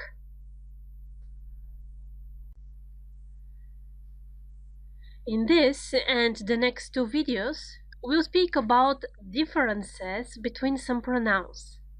Well, yes, we know some of the forms already, and now it's time to see in what situations, what forms we need in order to express ourselves in the correct way. Of course, first, we are starting from what we know. I am, my name is. You are, your hobby is. He is, his favorite color is. She is, her hairstyle is. It is, its fur is. We are, our house is. You are, your favorite colors are. They are, their jobs are interesting, for example. Deliberately, I don't tell you the grammar names of these pronouns. It's important to understand in what situation, what form you need, and to feel it after that. Because if you try to remember everything by its grammar name, it will be really confusing for you from time to time. So let's get started, and you understand when to use his and when him, for example. I like Anne. Anne likes me. You like Anne. Anne likes you. He likes Anne. Anne likes him. She likes Anne. Anne likes her. It likes Anne. Anne likes it. We like Anne. Anne likes us. You like Anne. Anne likes you. They like Anne. Anne likes them. Okay? So, in the first part, the pronouns that are in red in the first table, I, you, he, she, it, what part of sentence are they? Yes, these are the people who do the action, or they're the subject of the sentence, the one who is active. She does something, she likes, she drives, she has something. And what is Anne in this sentence? Does Anne do something in the first column? Anne does something, or Anne feels something. Something is done on Anne. Exactly. Anne is not the subject. Well, in the second column, something else happens. Anne is the subject, and we change the last part of the sentence with the pronoun. You can say, of course, Anne likes Tom, right? But instead of Tom, if you want to use a pronoun, Well, in this case, you need him. Anne likes him. Anne likes Monica. Anne is the person who does something. She. She likes Monica. Monica is the person who feels something. Anne does something on her, right? So, she likes her. This is the logic. When the person is doer of the action, we use the pronouns from the first column. When the action is done on somebody, we use the pronouns from the second column. Alright? Let's look at another situation in which we are going to use these pronouns exactly. This is my bag. Give it to me. This is his bag. Give it to him. This is her bag. Give it to her. This is its plate. Give it to it. These are our bags. Give them to us. These are their bags. Give the bags to them. Look at the sentences carefully. What's the common thing between the usage of the pronoun in all of the situations? Yes, when we speak about the pronouns in the right column, you notice that we always have a preposition. So after a preposition, to, we use the pronouns him, her, us, them, and so on. To be sure that everything is clear, let's take a look at all of the pronouns we know so far. I, my, to me. Give it to me. You, your, to you. He, his, to him. She, her, to her. No difference here. It, its, to it. We, our, to us. You, your, to you. They, their, to them. Good. Be really careful when each of the forms is used. It's really easy to get confused here, and the only way to be sure that you are on the right way and you're doing something correctly is exercises. So let's check the PDF we have prepared. Alright, add the correct forms: me, him, her. And while doing the exercises, try to explain to yourselves why. Why do I need this form? Not in the instructions it is said to use him, so let's use him, not use his, right? It's important to understand why. The second exercise is a little bit more difficult. Here we need to choose between the correct forms: I, me, he, him, and so on. The third exercise is the same. Just be careful, because again, it can be really misleading when you're trying to choose the correct pronoun. Be careful, remember the rules, and the exercises will be easy. See you in the answer section. I hope you could do the exercises. Again, at first, it may seem a little bit more difficult, but with practice and with speaking, of course, you will be getting better and better. The idea to use all of the pronouns without even thinking what you're using at that exact moment. So the first task, choose the correct form: me, him, her, and so on. And of course, why? Okay, I don't know his friends. Do you know them? His friends, a lot of people without me. They. And we need to substitute, to place something different on the place of they. Them. Do you know them? They are not doing the action. You are doing the action, okay? They just accept the action, which means I don't know his friends. I is the subject of the sentence. Do you know them? I want to talk to Anne. Do you usually talk to her? Same logic. I, subject, Anne, object, or not subject, let's say. Do you usually talk to her? I don't know that boy. Do you know him? Correct. Him. I don't know those people. Do you know them? Please, call us soon. We want to talk to you. The hint here is we in the second sentence. Please call us. Why us is here? Because you are doing the action. You need to call.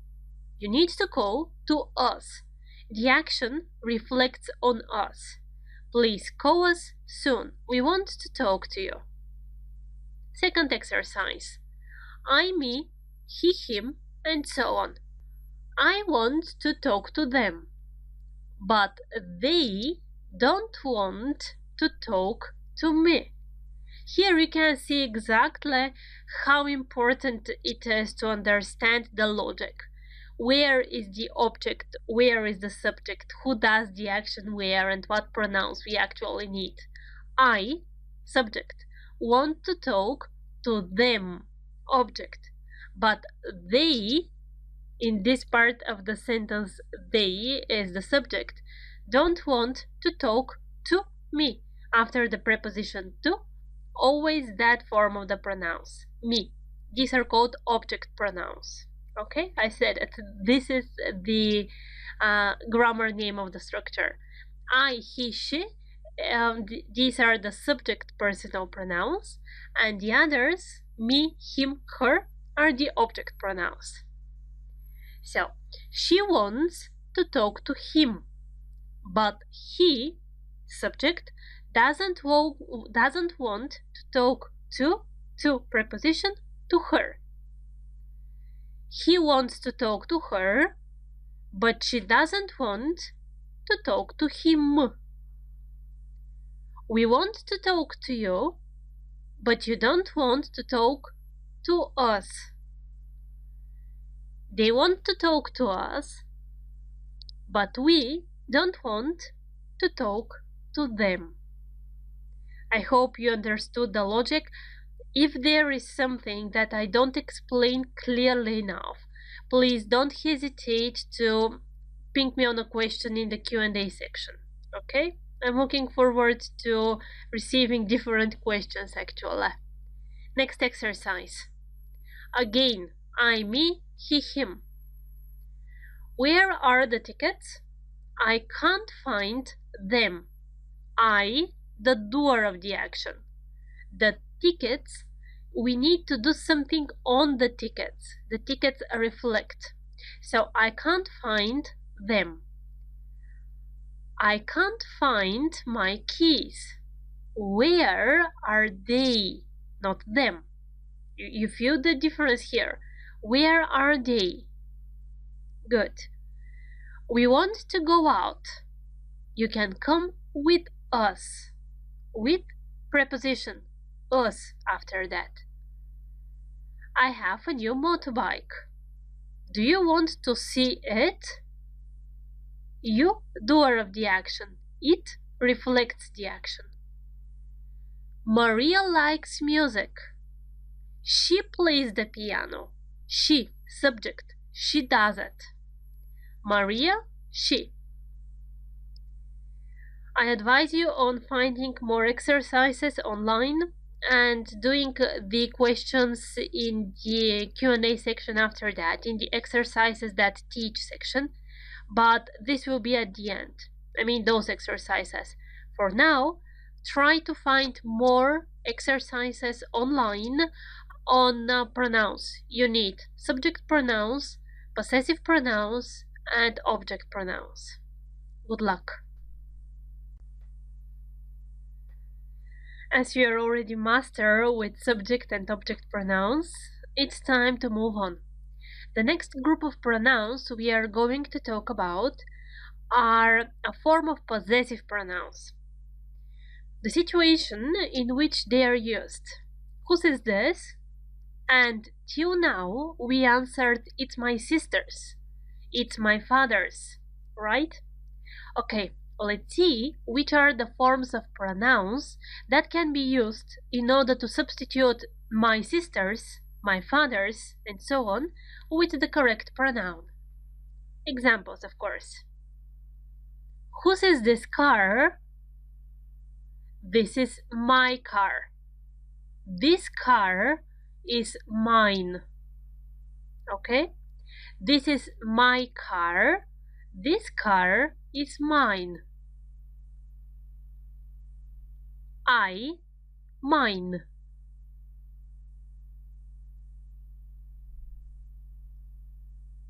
The car is yours. You, yours. Another example. Who says this watch? This is my watch. The watch is his. He, his. Whose is this telephone? This is my telephone.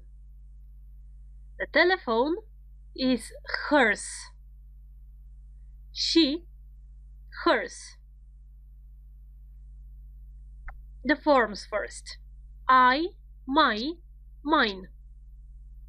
Whose is the bow? It's mine. Full stop. You, your, yours. He, his, his. She, her, hers. It, its, its. We, our, ours. You, your, yours. They, their, theirs. Okay? So you need to remember, in fact, only the first form. I, my, mine. From there, you know the other forms. You just need to add s where we don't have it already. Your, yours. His, his. Her, hers. It finishes in s, so we don't change it. Our, ours, and so on. Something really important. Look at these examples. This is my watch. This watch is mine. This is her car. The car is hers. This is our telephone. The telephone is ours. Some people find it difficult to make the difference between these pronouns, but actually it's very easy if you know the correct rule. For example, look at the first two sentences. This is my watch. The watch is mine. What difference can you notice here? Exactly. In the second sentence, the last word is the pronoun itself. This watch is mine. Full stop. In the first sentence, you say my what. So, after the forms my, your, his, her, and so on, you need to say what. My watch, my sister, my, I don't know, my clock, my house. When you want to use only the pronoun, it's at the end of the sentence. The house is mine. The watch is mine, and so on. You don't need to say what after that. That's the way to remember it visually. After the first group of pronouns, those on the left, we say what. My house, your shoes, his TV, her telephone, and so on. After the second group of pronouns, which are again possessive pronouns, we put full stop.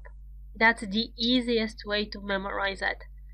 Please, all of these rules, write them somewhere.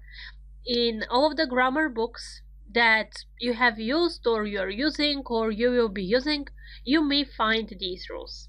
I agree, but they are not explained in an easy way. I explain them on a way that I know that it works, right? I've been doing that for a long time, and I see the reaction of people when they understand how simple English grammar actually is. So please write down everything, and you will see that at the end of the course, it will be really easy for you. Let's practice now. The first exercise, you need to choose the correct form of the pronouns. Mine, yours, and so on. It's easy exercise. The second one, you need to choose the correct form. So here you need more logic. Good luck.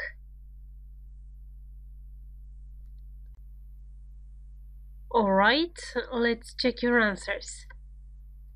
In the first exercise, you have to choose between mine, yours, and the other forms of possessive pronouns. These are your shoes. The shoes are yours. That is his car. The car is his. Is this her coat? Is this coat hers? This is our house.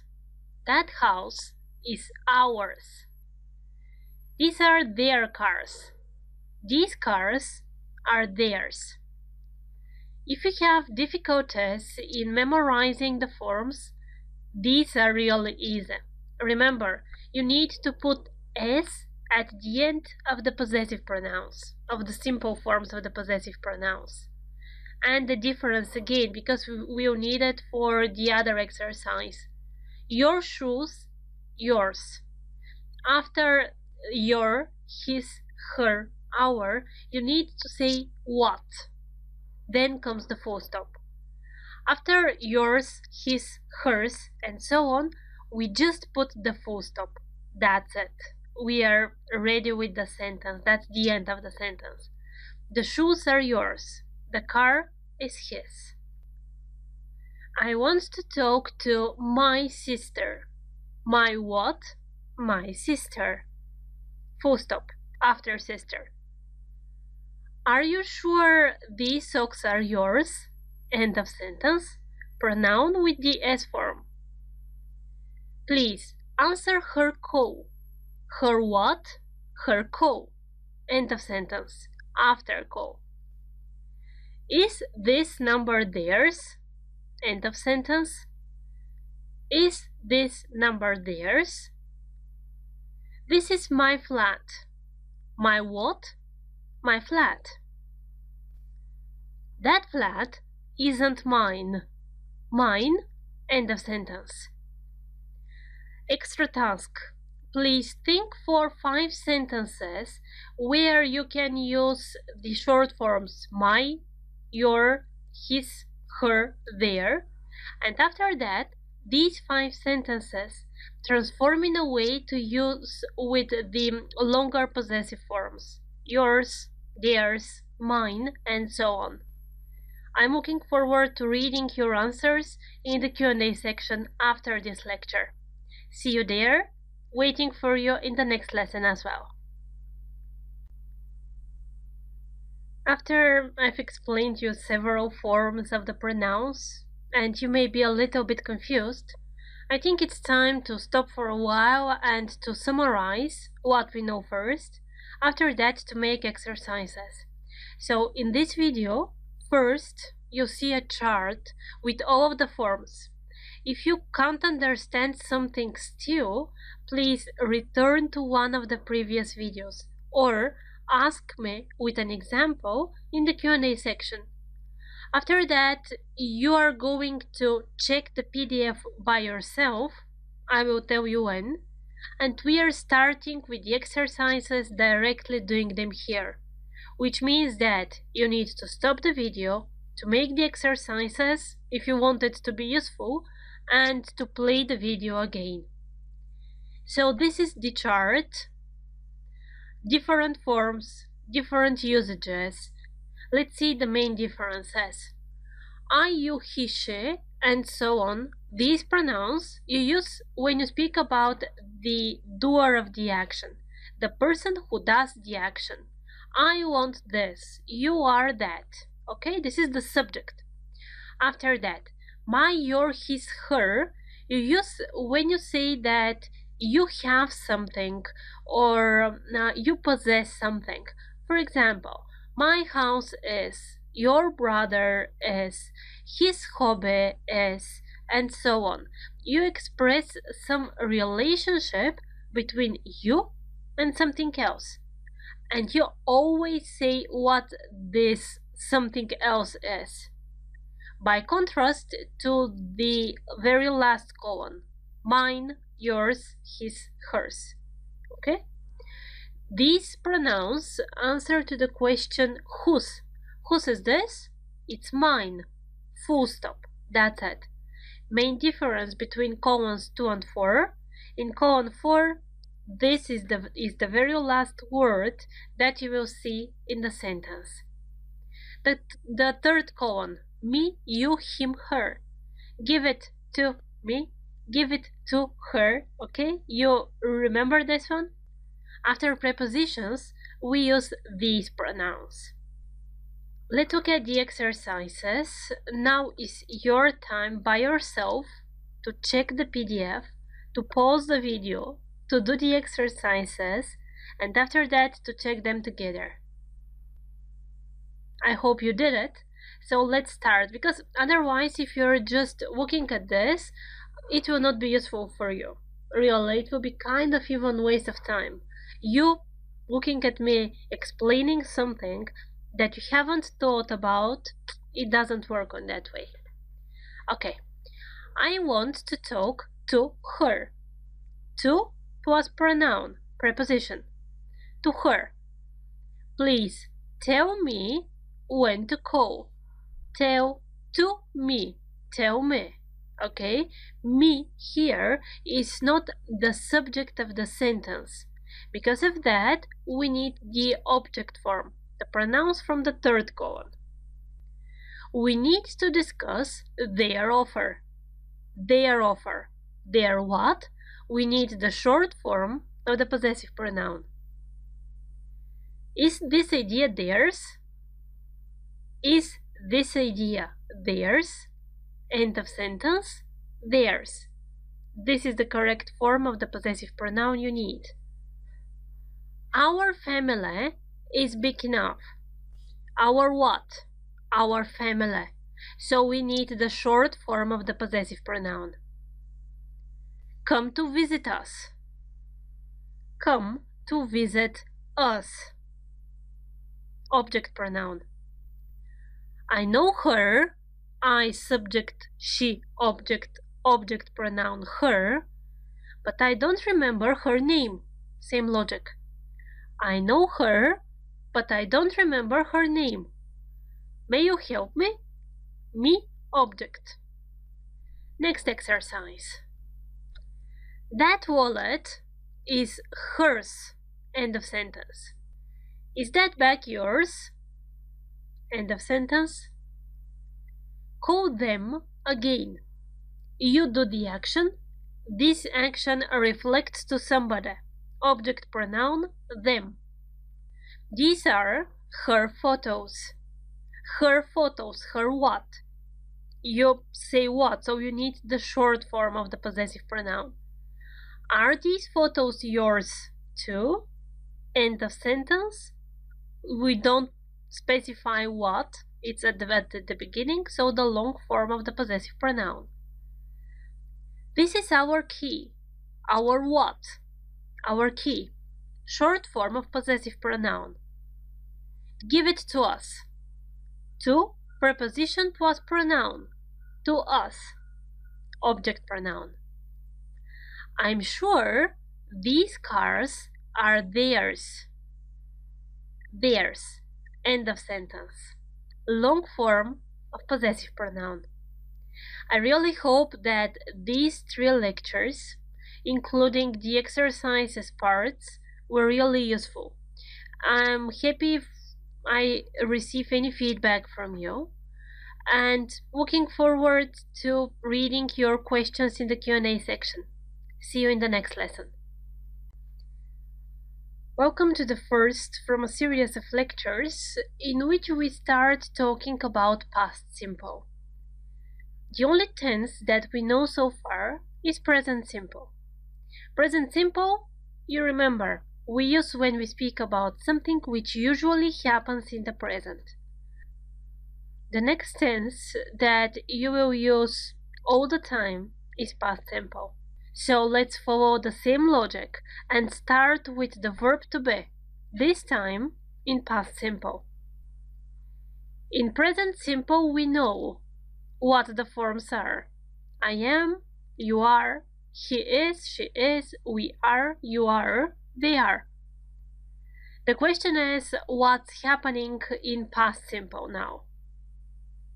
You say, it's sunny today. It was rainy yesterday. I am energetic today. I was tired yesterday. She is sad today. She was happy yesterday. We are in France today. We were in Italy yesterday. So, the forms are I am, I was. You are, you were. He is, he was. She is, she was. It is, it was. We are, we were. You are, you were. They are, they were. The second really important thing you need to remember for past simple now is that you use it when you speak about something that happened yesterday or last year or 2 weeks ago. These are the markers for past simple. Of course, there are a lot of different tenses with different nuances and so on, but at the beginning, it's important to be able to express yourself simple. You remember this one. You need to learn to speak correctly as a child. So, I was here, she was there, and so on.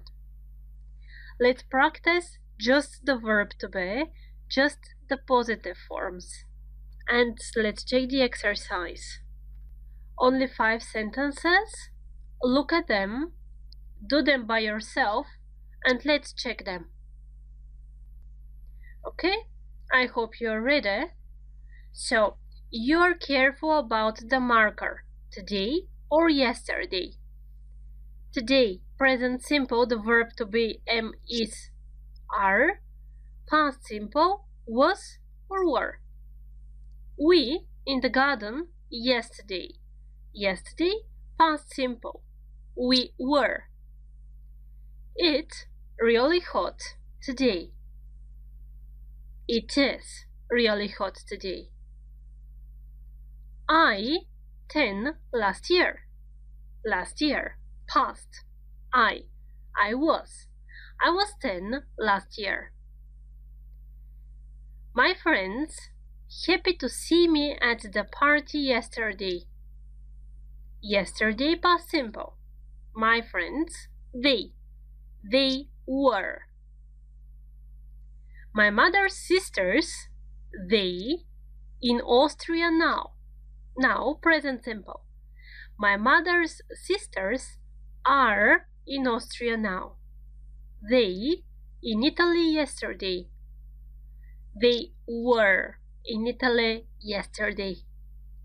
I think you are ready to continue with the question and the negative forms of the verb to be in past simple. In this video, we are going on with the other forms of the verb to be in past simple, the negative and the question forms. What we know from the previous lesson are the positive forms, was or were. The question now is what will happen when we need to ask a question, or when we want to say that something was not, or some things were not on the way we thought. So let's start with some situations, and by the end of the video, we'll know everything. It was rainy yesterday. It wasn't sunny yesterday. It was rainy. It wasn't sunny yesterday. The questions: was it rainy yesterday? Answer: yes, it was. Was it sunny yesterday? No, it wasn't. Okay? It wasn't. Was it? You just change the places of the pronoun and the verb to be in the past. Was it rainy? Short positive answer: yes, it was. Short negative answer: no, it wasn't. Another example: I was tired yesterday.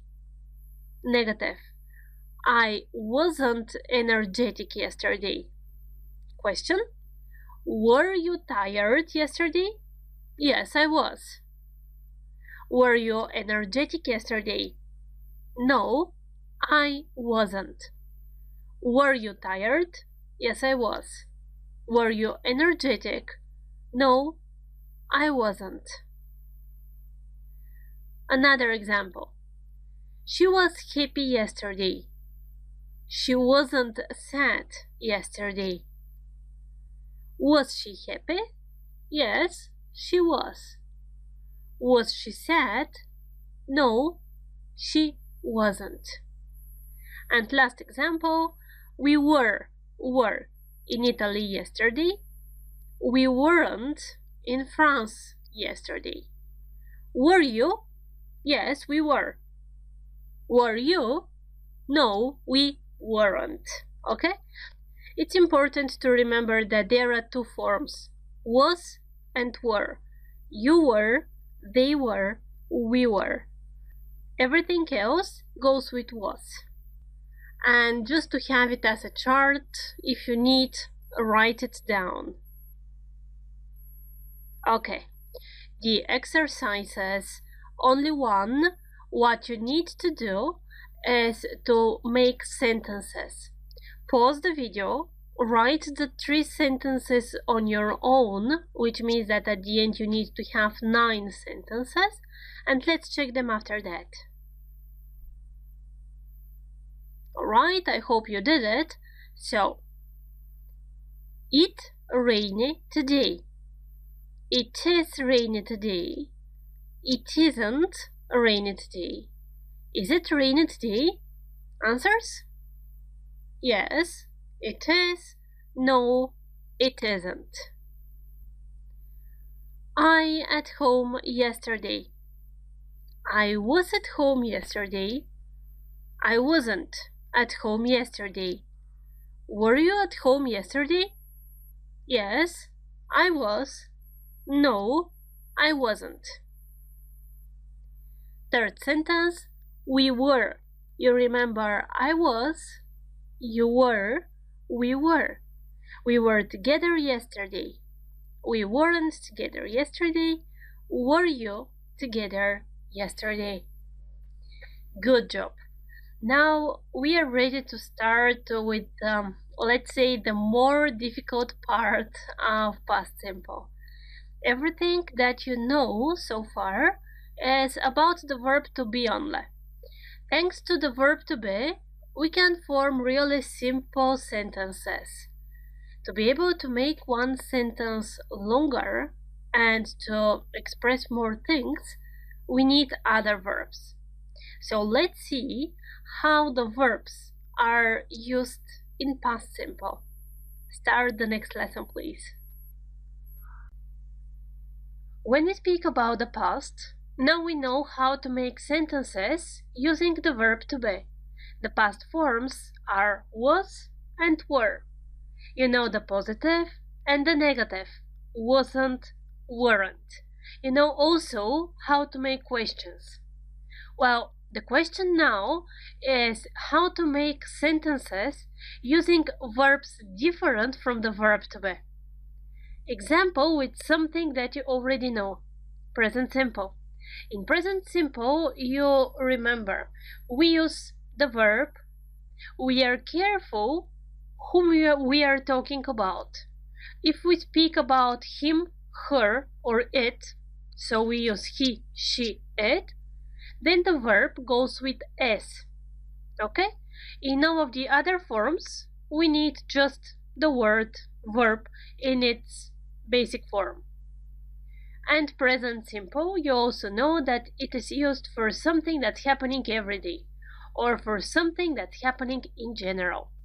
Well, the question now is what is going to happen when we speak about yesterday, when something happened yesterday. And this is the verb receives ed at the end. Let's look at some examples. I cleaned the room yesterday. She tried the cake yesterday. He visited Spain last year. We traveled to Germany last week. They worked together last year. Be very careful with the pronunciation first. A lot of people try to read it as two different letters and to pronounce it as a separate word. It doesn't work on this way. I cleaned, not I cleaned. I tried. He visited. Okay? The only situations in which you need to pronounce ed as it is when the verb finishes in t or d and you just can't say it visited, right? In all of the other cases, you just don't read e. We traveled, they worked. Verb plus ed. Look at the second sentence. She tried the cake yesterday. Try is a verb that finishes in y, the same as the verb study. And as it finishes in y, we are careful about the letter before. It's consonant. So here you apply the same rule that you know. You know it from the plural forms of the nouns first. After that, we revised the rule in the present simple. Here it's the same. When the verb finishes in y plus ed, we are careful about the letter before y. When that letter is consonant, y is changed into I and ed is added after that. He studied last night. She tried the cake. Study, studied. Try, tried. Another situation comes when we have verbs that finish in y and there's a vowel in front. Stay plus ed, stayed. Okay? Here there is no change in y. The same rule that you know. That's why I told you even then that it's very important to remember that rule. You're going to need it. So y plus ed, stayed. Something else. There are situations in which we need to double the last consonant. For example, stopped, plant. What you need to be careful about. First, you need to be sure about the basic form of the verb, of course. Stop, plan. These are short verbs, right? Then, you are trying to find the combination of the last three letters. That's the same exercise that we've already done. So, if you have a combination of consonant, vowel, consonant, as in stop, then the last consonant is doubled. Okay? Once again, a combination of consonant T, vowel O consonant P. The last consonant P is doubled, stopped. Stopped plant. Be careful with this rule because these are one of the most common mistakes when it comes to spelling in tenses and in general in English. You're trying to understand what's the combination of the last three letters. Then you know how to write the word. It doesn't matter if you know the word or if you don't. Good. So far, we spoke about the verbs that take ed, and that's the way you form some of the forms in past simple. In past simple, the situation goes like that. There are verbs that are called regular verbs. There are verbs that are called irregular verbs. The irregular verbs follow the basic rule. You just add ed and you are ready to use the verb. The irregular verbs, well, that's a different story, and we'll speak about them in the next several videos. There you need to learn everything by heart, sorry, no other way.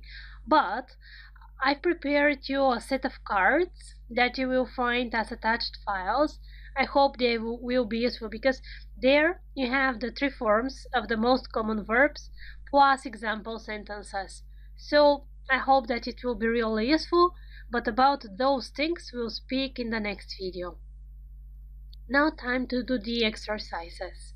It's only one, so let's directly check it. That's it. You need to open the brackets using past simple. Please pause the video, and after you are ready, let's then check it together. Good. I opened the door. Pronunciation, be careful about that. My sister, be here, wasn't at home. He enjoyed the party a lot. No difference in the spelling because the verb finishes in vowel plus y. Enjoyed. The car stopped next to the hotel. Here you're careful about the spelling. Stopped, double P. It was rainy the whole day yesterday. The verb to be. It was rainy the whole day yesterday. It rained a lot. The movie started. Be careful with the pronunciation. The verb finishes in T. The movie started on time. That was the easy part. Let's start with the irregular verbs. Please spend the time you need to memorize them. If you don't learn the irregular verbs now, it will be really difficult for you when we start talking about the perfect tenses. Okay? See you in the next video. Welcome back. In this and the next video, we are going to talk about the most common irregular verbs. 20 irregular verbs here, 20 irregular verbs in the next lecture. Why irregular verbs? This is what point we reached in the previous video. We said that the verbs in English are two basic categories. Regular verbs, when we speak about past simple, regular verbs that finish in ed, and irregular verbs that we are going to examine now. Again, the irregular verbs, memorize them by heart. So far, I've decided that it's better for you at this level to remember only the two forms of the verbs. Each verb has three forms, okay? In the lectures where we'll speak about irregular verbs in the next level, A2, you will find the set of cards I've told you about. The point there is that I've given everywhere the three forms. It means that you need to have the basic knowledge, you need to have basic vocabulary to work with them. In those cards, you will find example sentences as well. So, what are irregular verbs? Well, think of them as new words, okay? The verb in present has one form, the verb in past has a different form. Example you may see on the screen. Begin in present, began in past. Break, broke. Bring, brought. Build, built. Buy, bought. If you have any problems with the translation, with understanding of the meaning, please use a dictionary. Second point, all of the irregular verbs, please write them down somewhere. You can't memorize them just by looking at this. You need to find your way to learn them really as new words. That's it. Yes, there is logic, but at this level you can't catch the logic still. Okay, 5 more. Catch, caught. Come, came. Do, did. Drink, drunk. Eat, ate. Wonderful. One short exercise. These are the sentences, 6 sentences. The irregular verbs are in brackets. Your task, open the brackets using the correct form in past simple. Please pause the video and do the exercise. And let's check it together. He caught the wrong plane. Catch, caught. They built their house 10 years ago. Build, built. As pronunciation, you can't hear the difference even. The show began an hour later. Begin, begun. They drank wine yesterday afternoon. Drink, drunk. Mark did his homework. Do, did. Thank you that you came on time yesterday. Come, came. Again, please, the verbs by heart, and I'm not going to repeat it anymore. The second part, 5 more on this one, 5 more on the other one. Fall, fell. Find, found. Forget, forgot. Get, got. And give, gave. 5 more, the last for this lecture.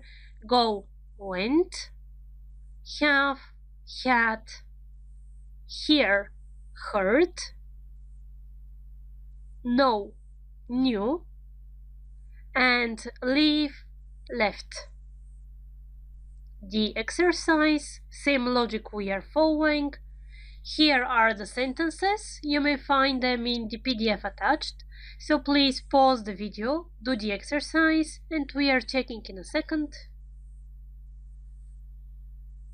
Alright, I found a strange box here yesterday. Find, found. I was sure she knew the answer. Be, was. Know, knew. They gave me the book I wanted.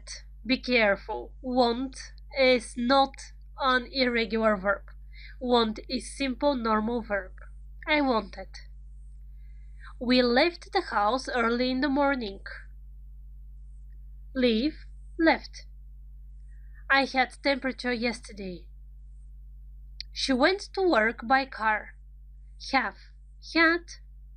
Go, went. As an extra exercise, please take a piece of paper and write down one sentence with each of the modal verbs. Something that happened yesterday, something that you saw yesterday, your choice. If you want, share your answers in the Q&A section and I'll check if everything was written correctly. See you in the second part of this lecture where we'll speak about 20 more irregular verbs. Did you learn the first part of the irregular verbs, the first 20? I do really hope so, because in this lecture we are going to speak about 20 more forms. And you know, learning 40 is quite more difficult than learning 20. Why we are talking about this one?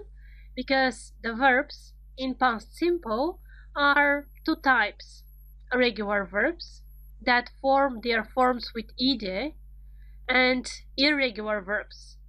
I told you, think of the irregular verbs as new words. These are just different verb forms that are used when we speak about the past. And let's look at them. Lose, lost. Make, made. Meet, met. Pay, paid. Put, put. For example, I lost my key yesterday. I made a cake last week. I met Frances 2 years ago. I paid the bills yesterday. I put the coat on the sofa. 5 more. Read, read. Ring, rang. Say, said. Not said, please. See, saw. Sell, sold. I read a really interesting book last week. Somebody rang. I saw him yesterday. I sold the house. And the exercise: here are your 6 sentences. Please write them down or look at the PDF. Do the exercise on your own. We are taking it in a minute. Okay? I lost my passport at the airport. We met a friend of mine in the center. Meet, met. Lose, lost. He made a mistake and got lost in the city. She sold her bracelet. Sell, sold. I saw you last night. See, saw. The telephone rang. Ring, rang. Your turn. You have these 10 verbs. Think of sentences with each of them. And go on with the last 10 verbs after that. Sit, sat. Sleep, slept. Speak, spoke. Stand, stood. Take, took. I sat on the chair. He slept. I spoke to him yesterday. I took your bag. Tell, taught. Think, thought. Wake up, woke up. Win, won. Write, wrote. I wrote a letter to her yesterday. Last week she won the competition. I woke up at 5 this morning. I thought about him yesterday. He told me the truth last week. Okay? Sentences, please share them in the Q&A section. And one last exercise here for you. Check the PDF. And let's check it. He spoke to her. Speak, spoke. I took the phone in the morning. Take, took. She sat next to me. Sit, sat. My sister wrote a lovely letter. Write, wrote. They won the competition. Win, won. She woke up too early. Wake, woke. the most important part. It's good that I've showed you the 40 irregular verbs, but it's really important for you to have memorized them.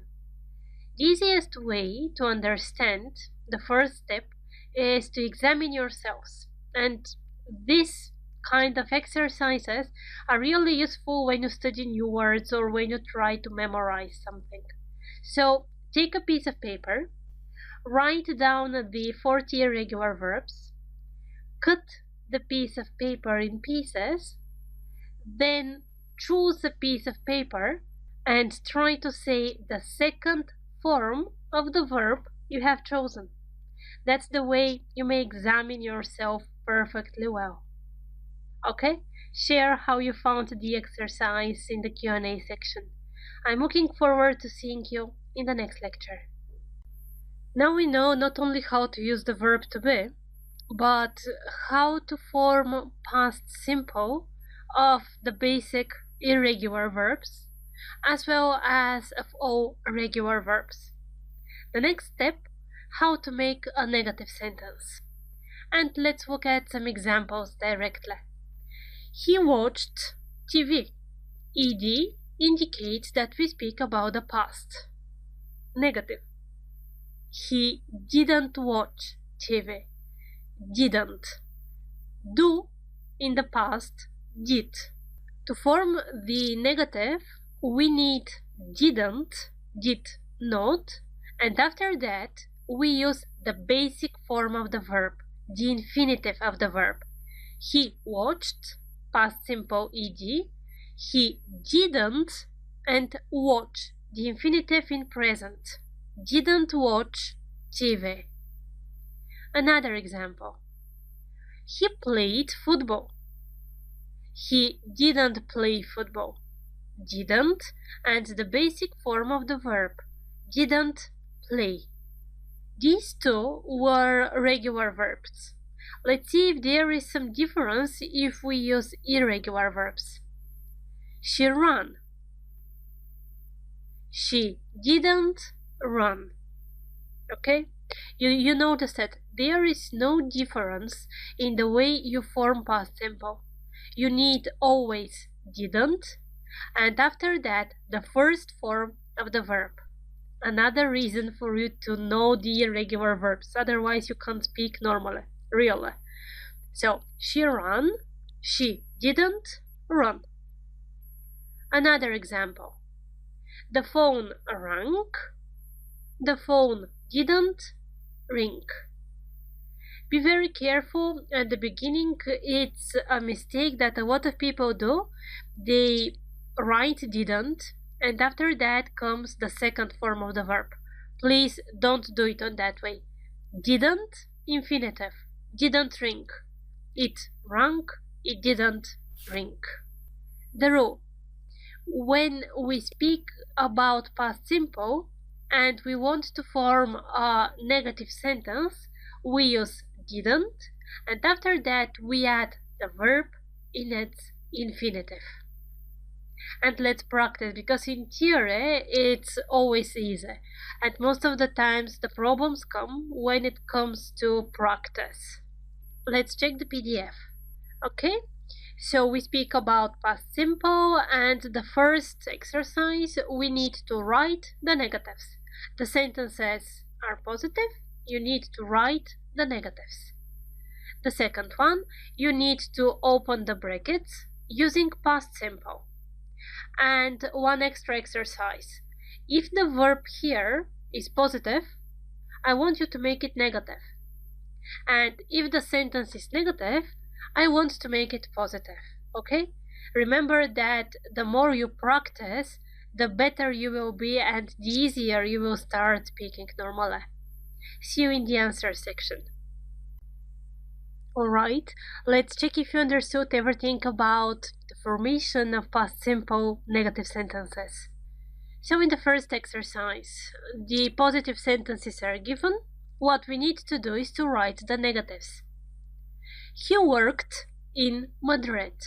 The rule, you need didn't, and after that the verb. He didn't work in Madrid. We spoke about you.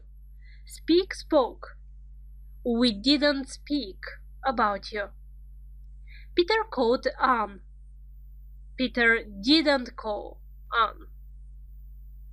My brother went to school. Go, went.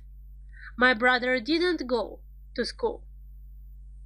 She was alone was the verb to be. She wasn't alone. Be very careful not to have written didn't be here, please. She wasn't alone. It snowed a lot. It didn't snow a lot. We slept till 9 in the morning. Sleep, slept. We didn't sleep till 9 in the morning. After that, we need to open the brackets using past simple. And I told you, if the sentence is positive, make it negative. If it's negative, make it positive. I didn't wash my hair yesterday. Negative. I washed my hair yesterday. Positive.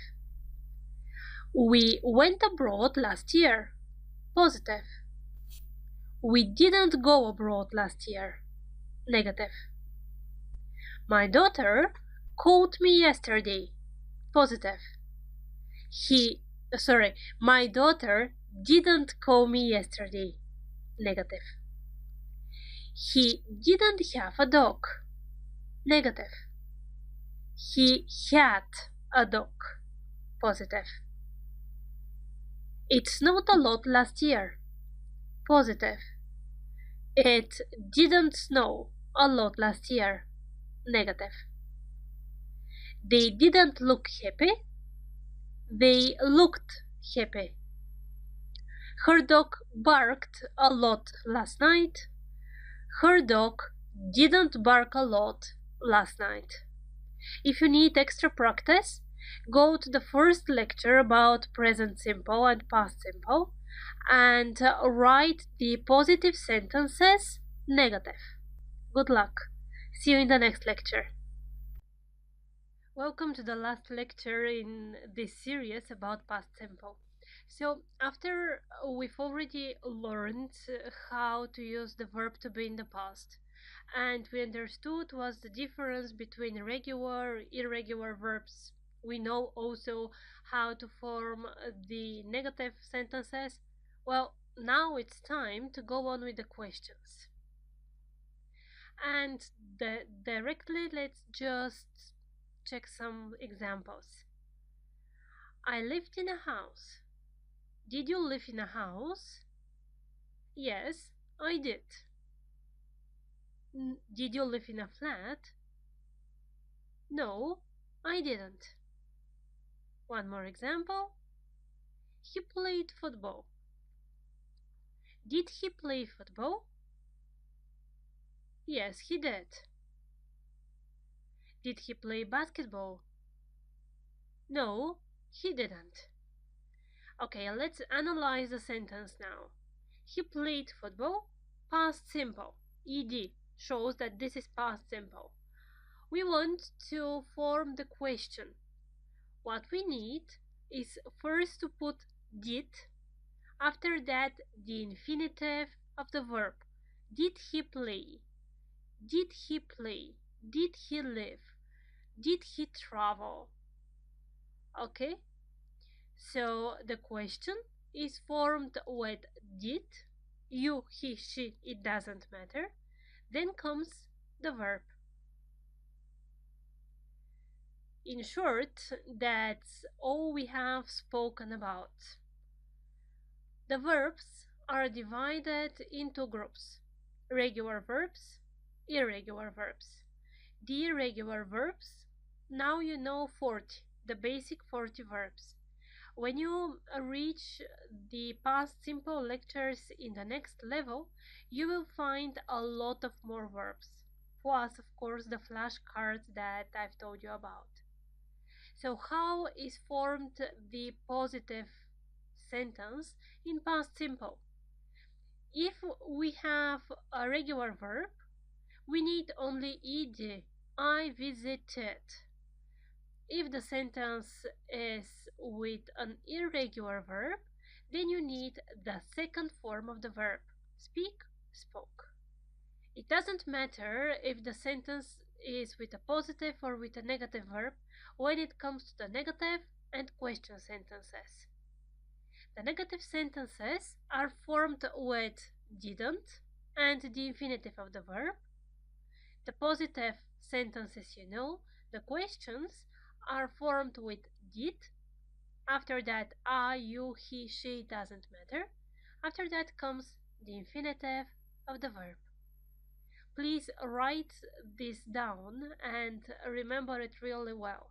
Present simple, past simple, present continuous, and future simple are the very basic tenses. If you have at some moment problem with the other tenses and you are not sure, in a spoken English, it's not a problem at all just to use any tense for the past or any tense for the present. But past simple, present simple, future simple, well, these are obligatory. Good. Let's go on with the exercises. The first one, you need to write the questions and to write the negatives. The second one, you need to correct the mistakes in the sentences. Okay, I'll find a way to make a revision of the irregular verbs as well. So before you continue with the answer section, please revise those basic 40 verbs. See you in the answer section. Alright, let's see how difficult or how easy the exercises were.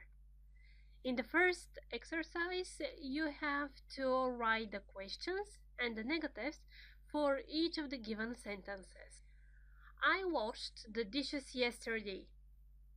Okay, first the verb. The verb is wash. Wash, washed. Negative. I didn't wash.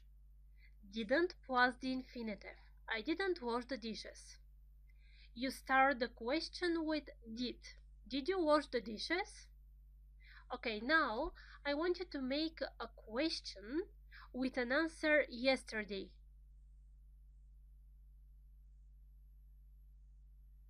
Ready? When did you wash the dishes? When did you? The logic is the same as with the do and the questions that we formed there. When did you wash the dishes? He went on holiday. Go, went. He didn't go on holiday. Negative. Did he go on holiday? Positive answer. Yes, he did. She made a mistake. The verb is made, make. She didn't make a mistake. Did she make? Negative answer. No, she didn't. Did first form, do. Good. Next one. They gave me some money.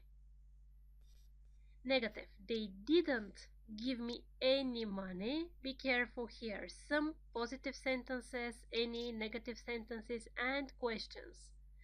Did they give you any money? Money countable or uncountable? Uncountable. That's it. In English, money is uncountable. And as we mentioned, money, what about advice? Countable or uncountable? Uncountable. That's it. And if you want to ask for one, then you need to put a piece of advice. Next sentence. I needed your help. I didn't need your help. Did you need my help?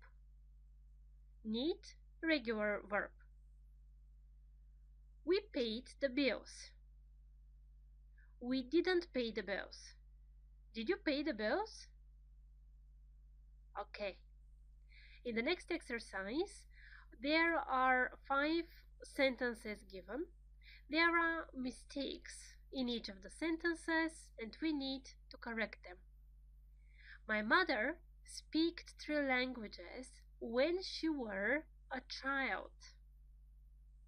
Well, my mother now is not a child. Absolutely.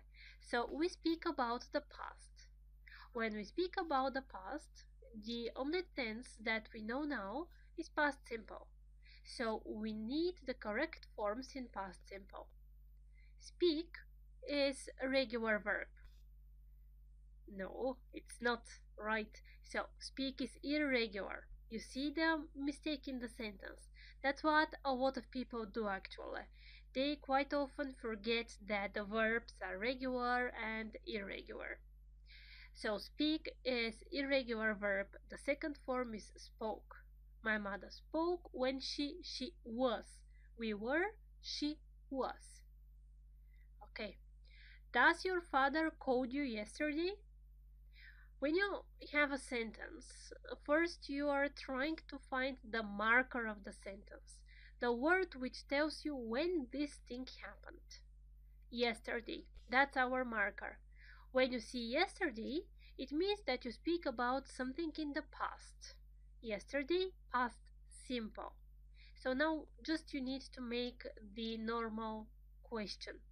Did your father call you yesterday? My wallet didn't be here. You know, this one wasn't. Please never even think of didn't be. My wallet wasn't here. Make it a question. Was my wallet here? Or was your wallet here? Okay.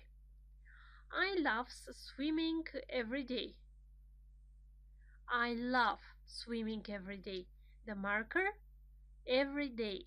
Okay, so we are not in the past. But we speak about me. I love. I love swimming. You remember the verbs love, like, hate.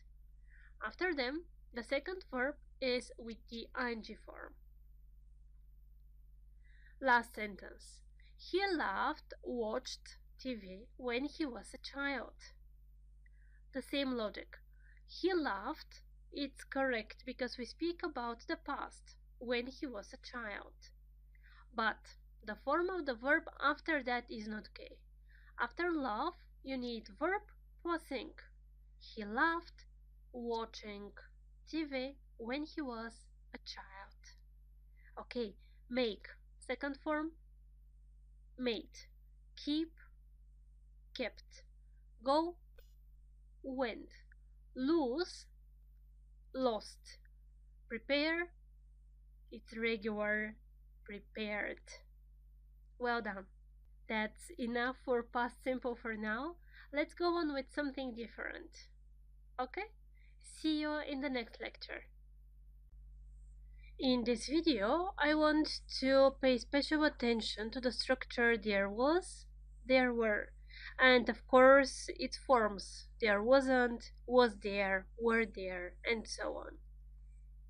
The situations you use there is or there are the same in which you are going to use there was or there were.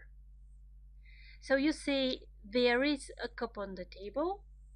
There are children in the zoo. There is when you describe one thing, when you speak about one thing. There are when the people or the things are more than two. Two or more than two, actually. Okay, so the positive and negative questions on the way they are formed for the there is structure are clear. What about there was and there were? Well, they are identical. Just please be careful because a lot of people find it difficult when they want to say something in the past or when they want to to change one structure into another, they start thinking, what do I need to use? Well, you need there was or there were, and the logic is the same. So there was, there wasn't, was there when you speak about one thing. Two or more things, there were, there weren't, were there. As it's easy, let's just go on to the practice. You may find, of course, the PDF. Let me first explain the exercises, and after that we are going to do them together in this video. So in the first exercise you need to compare and describe the two rooms. It's one and the same room, let's imagine, just the one is now, the other is last year. Okay, so you need to write down sentences for these 5 words: carpet, TV, table, clock, and picture. There is now, but there wasn't last year. Something like that. In the second exercise, I need you to write down the correct form of there was or there were. The exercises are really easy. Pause the video, do them, and we are starting the checking right now. Okay, in the first exercise, we need to compare the two pictures. So, there isn't a carpet now. There was a carpet last year. There is a TV now, but there wasn't a TV last year. Of course, your sentences may be a little bit different. If you're not sure if this that you wrote is correct, just please paste it in the Q&A section and I will take a look.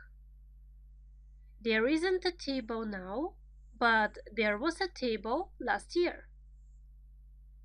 There is a clock now, but there wasn't a clock last year. There isn't a picture now, but there was a picture last year.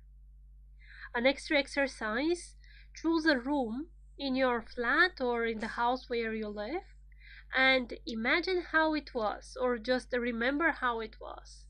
Then write down 5 sentences, now and before. Next exercise, the correct forms: there was, there were. I was hungry, but there wasn't anything to eat. Was everything okay yesterday? I was hungry, but there wasn't anything to eat.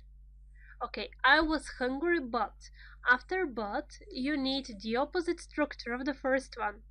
I was hungry, but there wasn't anything. Anything goes always with the singular verb. Anything is. So, but there wasn't anything to eat. Was everything okay yesterday? Were there any problems? Problems in plural. So because of that, you need were there, not was there. Were there any problems? I opened the envelope, but it was empty. There was nothing in it. Remember that in English, you can't have double negative. There was nothing. Nothing, the word nothing, gives you the negative meaning of the whole sentence. You don't need to say there wasn't. If you say there wasn't, then you need the positive word, which means there wasn't anything in it. Okay? We stayed at a very nice hotel. Really? Was there a swimming pool? Swimming pool 1. Was there. You need the singular form. Did you buy any bananas? No, there weren't any in the shop. Bananas? Plural. No, there weren't. Plural form of there were. I think that everything is clear, or at least I hope so. If you have any questions about past simple or about whatever that we have spoken about so far, please write down your questions in the Q&A section. In the next video, we are continuing with the next tense in English. So I'm looking forward to seeing you there. Welcome back to the next lecture where we are starting with a new tense. Please, from now on, be very careful. Till now, let's say it was easy. You speak about the present, you use present simple. You speak about the past, you use past simple.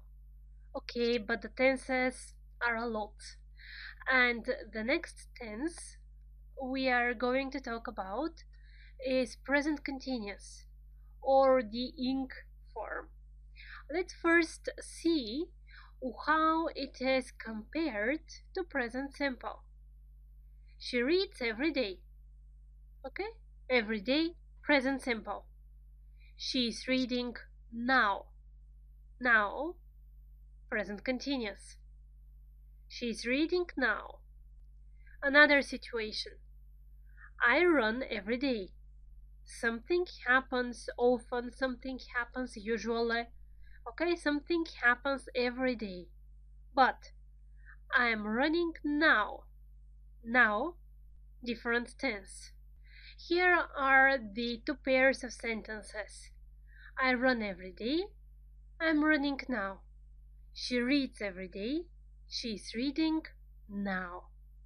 Present simple, you know. When you speak about something which happens usually, you use present simple. I won't repeat again the rules. The focus now is on present continuous, or the second present tense. We use present continuous when something is happening now. Something is happening at the moment of talking, right now. I am running now. She is reading.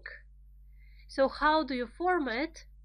You use the verb to be, the correct form of the verb to be. After that, the verb passing. Let's practice. I am running now. Follow this example and open the brackets in the sentences below. And let's check it together. He is watching TV now. Is verb passing, watching. She is having a shower now. Have passing, having. Is having. It is snowing now. Is ing. It is snowing. They are sleeping now. Are verb passing.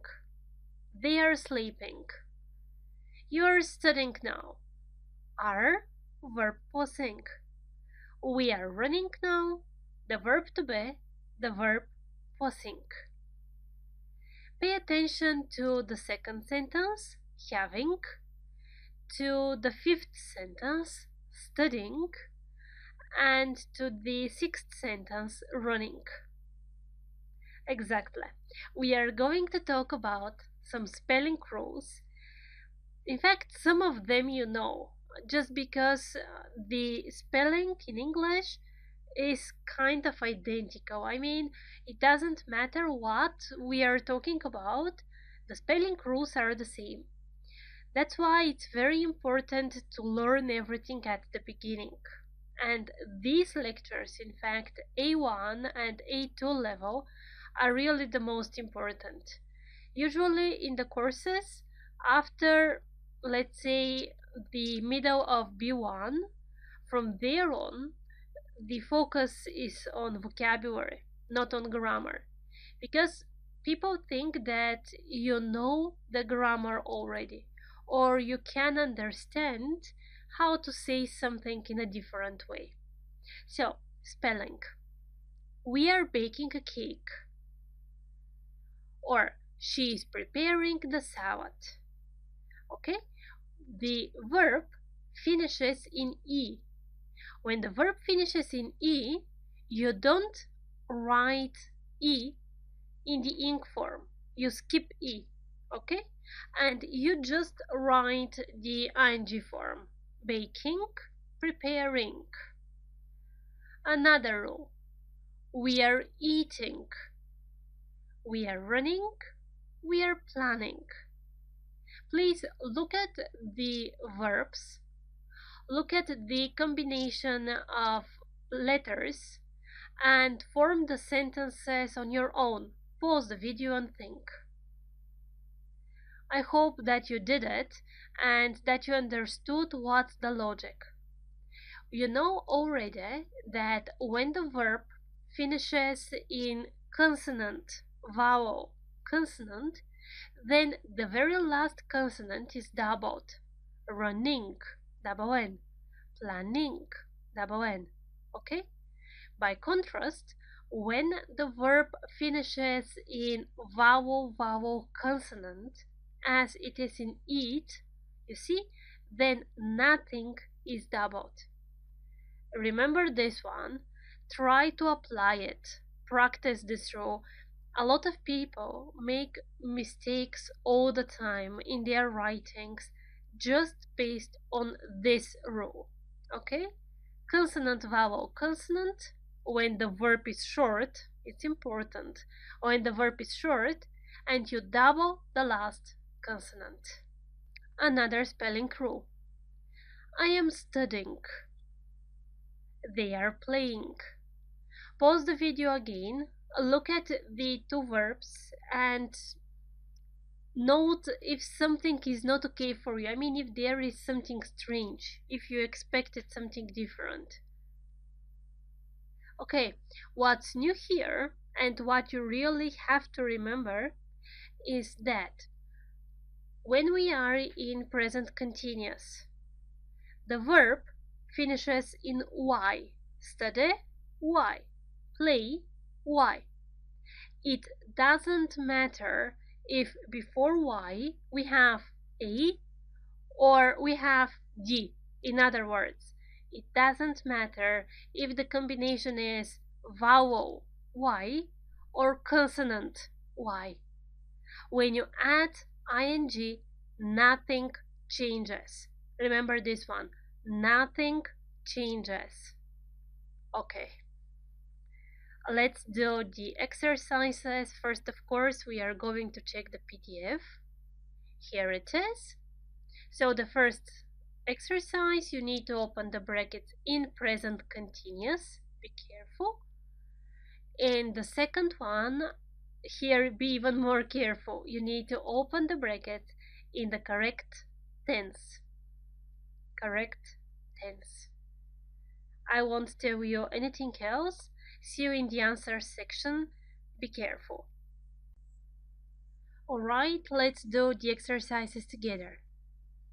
So in the first exercise, the task is to open the brackets using only present continuous. Again, present continuous is formed with the correct form of the verb to be, plus verb, plus ing. Be careful about spelling. We are trying to do our homework. We are trying.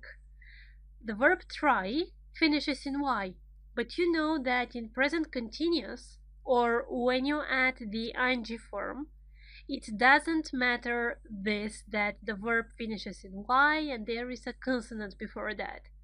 Nothing changes here. Okay.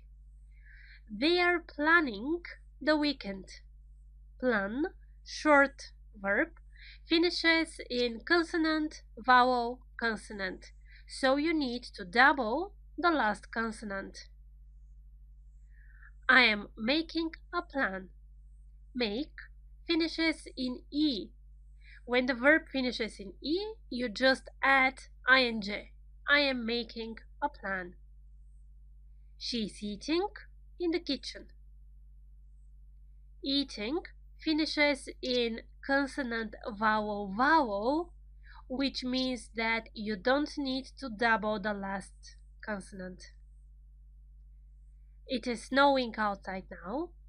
Nothing specific here. My brothers are playing outside. Again, the verb finishes in Y, but in present continuous, absolutely nothing is changed. The next exercise is more interesting. And in fact, from now on, your exercises will be getting more and more interesting as I have tried, in fact, to include as often as possible everything that you have learned. You will see till the end of the course. So, open the brackets in the correct tense. Fast revision. Something happens every day. We use which tense? Present simple. Now, present continuous. Yesterday, past simple. Okay. She goes shopping every day, but now she is going to the gym. Something happens every day. Goes, present simple. But now she is going.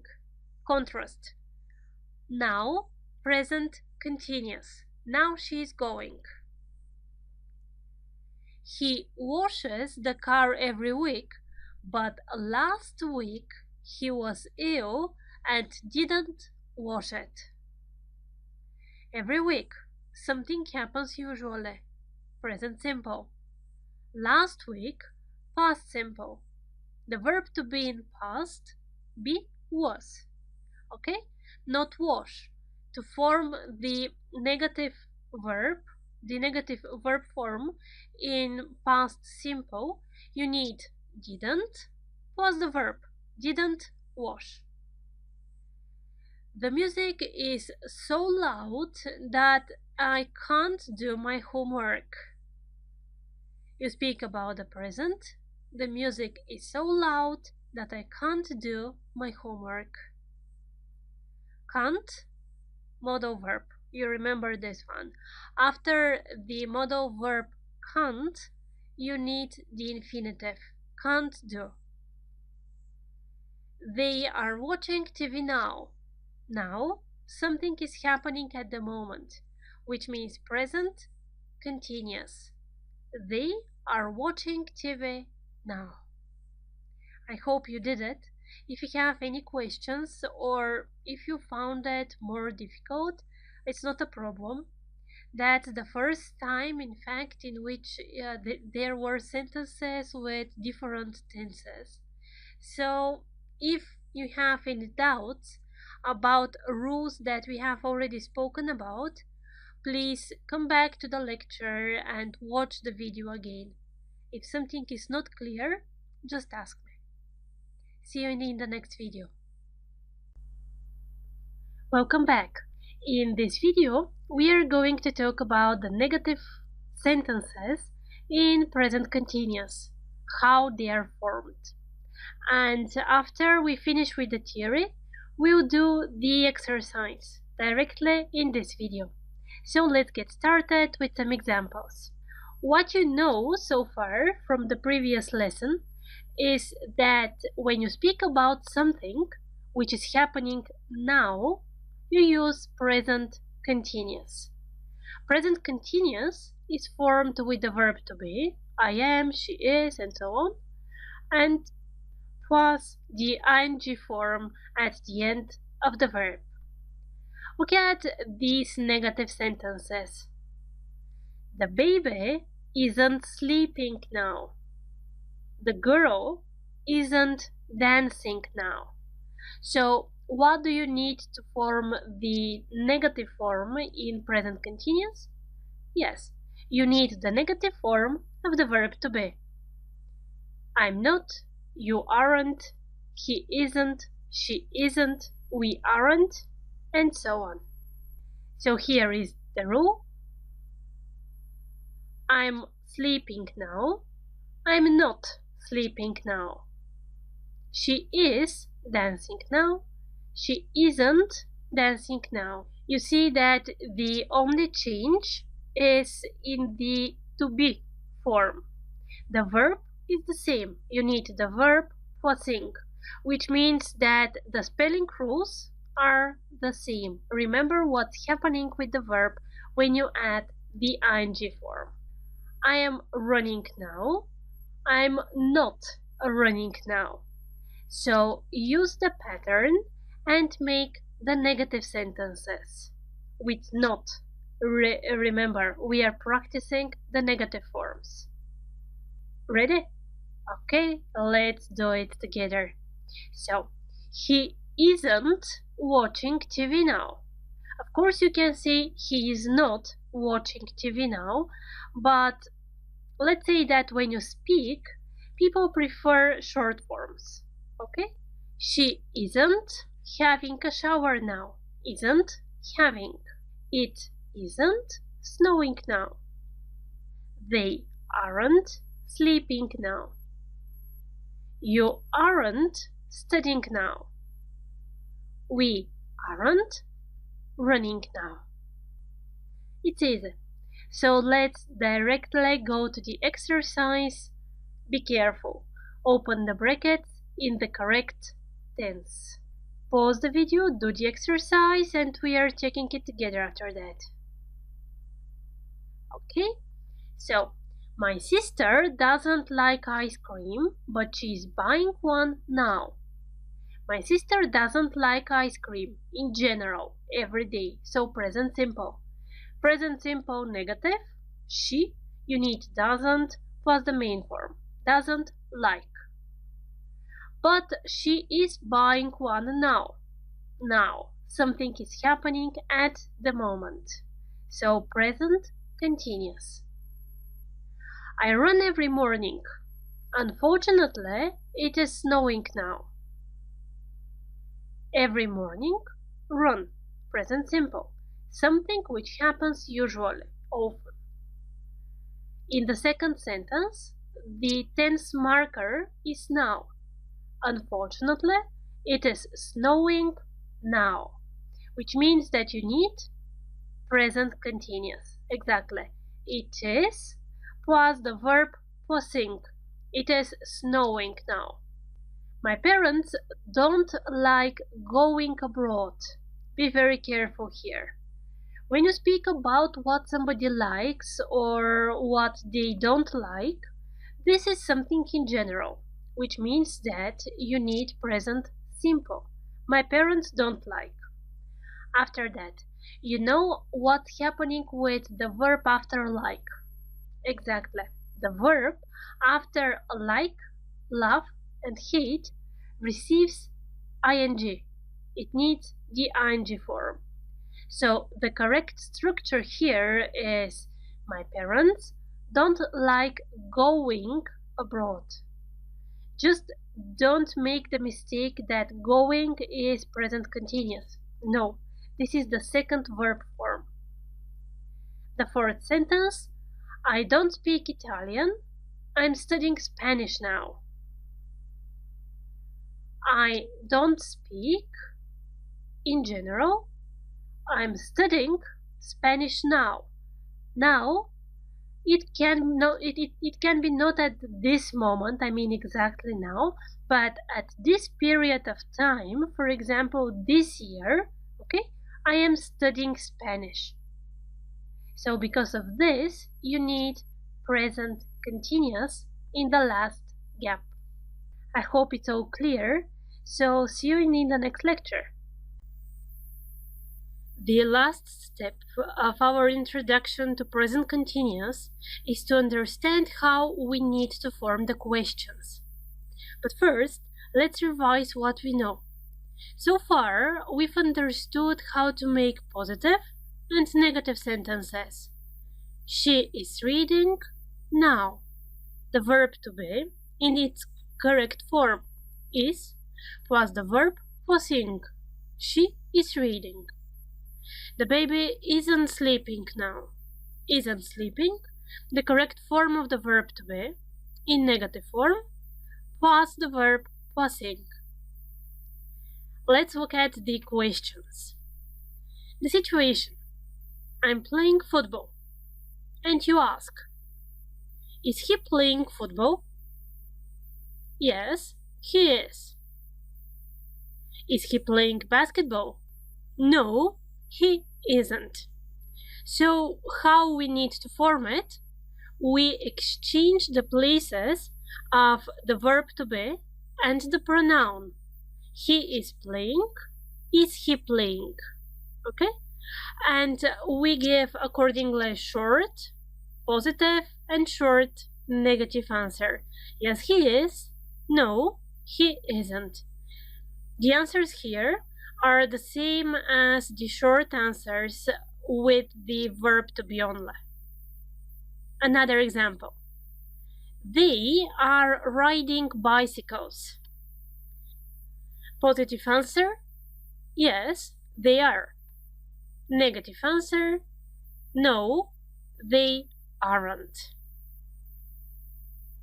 So if we want to summarize, in the question form, we just exchange again the places of the form of the verb to be and the pronoun. I'm sleeping now, positive. I'm not running now, negative. Are you sleeping now? Yes, I am. No, I'm not. Question, positive answer, negative answer. And the other really important thing you need to remember now for present continuous is that we use present continuous when we speak about something which is happening now. Now is the marker for the tense. Example. Are you dancing now? Okay. We speak about an action that's happening at the moment of speaking, and we form it with the change of the verb to be and the pronoun. Below are some sentences. Please take a piece of paper, write down the forms, and we are checking them. Alright? Is he sleeping now? Are they watching TV now? Is he drawing now? Is it snowing now? Are you doing your homework now?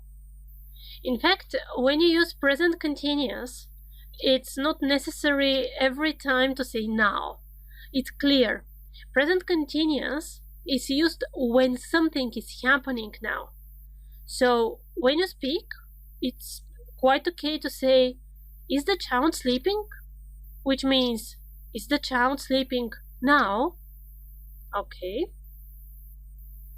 Again, the verb to be plus verb plus ing. And the most important, we use it when we speak about something which is happening now. In order to practice and to understand why it really that much matters is the next exercise. What you need to do, let's see in the PDF, is to open the brackets, choosing the correct form, which means present simple, present continuous, past simple probably, if there is a marker. And I want to make the exercise a little bit harder, so follow me in the answer section. Let's check your answers, plus make some more exercises. Just follow my instructions, okay? So, the first sentence. Can you hear that strange sound? Can you hear? Modal verb. Can you hear that strange sound?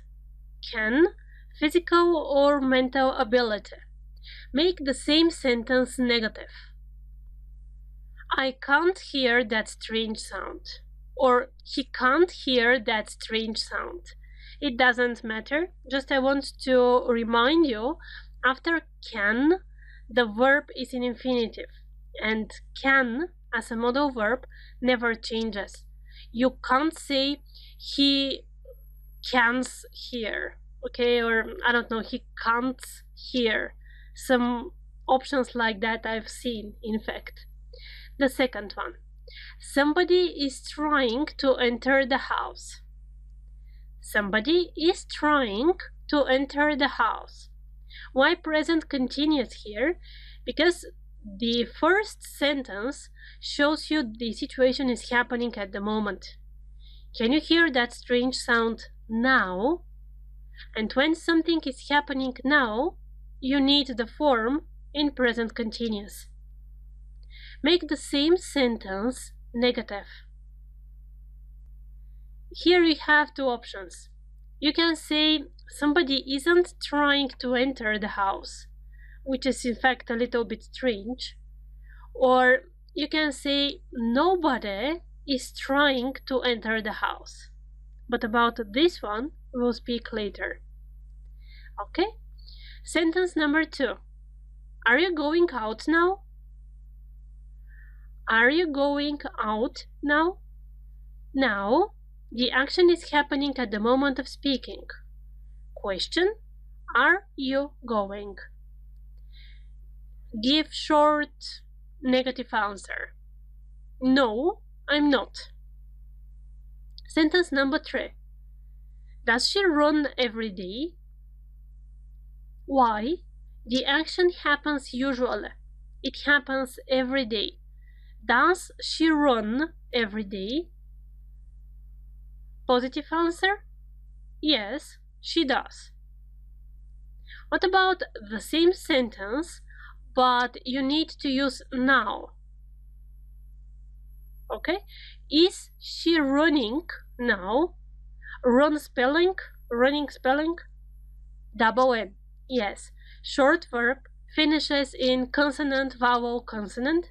So what you need to do is to double the last consonant. Sentence number 4. Are they preparing dinner now? Question: now, present continuous. Prepare, the verb finishes in E, so you need to skip it and you just ing. Negative sentence. They aren't preparing dinner now. Make a question, just do not use now, but every day. Do they prepare dinner every day? Do they prepare? Present simple. Number 5. We don't speak German. We don't speak German. Present simple, negative. Question: do you speak German? Negative answer: no, we don't. And the last sentence. They aren't playing now. Aren't playing. The verb to be negative. After that, the verb passing. Why? Because you are talking about an action that is happening now, at the moment of speaking. Usually. Same sentence, number 6, usually. They usually don't play. They usually don't play. Okay. See you in the next section. In this video, I want to make a summary of everything that you know about present simple and present continuous. So please first open the PDF that's attached after the video and look at the exercises. If you need, make a revision of the tenses, or at least watch the beginning of this video, and after that pause everything, do the exercises, and let's check them together. So starting with a summary of the 2 tenses about the present, which you know: present simple, present continuous. When we use them, you know about the time markers. When the time marker indicates that the action happens every day, then you use present simple. Present simple, speaking about him, her, it, or he, she, it, we always add s at the end of the verb in a positive sentence. The negative sentence is formed with doesn't and the basic form of the verb, the question does, and the basic form of the verb. With all other pronouns, I, you, we, they, we use only the basic form of the verb, form the negative with don't, and ask the question with do. By contrast, present continuous is used when we are talking about something which is happening at the moment of speaking, now. How we form it? The appropriate form, the correct form of the verb to be, plus the verb, plus ing. And we are always careful about the spelling. So now is the moment to pause the video and to do the exercises. Okay? Let's check them. In the first one, you need to open the brackets. I leave home at 7 every morning. Just today, I'm going out at 8. Usually, I do something at 7. But today, which means now, I'm doing something different. To show this contrast, for the usual action, you use present simple. For the action which is an exception of the rule, which is different from the rule, you use present continuous. I'm going out at 8. The same logic in the other sentences. She usually works from home, but today she is going to the office. Usually, present simple, but today, which is an exception from the rule, which is different from the general rule, today she is going to the office. She doesn't wash her hair every day. Every day marker for present simple. Doesn't, negative sentence. She doesn't wash her hair every day. He tries very hard in every game that he plays. In general, every time, every game. Every game means that the action associated with this every game repeats, right? It repeats more than once. And when you speak about such things which happen regularly, we use present simple. He tries very hard in every game that he plays. Next exercise, again open the brackets.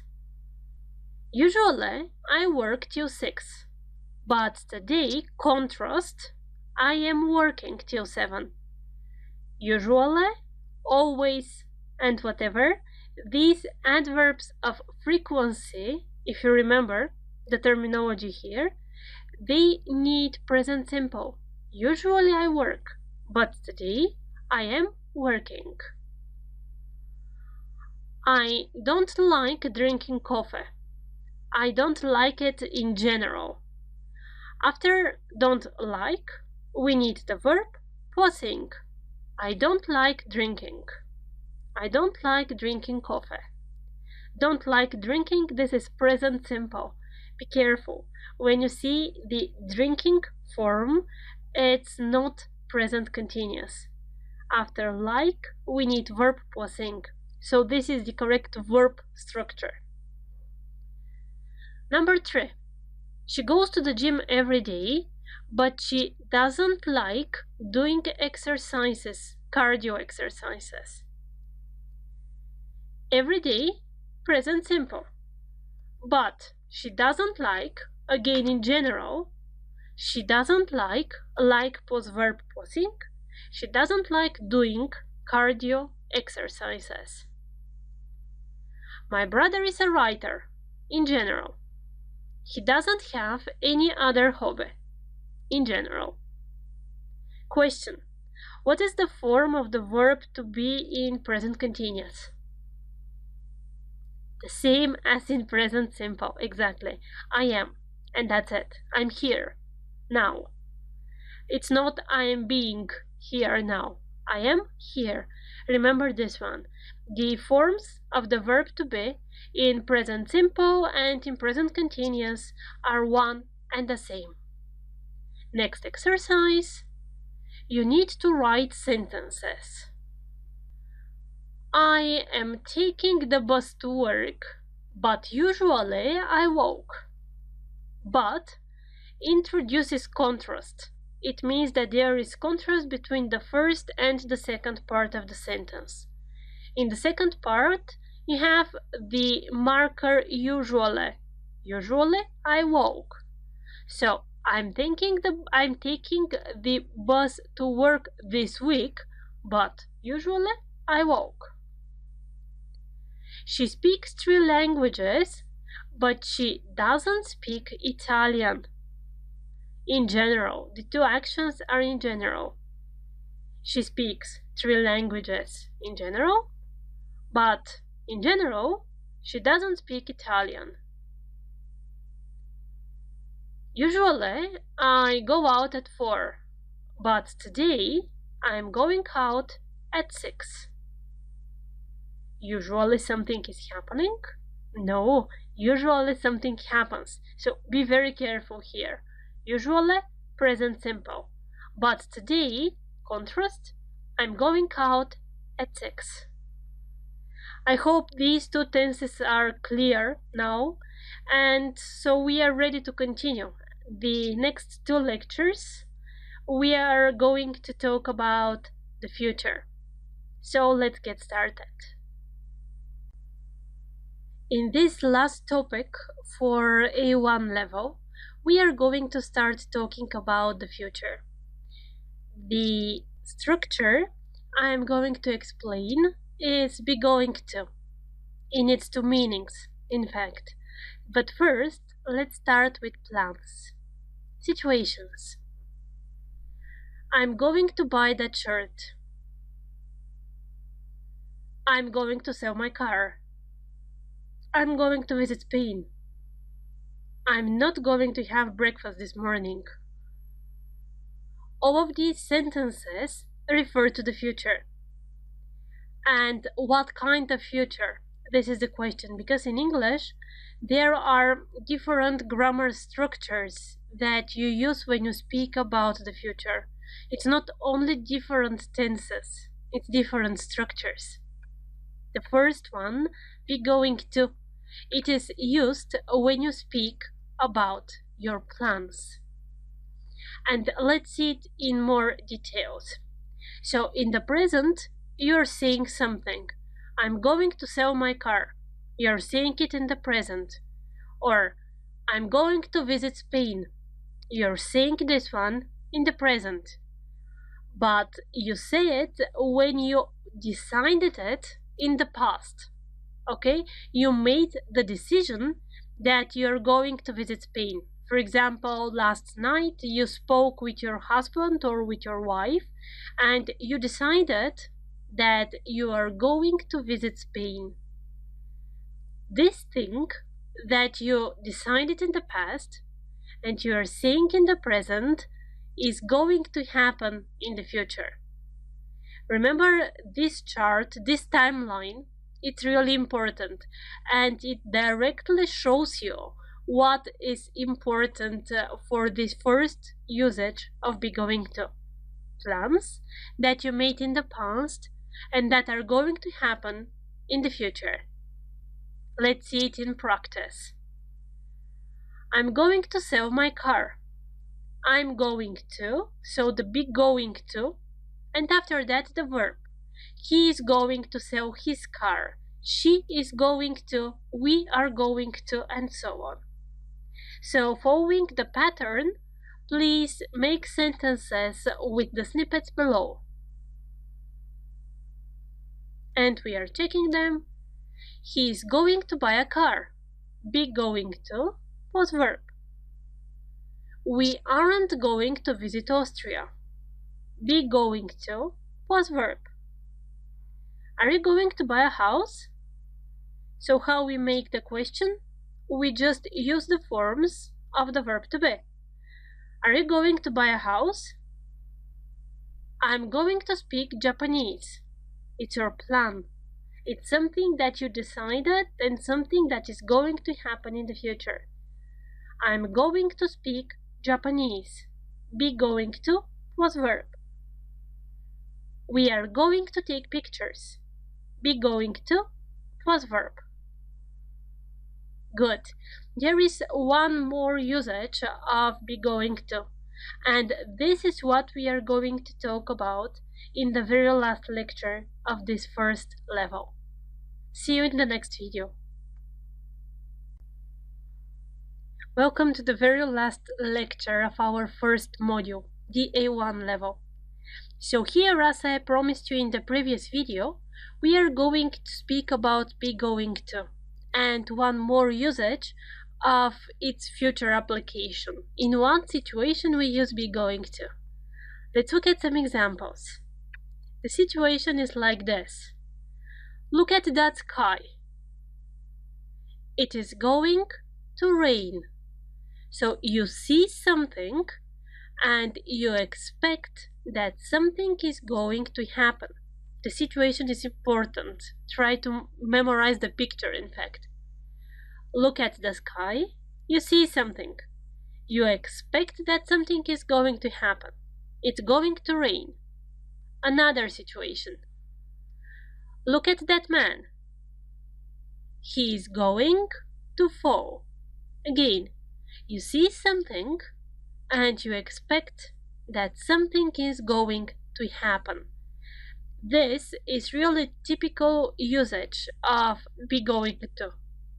So we speak about the future. Again, the question is, what is the usage?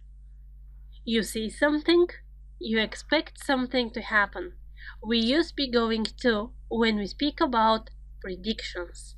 You see something in the present, it is going to happen in the future. Predictions. It's going to rain, and following the pattern, please make sentences with the snippets below. Let's check them. Oh no, I'm going to be late again. Look at that shelf. It's going to fall. He's going to score a goal. It's going to be sunny tomorrow. So as structure, it's the same. The correct form of the verb to be was going to was the verb in infinitive. It's going to rain. It's going to snow. He's going to score. What you know so far? Two usages of be going to. The first one, when you speak about plans. Last night you decided something, you're saying it tomorrow, it is going to happen in the future. Second usage, when you speak about predictions. Congratulations, you've just finished the first module of our course. So I'm eagerly waiting for you to continue in the second one, in the A2 level. See you there.